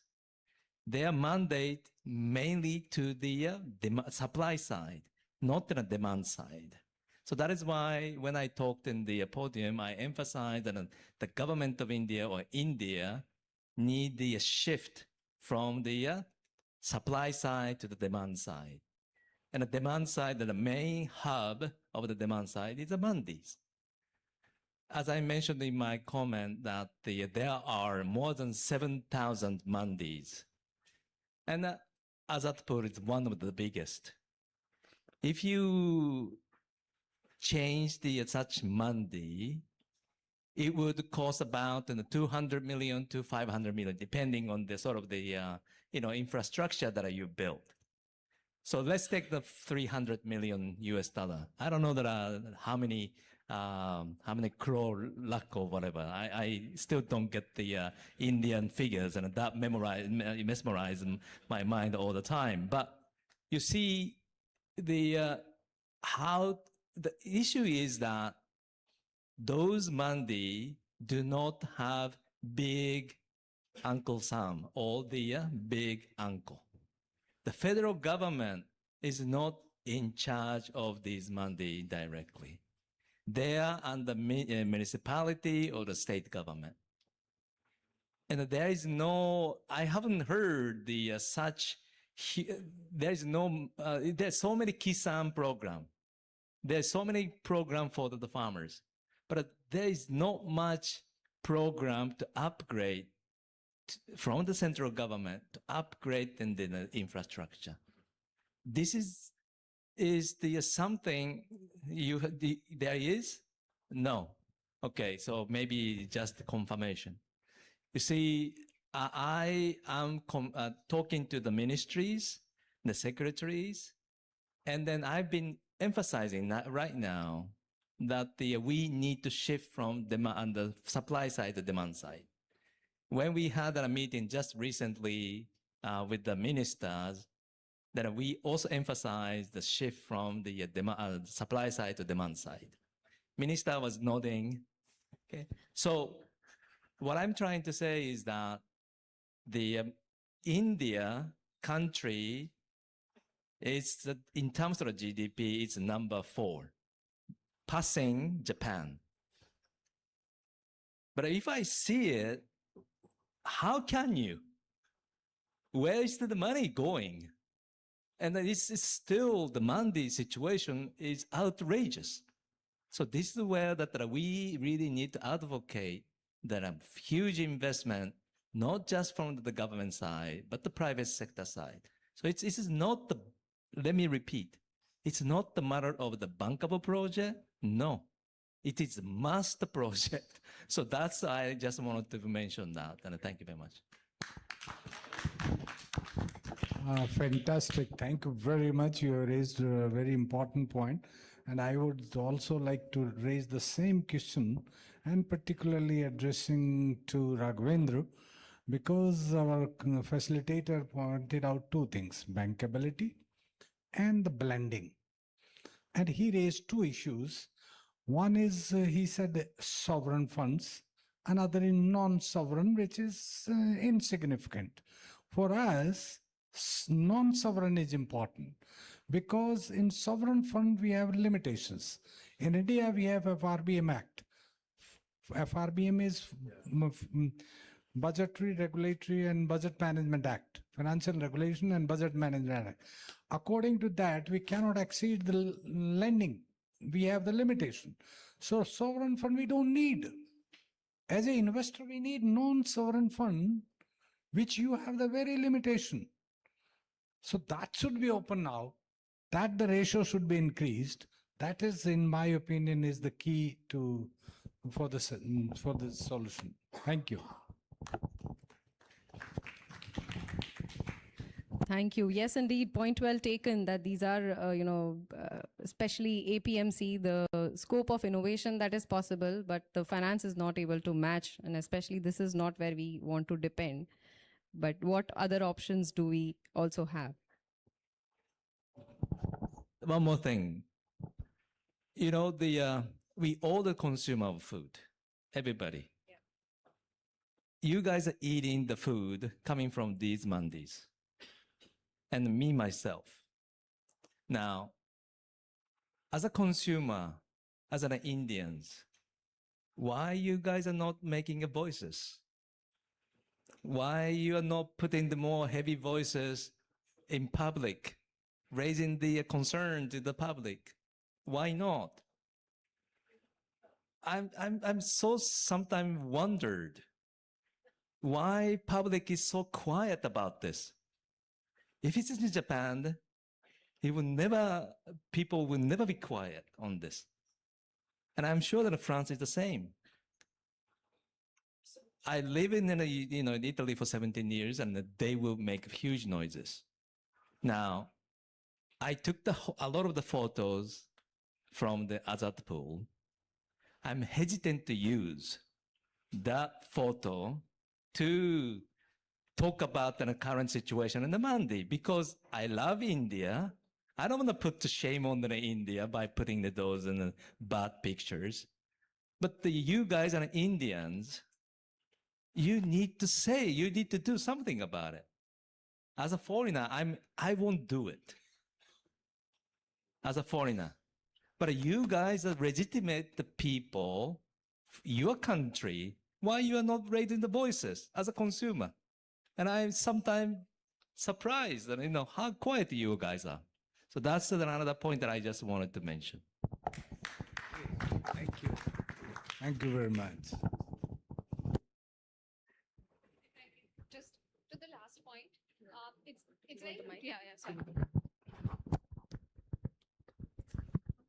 I mean, just to answer to your last point, one recent development in the last 5 years has also been the way India shops vegetables or urban India shops vegetables has changed.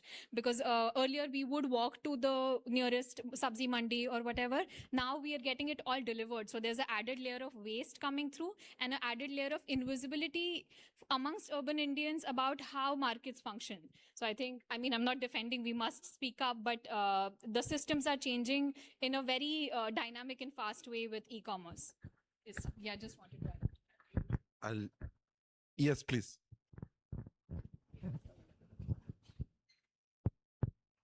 So meanwhile, when the mic is reaching out to the person, so I just would like to raise the question which you raised on a sovereign and non-sovereign. Okay. Hello.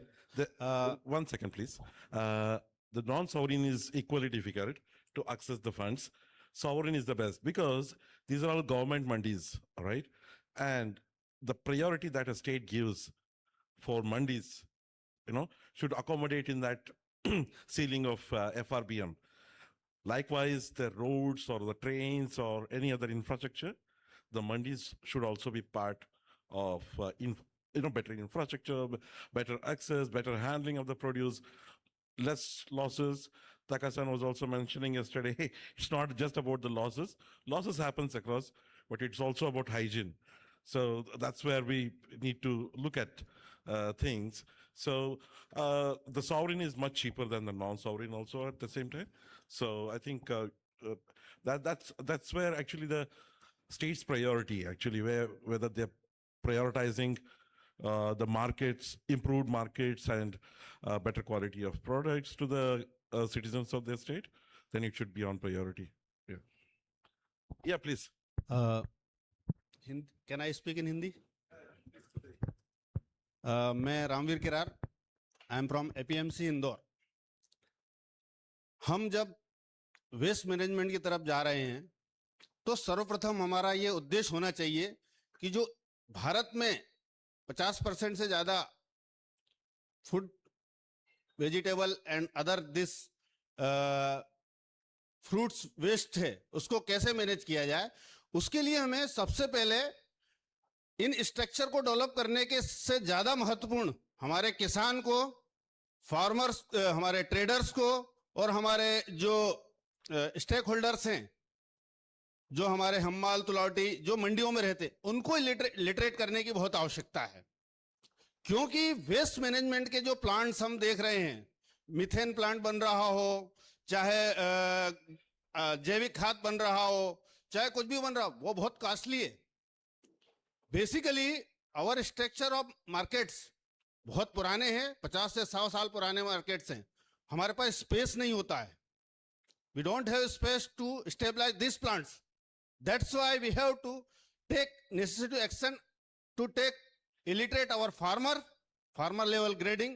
The main thing, if farmer level grading and farmer level waste management study comes in our education, then we can minimize the waste that is. Thank you. Thank you.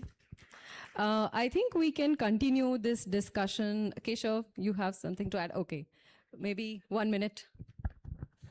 Thank you. Thank you very much for the very important question. I just want to reflect quickly. In India, we have something called Lifestyle for Environment. It's a national mission by Government of India with the Ministry of Environment. And one of the core component of the Lifestyle for Environment, which is a mission life, is environmental responsible behavior, which essentially focus on this same aspect that we're talking about, how to minimize the food waste and accelerate the basically reuse and respiration. So I would not say there is no, just responding to your point, I would not say there is not enough voice coming from the local level. There is a voice coming up, but it's a fragmented, it's not collective, it's not coordinated. So there is a need to basically more enhanced, more cooperative to generate the demand side.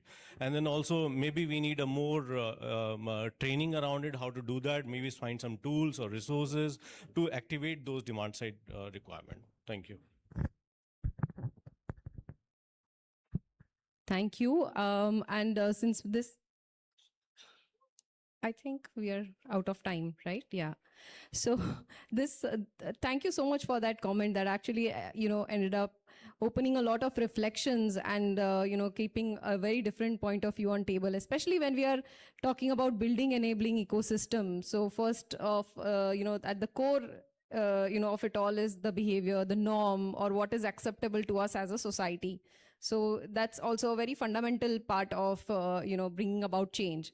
While we talk about the institutional, the regulatory, the finance, the technical, the innovation part of things. So thank you so much to all the panelists for a very, very engaging discussion. And thank you so much to all of you for, being a very active participant in this discussion. Thank you so much. It was very enriching for me. Thank you.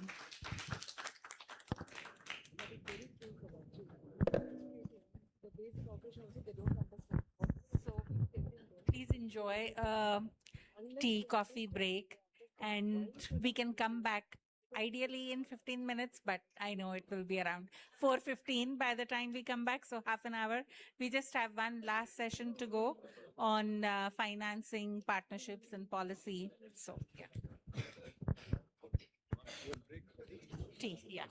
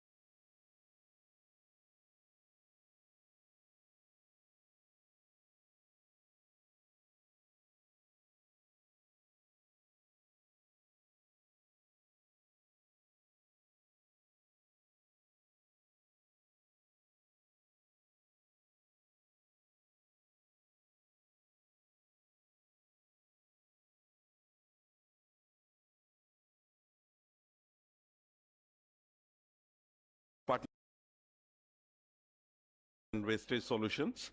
And I would like to welcome the panel members, Mr. Bhanu Pratap Yadav, Senior Vice President, Corporate Affairs, Reliance Industries Limited, India, and Dr. Faisal Hamid, Bioeconomy Corporation, Malaysia, and Mr. Ifan Martino, Ministry of National Development Planning, Biomass, Indonesia, and Dr. Sudha Goel from IIT Kharagpur. Please, ma'am. Welcome all.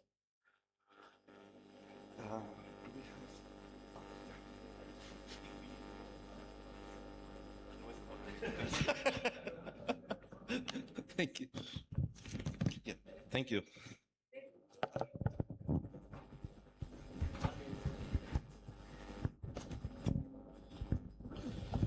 Just to provide a brief background or a short bio of the panel members, Mr. Bhanu Pratap Yadav, who is on my left side, brings a unique perspective spanning national policy making and large-scale private sector implementation, particularly in waste to energy and circular economy pathway. He served as a joint secretary at Ministry of New and Renewable Energy, Government of India, and played a key role in advancing renewable energy and waste to energy initiatives, including enabling frameworks for bio-CNG and circular economy solutions. He currently leads the corporate affairs at Reliance Industries Limited. He contributes to the company's engagement on sustainable energy, waste to value pathways, and scalable industry solutions.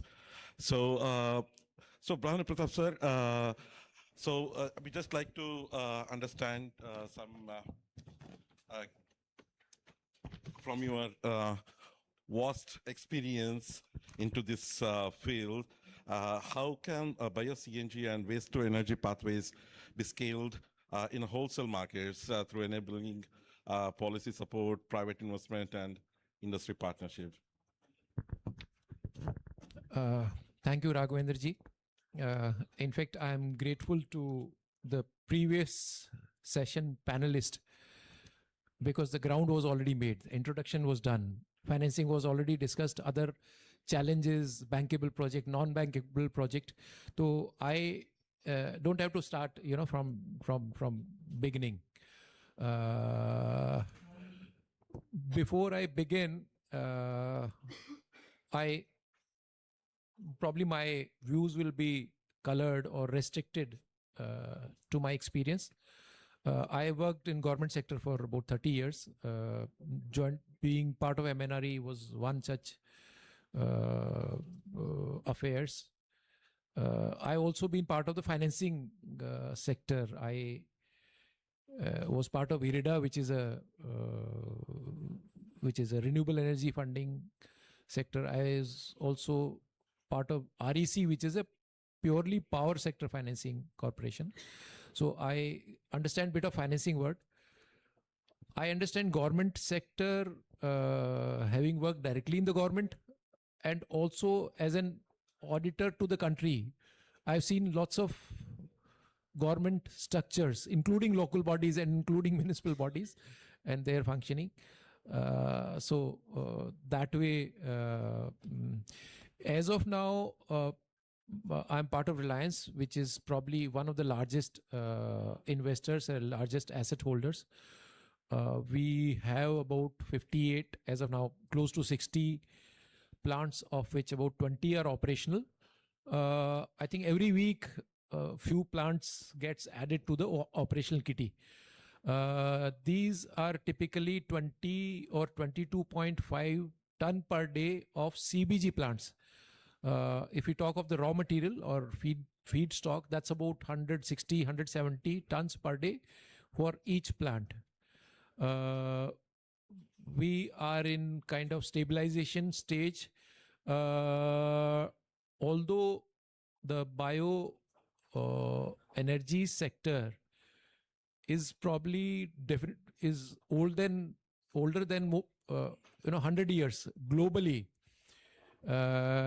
But I think in India, the kind of energy which is carrying now was not seen. In fact, I witnessed the evolution of both renewable energy sector, and now I am witnessing the evolution of bioenergy sector. So that's a advantage, one carries through. Conversion to bioenergy is, as the metric showed, is one of the higher level in terms of efficiency, in terms of returns and other things. So that's a reasonable size. I see the bioenergy sector grow multifold in a few years to come. Besides our commitments to net zero, the SDGs and other things. Broadly, I think two areas we need to discuss. One is financing. I believe most of the projects are bankable projects. That's my core. I've not done economics, but probably otherwise, let's say if we think from the government perspective, if government wants any project to be done, it will be done. I mean, despite all those FRBMs, I mean, as national auditors, we've been raising lots of things which government must not be doing in FRBM. So probably what our FAO representative said, that we need to make noise, structured noise, which we've not made what is needed. Now, how do we make that noise, structured noise? Like this meeting is one of the ways of, because I used to conduct similar meeting for renewable energy sector about 10 years back. And this was a regular meeting where, stakeholders would come, discuss their issues. So structured noise mechanisms could be others. Like Niti Aayog is a typical official government think tank. And I'm not sure, I've not studied whether they've done this report. Probably they've not done this report. So if we approach Niti Aayog, because Niti Aayog is an official advisor to all the ministries. I think WRI and other World Bank has already done a study. Study could be updated or improved, or Niti Aayog could be requested. Then unfortunately, there is no one ministry which defines the food, this sector. There are multiple ministries, and unfortunately, each ministry has its focus point. Probably once the traction gets attracted, energy gets, a national body gets formed, or some formal structure gets implemented. There are ways of fast tracking this mechanism, which may not be pleasant. If somebody goes to NGT tomorrow, I mean, NGT is reasonably fast and reasonably harsh. I mean, lots of state government would know that.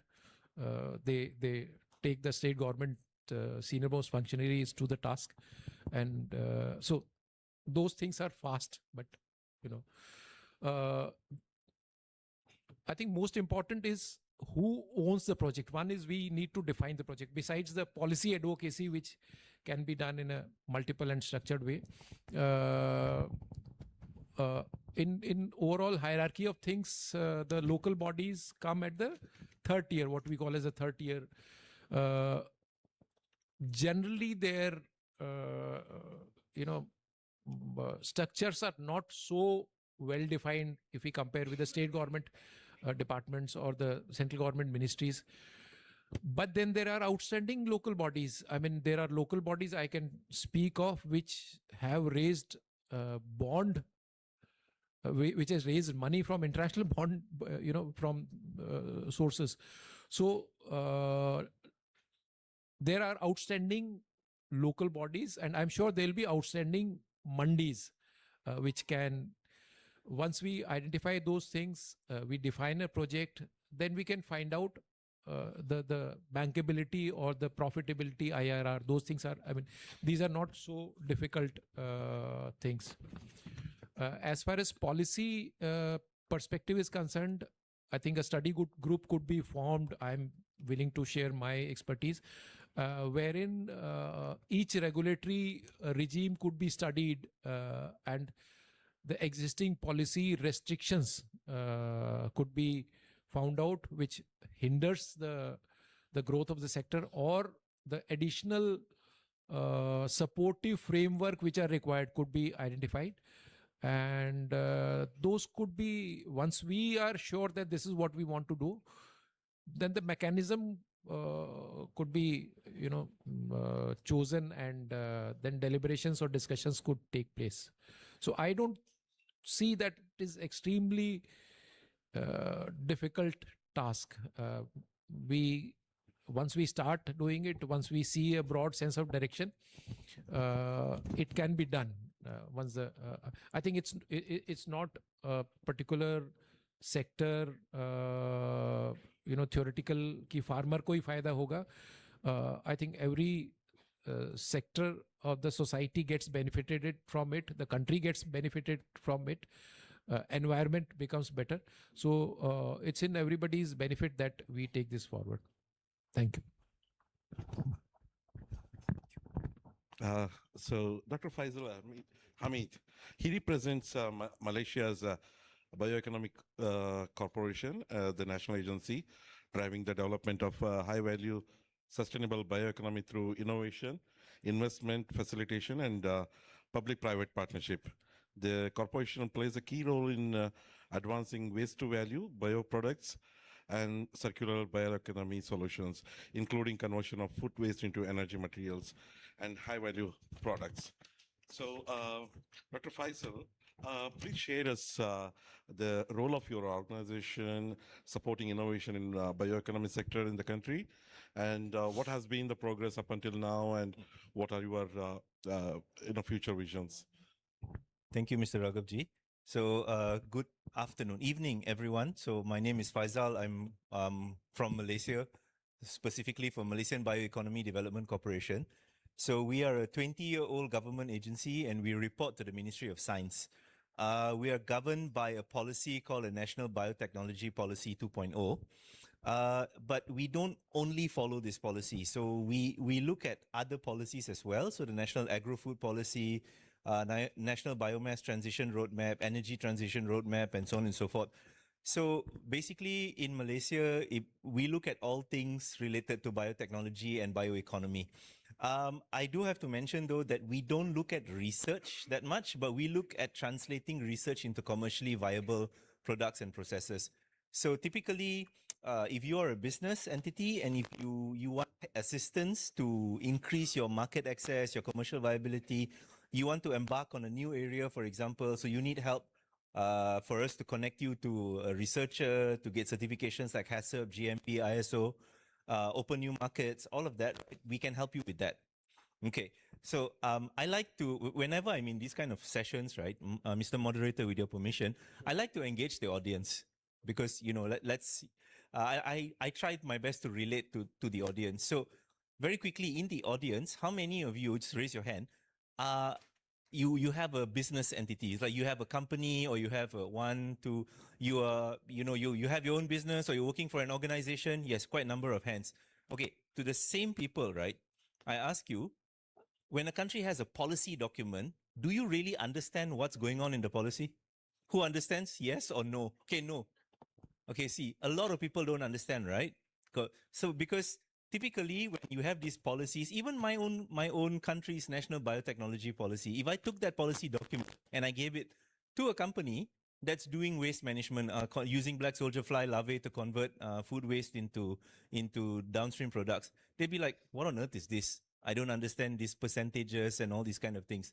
That's our job. So we get the 100,000 feet in the air message down to the people. So last year I was in Rome at an FAO event, and I first used that term, and I'm going to use it again now. We are the stairway to heaven. So the ministries and the policies are all up there in the heaven. So we call ourselves a stairway to heaven to connect you, the business people, to these policies.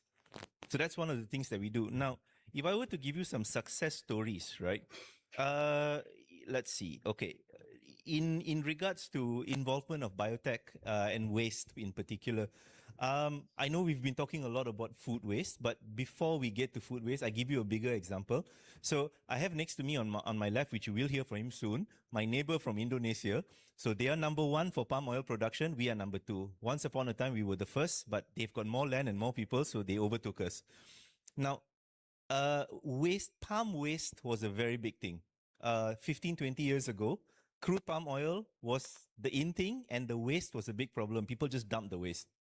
But now, to be honest, in Peninsular Malaysia at least, crude palm oil is of less value to a certain extent. It's of less value than the waste. The waste has more value than the crude palm oil. Like things like empty fruit bunch, palm oil meal effluents, palm kernel cake, and so on and so forth. Why? Because throughout the years, with all the biotech research being done, they have found high value downstream products that can be developed from the waste. So I believe some of the presenters earlier were talking about, from orange peel, you can get all these biopharmaceutical components and all. The lady who was speaking about BSF, you're talking about chitin and lauric acid and all that. Those are high value downstream products. So what we try to do as an agency is we have over 600 companies under our facilitation. So we try to advise these companies or to point them in the direction of trying to get more high value downstream products. So don't just take the food waste and convert it into compost. If you can extract something that's valuable for the biopharmaceutical market, nutraceutical, cosmeceutical markets, try and look into that. So one example is palm. For now, in regards to food waste, of course, black soldier fly, the black soldier fly industry in Malaysia is quite big, right? So we have many players who are doing it. Once again, I'm not going to talk about policy. I like to translate things to the ground. One of the things that we realize also, when you centralize it sometimes, right, if you are close enough to sources of your raw material, which in this case is MSW, municipal solid waste, it will work. But when you're too far away, logistics becomes your biggest issue, right? So one of the companies under our facilitation, they have mobilized this black soldier fly production. So they put it in a 40-foot shipping container. So they've converted an old shipping container into a mobile production facility. They go up to the markets, they collect the waste, and then they do the conversion. The second problem that we would see is, and let's be realistic about it, when you go to the markets and all that, policy-wise, you say that, okay, you need to do this, you need to collect this waste, you need to segregate it. But when you actually go to the market, you'll always hear one thing: why should I do it? What's in it for me? So we have the exact same problem in Malaysia. I think about 10 years ago, one of the city councils, they put in these composters and digesters and all at some of the wet markets. It worked for about 2 or 3 months, and then it stopped. Because people just said, why should I do it? I don't get anything out of doing this. Yes, I know it's for the environment and so on and so forth, but honestly, I don't really care. So how do you overcome that problem? So that's why we look into mechanisms like buyback, incentivize, or do a cooperative program, stuff like that. So we see how to make these action items into actionable items that can actually work, right? Okay, one last example I can give you is in regards to rice. So yes, India is a net exporter of rice. Malaysia, unfortunately, is a net importer of rice. We do produce, but not enough. One of the problems that we had before, again, was the rice husk. So once you've already harvested and got the rice itself, the paddy out of the plant, what do you do with the husk? So in many instances in Malaysia, we used to burn it.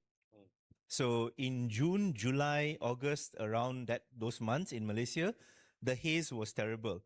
And Mr. Irfan and I were joking about it. We would blame Indonesia. Indonesia will blame us for producing the haze at the time. So it was really bad. But now we don't have that. We hardly have that problem anymore, because there's a company up north in Malaysia where they buy all this rice husk, and then using their own patented process, they convert it into biodegradable packaging for like laptops, even the hospital kidney trays and all that. So it's made out of rice husk. So these are just some of the examples that I can give you. In regards to what's my hope and my dream, again, we were talking to our counterpart from Philippines, also in Indonesia. Last year, we went to Thailand as well. What we are trying to do is to look and see how the ASEAN countries, so Malaysia, Thailand, Indonesia, Philippines, Laos, Cambodia, how can we work together, right? Because if I take rice as an example, again, we all produce rice. We are either a net exporter or a net importer, but we all produce rice. Now, chances are, because we are all tropical countries, we're all going to have the same problems. Viruses, fungi, what you do with the waste and increasing productivity and so forth. So rather than, we go about it ourselves and go through all the problems ourselves, why don't we look at our successful neighbors like Indonesia or Philippines? Why don't we learn from them? And in turn, they can probably get something from us as well. So we've already started this process of regional collaboration with the help, I must say, with the help of FAO. Without FAO's help, it would be much more difficult. And that's what we are trying to do, to get this collaboration and cooperation going, at least as a start, regionally in ASEAN. And then once we've got that going, of course, we are looking to expand to India, to China, and to so on and so forth. So basically to create like a green lane of to expedite tech transfer, collaboration, companies moving to each other's countries, commercialization, and so forth. So that's my aspiration. Thank you, sir. Thank you very much, Dr. Faisal. Interesting. And next panelist, Mr. Ifan Martino. He's a policy planner at Indonesia's Ministry of National Development Planning, Bappenas. He works on integrated food loss and waste reduction into national development and climate strategies. So, Mr. Ifan, I'd like to understand about Bappenas has led the development of circular economy roadmap and the National Action Plan. How does the country aim to capitalize on the circular economy approach? Yeah, thank you, Mr. Moderator. So basically, Bappenas is a ministry that's responsible for formulation of development plans. So we partner with line ministries on developing their plans, annual, midterm for 5 years, and also 20 years. In terms of circular economy, we just launched our roadmap and also national action plan for 2025 until 2045 for the next 20 years. And this will become our reference in developing the line ministry's activities. And then Bappenas, as a Ministry of Planning, we look at their proposal and we look at the relevance of their proposal and try to allocate budget to it. So this roadmap and national action plan play a very significant role in shaping our policy for the next 20 years, 5 years, and also annual. And food loss and waste is part of this roadmap and action plan. Among others, there are 5 or 6 sectors, and food and beverages is one of the main sectors that we try to address at this roadmap. Because food loss and waste in Indonesia, it's huge. Per person, we produce like 115 up to 180 kilogram of food waste per person per year. That's huge. Considering the food insecurity that we have in Indonesia, that amount of food loss and waste can supply the consumption for almost half of our population. And that also contributes to the emission level of Indonesia, like 7% of our total emission. And if we try to convert that into monetary amount, that equals to almost 5 to 6% of our GDP. So considering this significant impact of food loss and waste, we decided to put that as part of the roadmap and action plan.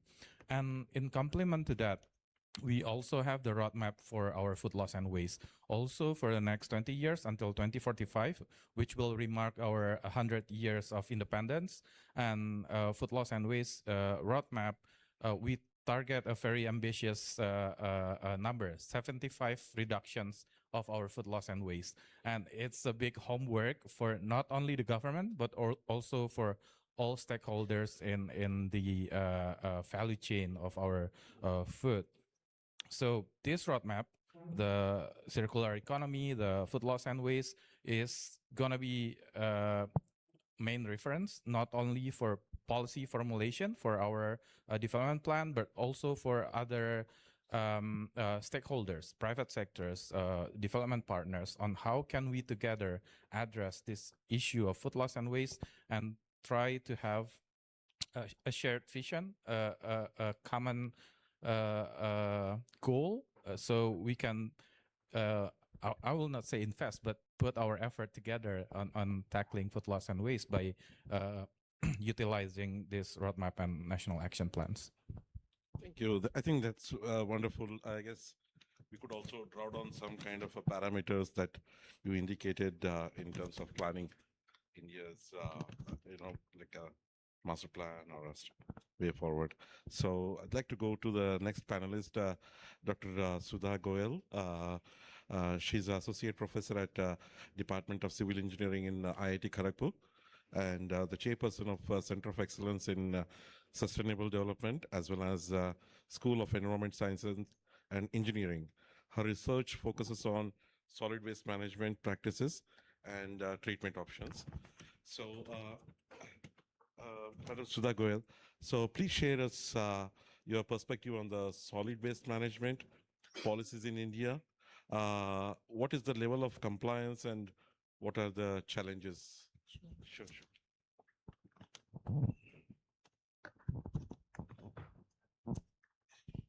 Can we have the PPT?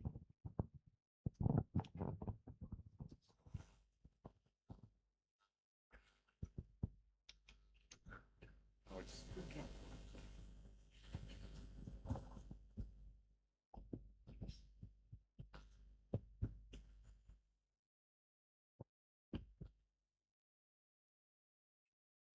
All right. Thank you to the organizers for inviting me to share a few thoughts regarding this.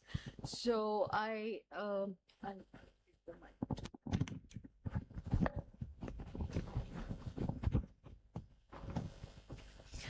Right. So the question that was asked was, what is the level of compliance in the country with regards to municipal solid waste management? So, right. So here it is. I have relied on this particular graphic. I've relied on data from CPCB. You're all, perhaps those from abroad may not know it. CPCB stands for Central Pollution Control Board. They are the monitoring authority. They are the legal and administrative monitoring authority. So they put out annual reports, not every year. During COVID, there was a problem, but in any case, these are the reports that were available to me. And the main take home at this point would be that if you make a rough calculation, knowing the population and assuming either 0.5, 0.5 kilograms per capita per day, if you use that number, that is your total amount generated. And if you look at the collection figures, other than this blip over here, the pointer doesn't work. Yeah, okay. Is this better? Yeah. Yeah, okay. The pointer also is not working. Do they have another pointer?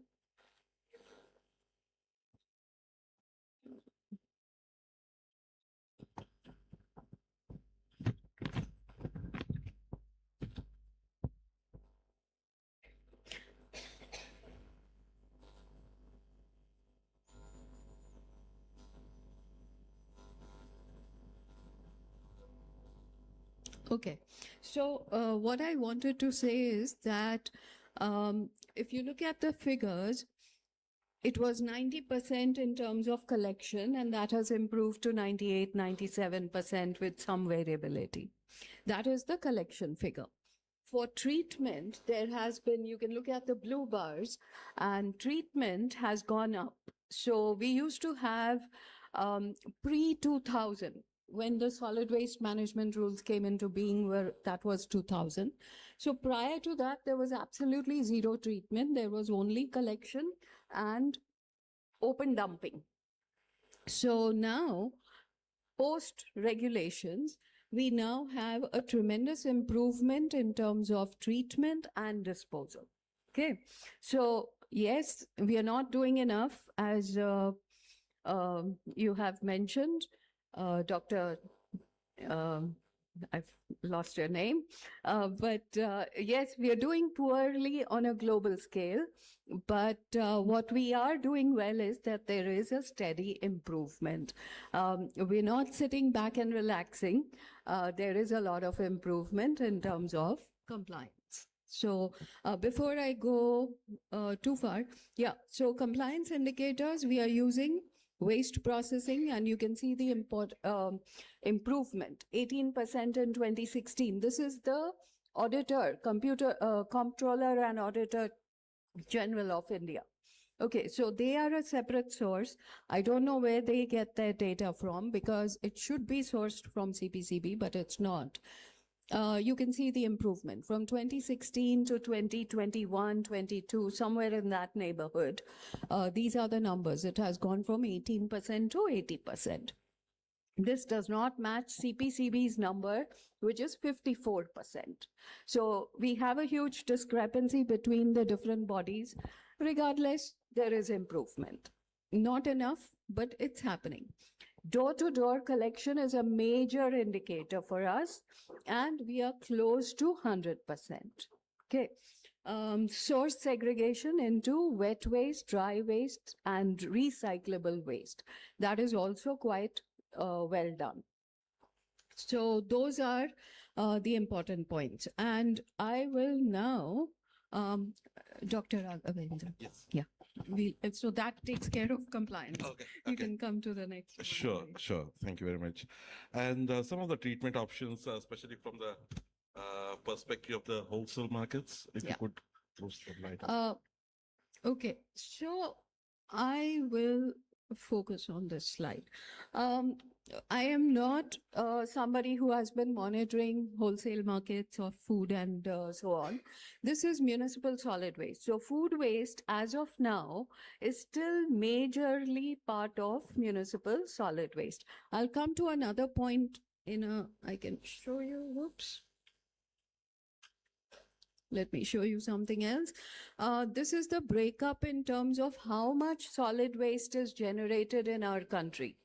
And you can see the biggest bar is for agricultural waste.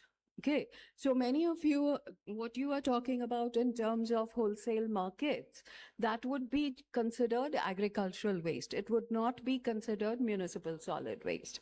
Food waste, on the other hand, is considered part of municipal solid waste. So when we think about the importance, what is municipal solid waste? So whatever I as a resident generate, that is municipal solid waste. Agriculture is what comes from the wholesale markets, the mandis.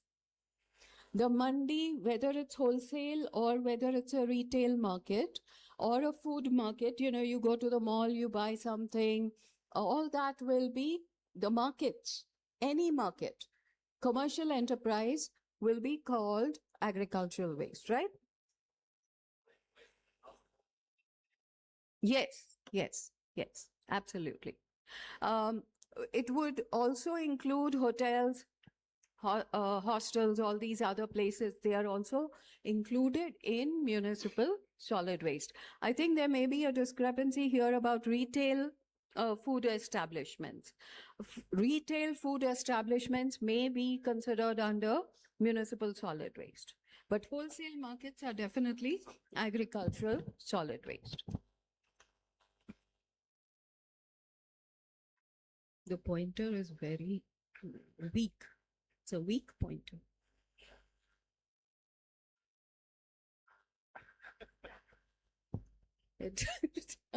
Okay. I have to point here?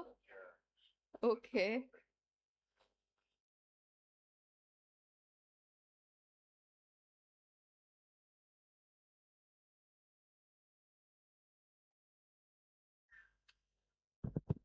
Okay, I was here. So the question that was asked was, what is the situation with the treatment options? Now, what I want to focus on is the last point I made in the last slide, and that is zero waste to landfills. Europe, US, almost all developed countries have moved to zero waste to landfills. We are still talking about landfills. No one is talking about, forget about landfills. Landfilling is no longer an option. Dr. Nagar also mentioned redistribution is a better option. Why lose precious land, dumping waste on it, when you can have better things to do with it? Okay, so this is just to give you a flavor. All the rich Western European countries have moved to every other option, and landfilling is practically gone. So here we have the rich Western European countries, they have zero landfilling.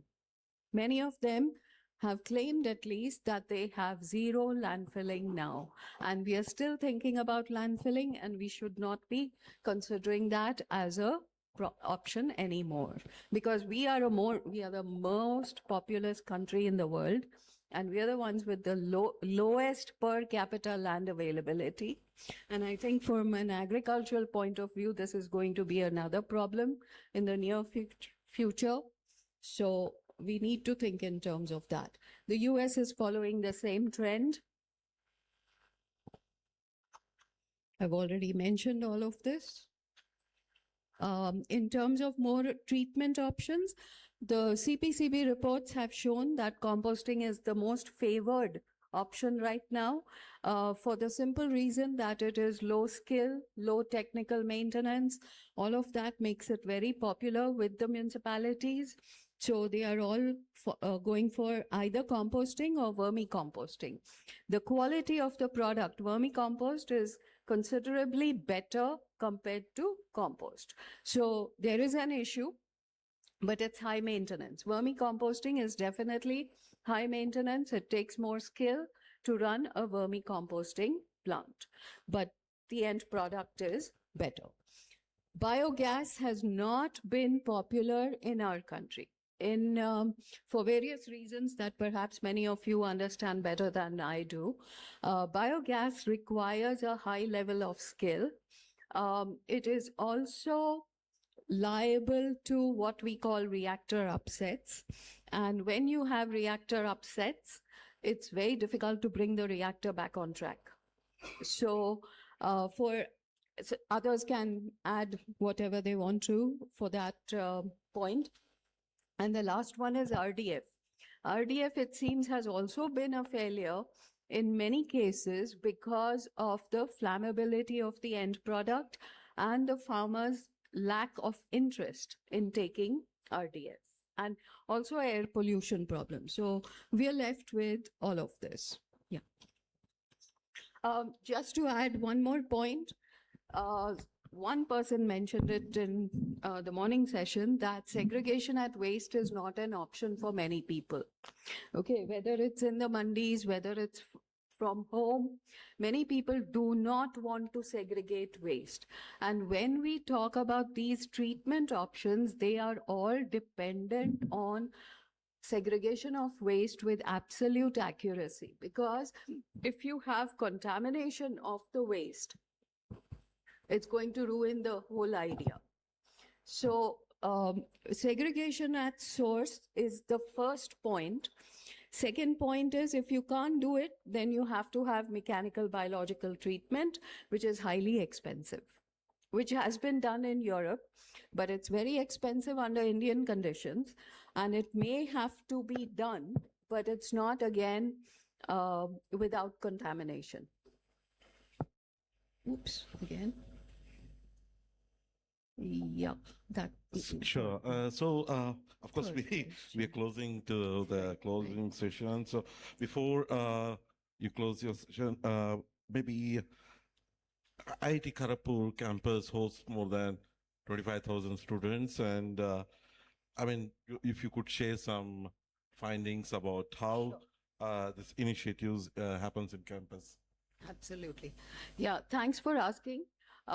We had, for the last, let's say, I've been looking at the situation on campus for 22 years. And what has worked, at least in the last few years, is door-to-door collection in the residential areas. Okay, so we have wet and dry segregation of waste. Almost every faculty member, every staff member is, I think, going with that without any. So we don't have why should I care attitude. Everyone is fully caring about the environment and they're more than willing to participate in this venture. So that part of the problem we don't have to deal with. The students are a slightly different, they have a different attitude. So dry and wet waste, we separate the kitchen waste coming from the dining halls. The dining halls, we separate it, and then we have a huge amount of dry waste which is mixed. That is difficult to handle. The wet waste we are composting. So within campus, there's an on-site composting plant, so it's not an issue. So source segregation, like I said, wet and dry waste, we are doing fine. Recyclables, we are doing somewhat fine, not entirely. It's not 100% successful. We are able to separate paper and plastic, metal, glass, all of that, but I think there are gaps. The Institute has set up pilot plants for biogas, for biomethanation. They're also looking at biohydrogen production. And we may have to look at the first point, the Ambikapur model. We may have to look at it and follow it more stringently. Right now, it's not a stringent method of segregation of waste. We need to improve it. So that's the only thing. Thank you. Thank you very much, ma'am. Okay. So I think we'll reconvene ourselves. I mean, we know that we have a short of time. So just to take the benefit of the panel members, insightfulness and experiences. So I'll just go through the panel members with one more set of questions. Probably Mr. Bhanu Pratap Yadav, sir. From the large private sector perspective, how can integrated supply chains, digital platforms, or circular solutions reduce the food losses and on a scale? And what kind of partnerships are critical to make these commercially viable? Thank you. I think some of the immediate pathways which I see from the large private sector participation, especially with the background of fast growth of CBG sector as such. I think across the country, we have about 150 large-scale operational CBG plants, and this is going to go up. All mandis which are closer to these plants can easily, without, of course, the commercials will have to be worked out. That can be that's one way. I think policy advocacy definitely, because we have a separate wing for policy and naturally those things. Wherever the other important value addition channels are involved, like you said, the beauty sector and the other things.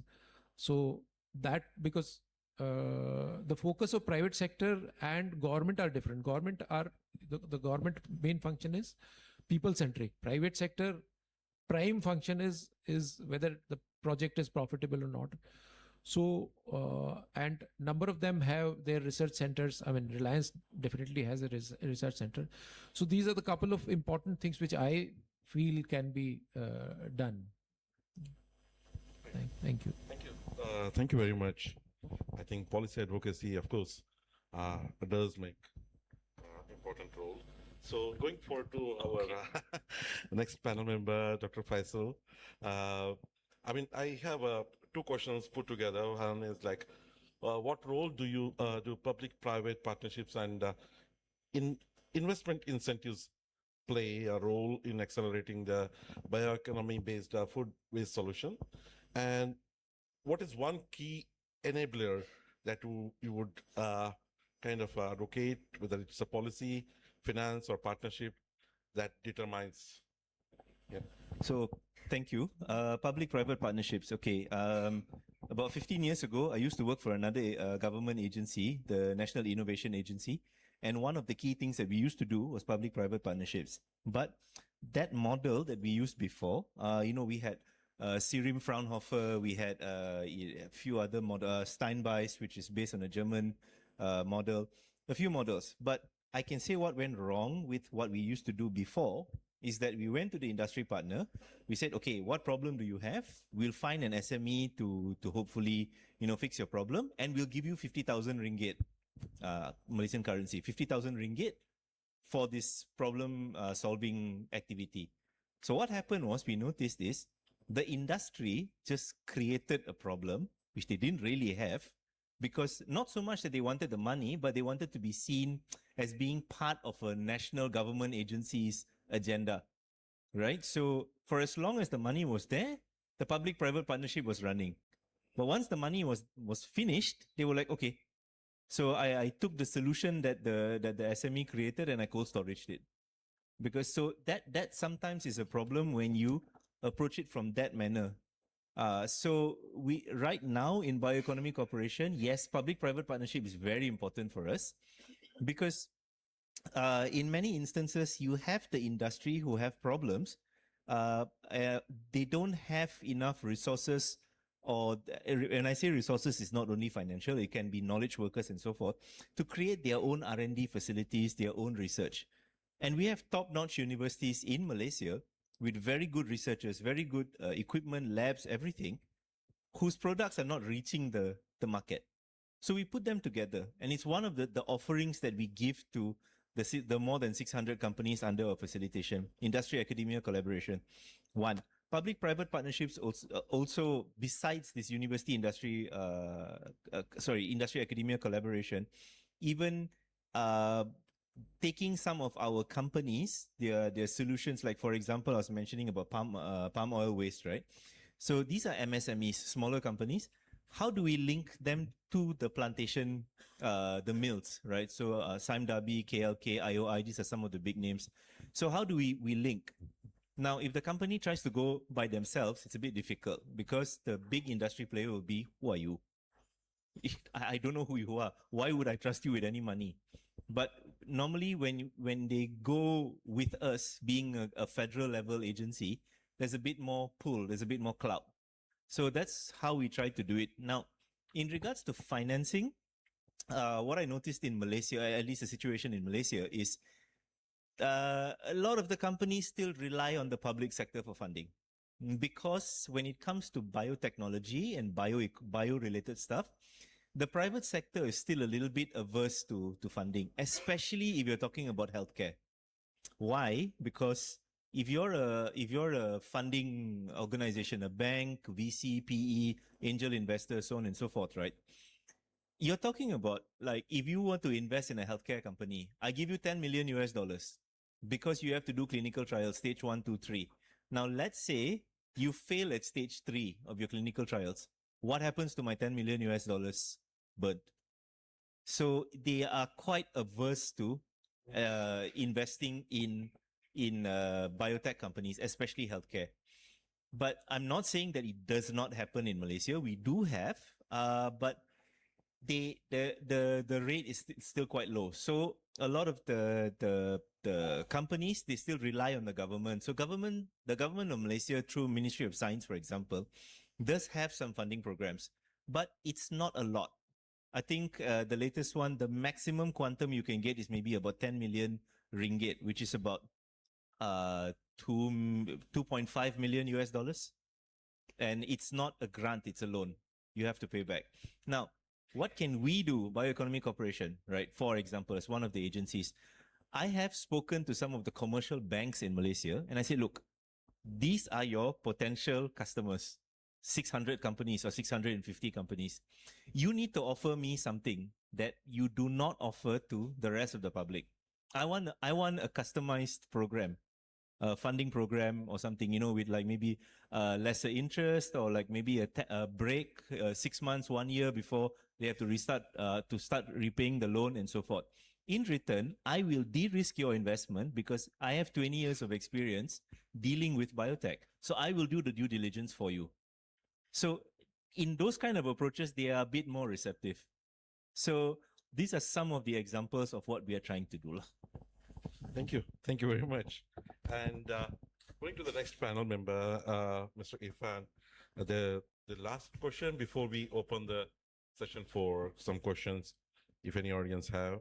Mr. Irfan, what are the key challenges in implementation of this national development planning, and some success stories if you have, and what's the applicability to other cities, if you could share? Yeah, thank you.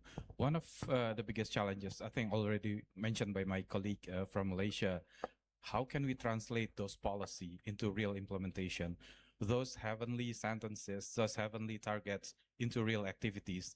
Not all people in the value chain understand what's going on with the policy. That's one of the biggest challenges. So I think we need some institution, we need someone that can do this translation. Line ministries can do their role on on translating those policy into real activities, but still there's something missing for the context of Indonesia that I think we need to discuss furthermore together. Other than that, we also have issues with governance.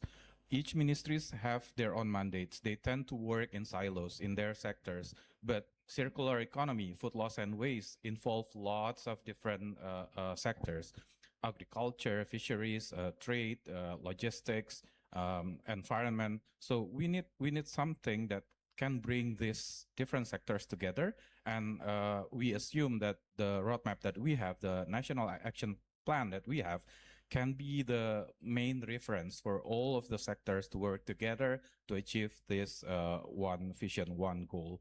And also gap in financing. Government cannot cover all of the investment. We need to attract more investment. Private sectors, talking about food systems, private sectors play a very significant role in terms of financing. We in Indonesia just finished our 3FS analysis, financial flow to food systems, and it turns out that private sectors play like huge role in food systems, shaping our food systems. So therefore, we need to bring together all of these private sectors to have this common vision. But still, it's a challenge. How can we have this common understanding? Other than that, technology infrastructure is still also a challenge in Indonesia, and also understanding from all stakeholders. So therefore, we need to educate, improve their skills on understanding what is circular economy, how they implement those circular economy concept for their context. That's something that we need to improve for the future. Some key success stories. There are lots of initiatives now in terms of circular economy in Indonesia. One is Surplus Indonesia. It's an e-commerce. Well, it's like Uber Eats probably. But they sell food and beverages from hotel, restaurants, or cafes. Those food that are potentially becoming waste, they sell it in a very cheap price, like 50% off. This company, Surplus Indonesia, they are awarded as 30 under 30 Forbes. And this is one good example of private sectors that implement and also refer to our national action plan on circular economy. Other than that, food banks, there are lots of food banks initiative now growing in all over Indonesia. And we, through Biomass and the National Food Agency, try to facilitate them by providing logistical support, like food trucks to deliver those food from the surplus hotels, restaurants to those in needs. Those are some examples that we have and emerging in Indonesia. The last question is about replicability. I think it's very replicable. I think every country needs to have this common vision, common platform, I would say, that can be a reference, not only for the government, for line ministries, local governments, but also for all stakeholders in the food systems, in the circular economy context for food and beverages. Thank you, Mr. Fan. So I think we have reached the time limit already provided to us. So if anyone have some, yeah, please.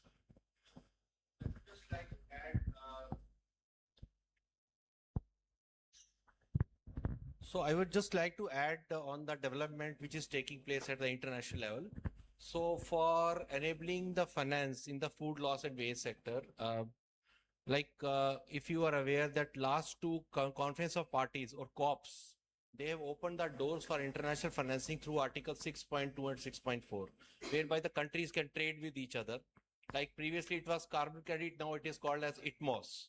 So that could be one thing which, can be pushed at the policy level, at the national level. Apart from that, countries should also focus on developing the waste sector indices, national determined contributions, because these are the two tools which would create enabling policies at the national level, and that should come from the base level. And for that, it is very important to have a MRV system or monitoring system, which unfortunately we even don't have in India. So I think these are the main pillars which countries should focus. And these are the things, which would pay for the new financing sources, prospective finances for food loss and waste. Thank you.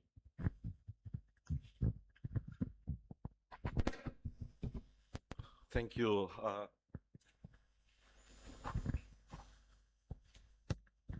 So if you have some more questions, otherwise we can close the session with the, yeah.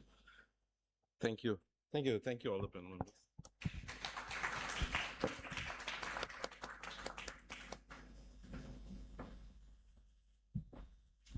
Thank you all very much. So we had a very, very, very rich discussions today. We just have one last small thing before we leave for today is Mr.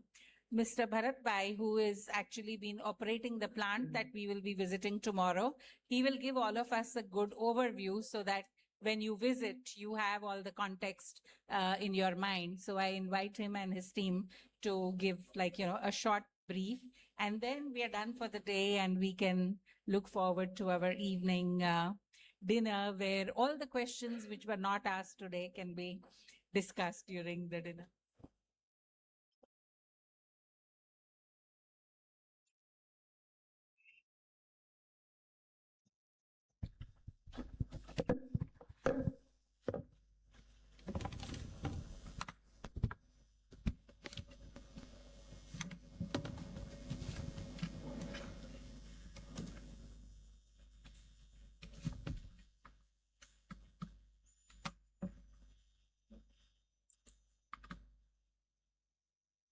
Am I audible?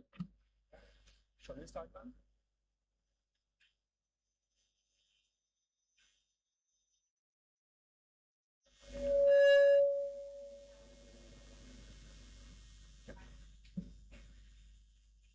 So, good evening, respected everyone. My name is Kuldeep Devendra Kushwaha. On behalf of Akshar Biotech Private Limited, I warmly welcome all of you. It is a great honor for us to share our work to such an esteemed group of delegates. Since morning, we are hearing that we have in APMC, we have a bio CBG plant. So let me give you an overview of that. We look forward to a productive interaction and a meaningful exchange of ideas during the presentation.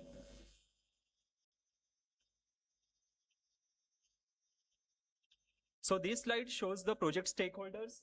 The agriculture APMC, Surat is the project owner, and Akshar Biotech Private Limited is the technology provider and EPC partner responsible for the design and execution of the biogas plant. Together, both organizations are working towards promoting clean energy, efficient waste management, and sustainable development through this initiative. Moving ahead, this is the flow of today's presentation, starting with an introduction of APMC Surat, followed by biogas basic project details, technology, outputs, and finally the advantages of biogas as a renewable and sustainable fuel. This will give you a complete overview of the project, its process, and its environmental and economical feasibilities. Moving ahead, APMC Surat was established in 1951, as you can see, and started operation in 1952 under the APMC Market Act to facilitate organized agricultural trade. It is one of the largest vegetable markets in Gujarat, serving Surat city and surrounding areas, covering about 110 villages. The market handles a wide range of vegetables, fruits, and flowers. In 2025-26, it is recorded more than 11 lakh metric tons of arrivals, with a trade value of around 3,700 crore rupees. On an average, about 10,000 to 12,000 people visit the market daily, highlighting its large scale of operation and importance to the region.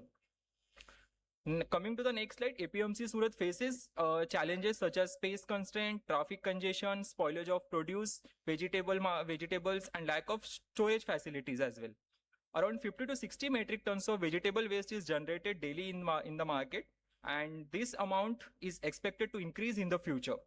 To address these issues, sustainability, state-of-art waste to bioenergy project is being developed to convert these organic waste into a renewable energy.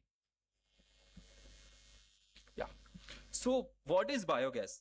Since we are talking about biogas morning, what is biogas? Biogas is a renewable biofuel produced from the anaerobic decomposition of organic waste such as food waste and animal waste.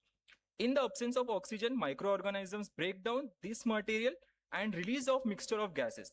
The main components of biogas are methane, CH4, which is the energy-rich part, carbon dioxide is the another part, and small amounts of hydrogen and hydrogen sulfide. Now, this biogas can be used as a clean source of energy for power, heat, and fuel.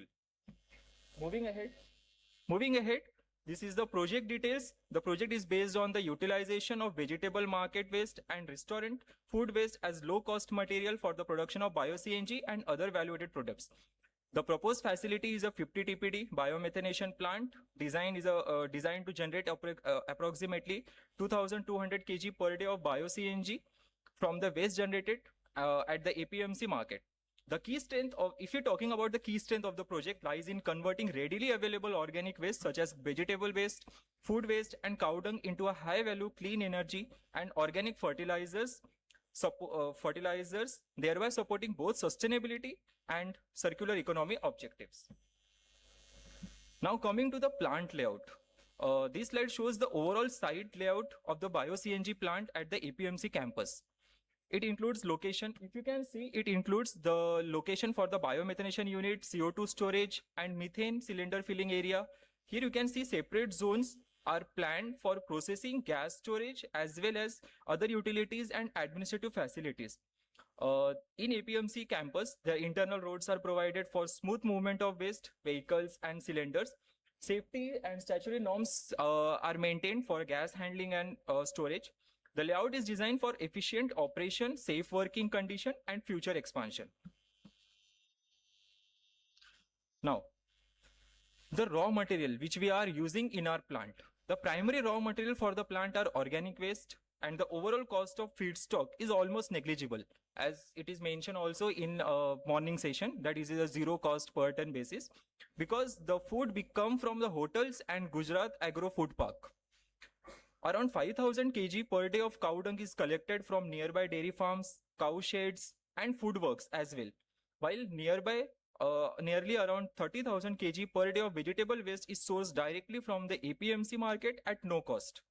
In addition, about 15,000 kg of per day of food waste is collected from restaurant as well by using specially designed enclosed vehicles to avoid odor and air pollution.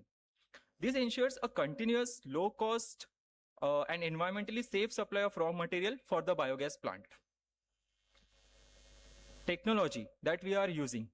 This project is based on anaerobic digestion technology, also known as biomethanation technology. So in this process, organic waste such as vegetables, food waste, cow dung, and other biodegradable materials are first segregated. Now, the organic fraction is then fed into a closed biogas digester, which will show in PFD, where in the absence of oxygen and in the presence of methane forming bacteria, and then waste undergoes a biological degradation. As a result, methane-rich biogas is produced along with nutrient-rich effluent which can further be used as an organic manure.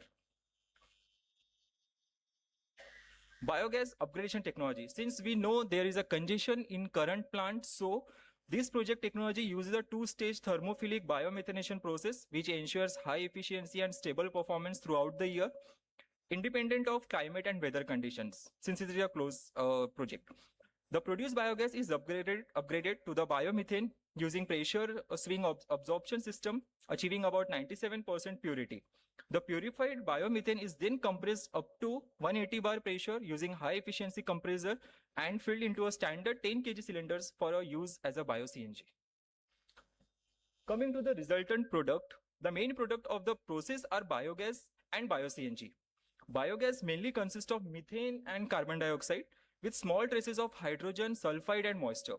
Whereas the methane is the energy-rich component which makes the gas suitable for a use as a fuel. After purification and compression, the biogas is converted into bio-CNG similar to conventional natural gas. The bio-CNG can be used for cooking, heating, and in gas engines to generate electricity and heat, as well as for fueling in motor vehicles in transportation industry as well. Advantages of biogas as a fuel. It has a high calorific value, which means it provides good energy output. Second is clean fuel, because it is a clean fuel and not non-polluting to environment, producing no smoke and very minimal harmful emissions. It does not leave any solid residue after combustion. Biogas is economical compared to conventional fossil fuels and can be supplied through pipelines similar to natural gas. It also has a good combustion characteristic as it ignites easily and burns steadily, making it suitable for cooking, power generation and industrial application. This is what I am talking about, the flow chart. So this slide shows the complete process of bio-CNG plant from waste input to final energy and fertilizer output. If I may talk in short, start from organic waste such as vegetable waste, food waste, cow dung is first collected and mixed with the dilution water in a mixture, as you can see here in first chamber. The slurry is then sent to a holding tank and pre-treated before entering the anaerobic digester. Inside the digester, under controlled temperature and oxygen-free condition, microorganisms convert the organic matter into biogas. The generated biogas is then cooled, filtered, and passed through a gas purification and separation system, where impurities like CO2 and H2S are removed in first chamber as well. Now the purified methane-rich gas is compressed and stored and finally filled as a bio-CNG for use in vehicles and energy applications. And whatever the leftover digested is treated through solid-liquid separation and filtration. The solid part is converted into organic fertilizer, and while the treated water is recycled back into the process. So according to this way, the plant produces clean fuel, useful manure, and recycled water, achieving complete waste to energy and waste to resource conversion. If I may talk about the application of compressed biogas. So a 250 cubic meter per hour raw biogas purification plant is used in APMC Surat, where the incoming biogas containing around 60% of methane, CH4, is treated using MPSA or minor pressure swing absorption technology. After purification, the gas quality is upgraded to about minimum 95% methane, and the final bio-CNG production is around 130 to 137 cubic meters per hour. The high purity bio-CNG is suitable for use as a vehicle fuel and other energy applications. Biogas composition after purification. So this slide describes the process of biogas purification, online quality monitoring, and cylinder filling with capacity of 250 cubic meter per hour. As you can see here, the nitrogen and oxygen is very negligible since what we wanted through a bio-CNG, bio-CBG CNG plant. Now, different types of waste being used. The plant uses vegetable waste, agricultural waste, municipal waste, and cow dung. If may I talk, these are the side photographs and the media coverages in the next slides, which shows the successful implementation of the project of APMC Surat. Result on crop. Now moving ahead, if the organic biofertilizer of our plant, which we have used on agricultural purposes as well, and it has shown positive result on crops like groundnuts. And further, it can be used as a in farming agricultural purposes as well. To conclude this biowaste to bioenergy project is a sustainable, scalable solution for clean energy generation and waste management. Thank you for your valuable time and attention. Thanks a lot. Yeah, so I want to add one more point that tomorrow there is a site visit as well. So if we are, all of you, we are welcome to all of you to come and visit our plant for a better understanding of the project. Thanks a lot. Thank you. So big cheer for Bharat Bhai as well, who's been managing this plant for so many years. Please. So Inka, I would just say, when we visited the market, we interacted with the traders also.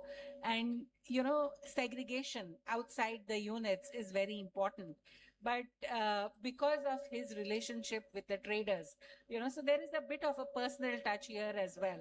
And so they, because they know, तो मैं ये बोल रही हूँ कि traders आपको segregate करके देते हैं, क्योंकि इनका link है आपके साथ. पूरा जो मार्केट का व्यापारी एसोसिएशन जो है वो हमको पूरा वेस्ट सेग्रीगेशन करके ही दे रहे हैं और उसके एक डंपिंग साइड पे कोने पे रख देते हैं. वो हम सुबह में 4 बजे से हमारा कलेक्शन शुरू हो रहा है और रात को 8:30-9 बजे तक हमारा कलेक्शन पूरा चलता है.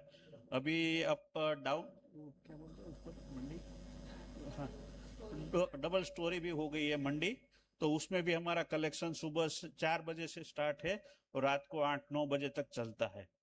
जो भी कलेक्शन आ रहे हैं वो हम कलेक्शन कर रहे हैं. व्यापारी हमको पूरा सहयोग दे रहे हैं.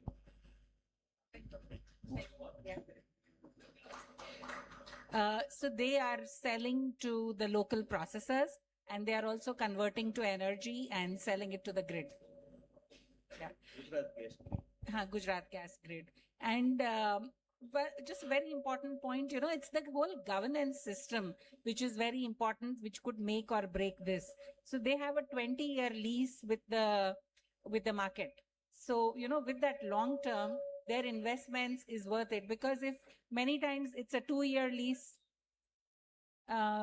in the total investment, 9 CR in, please convert to dollars.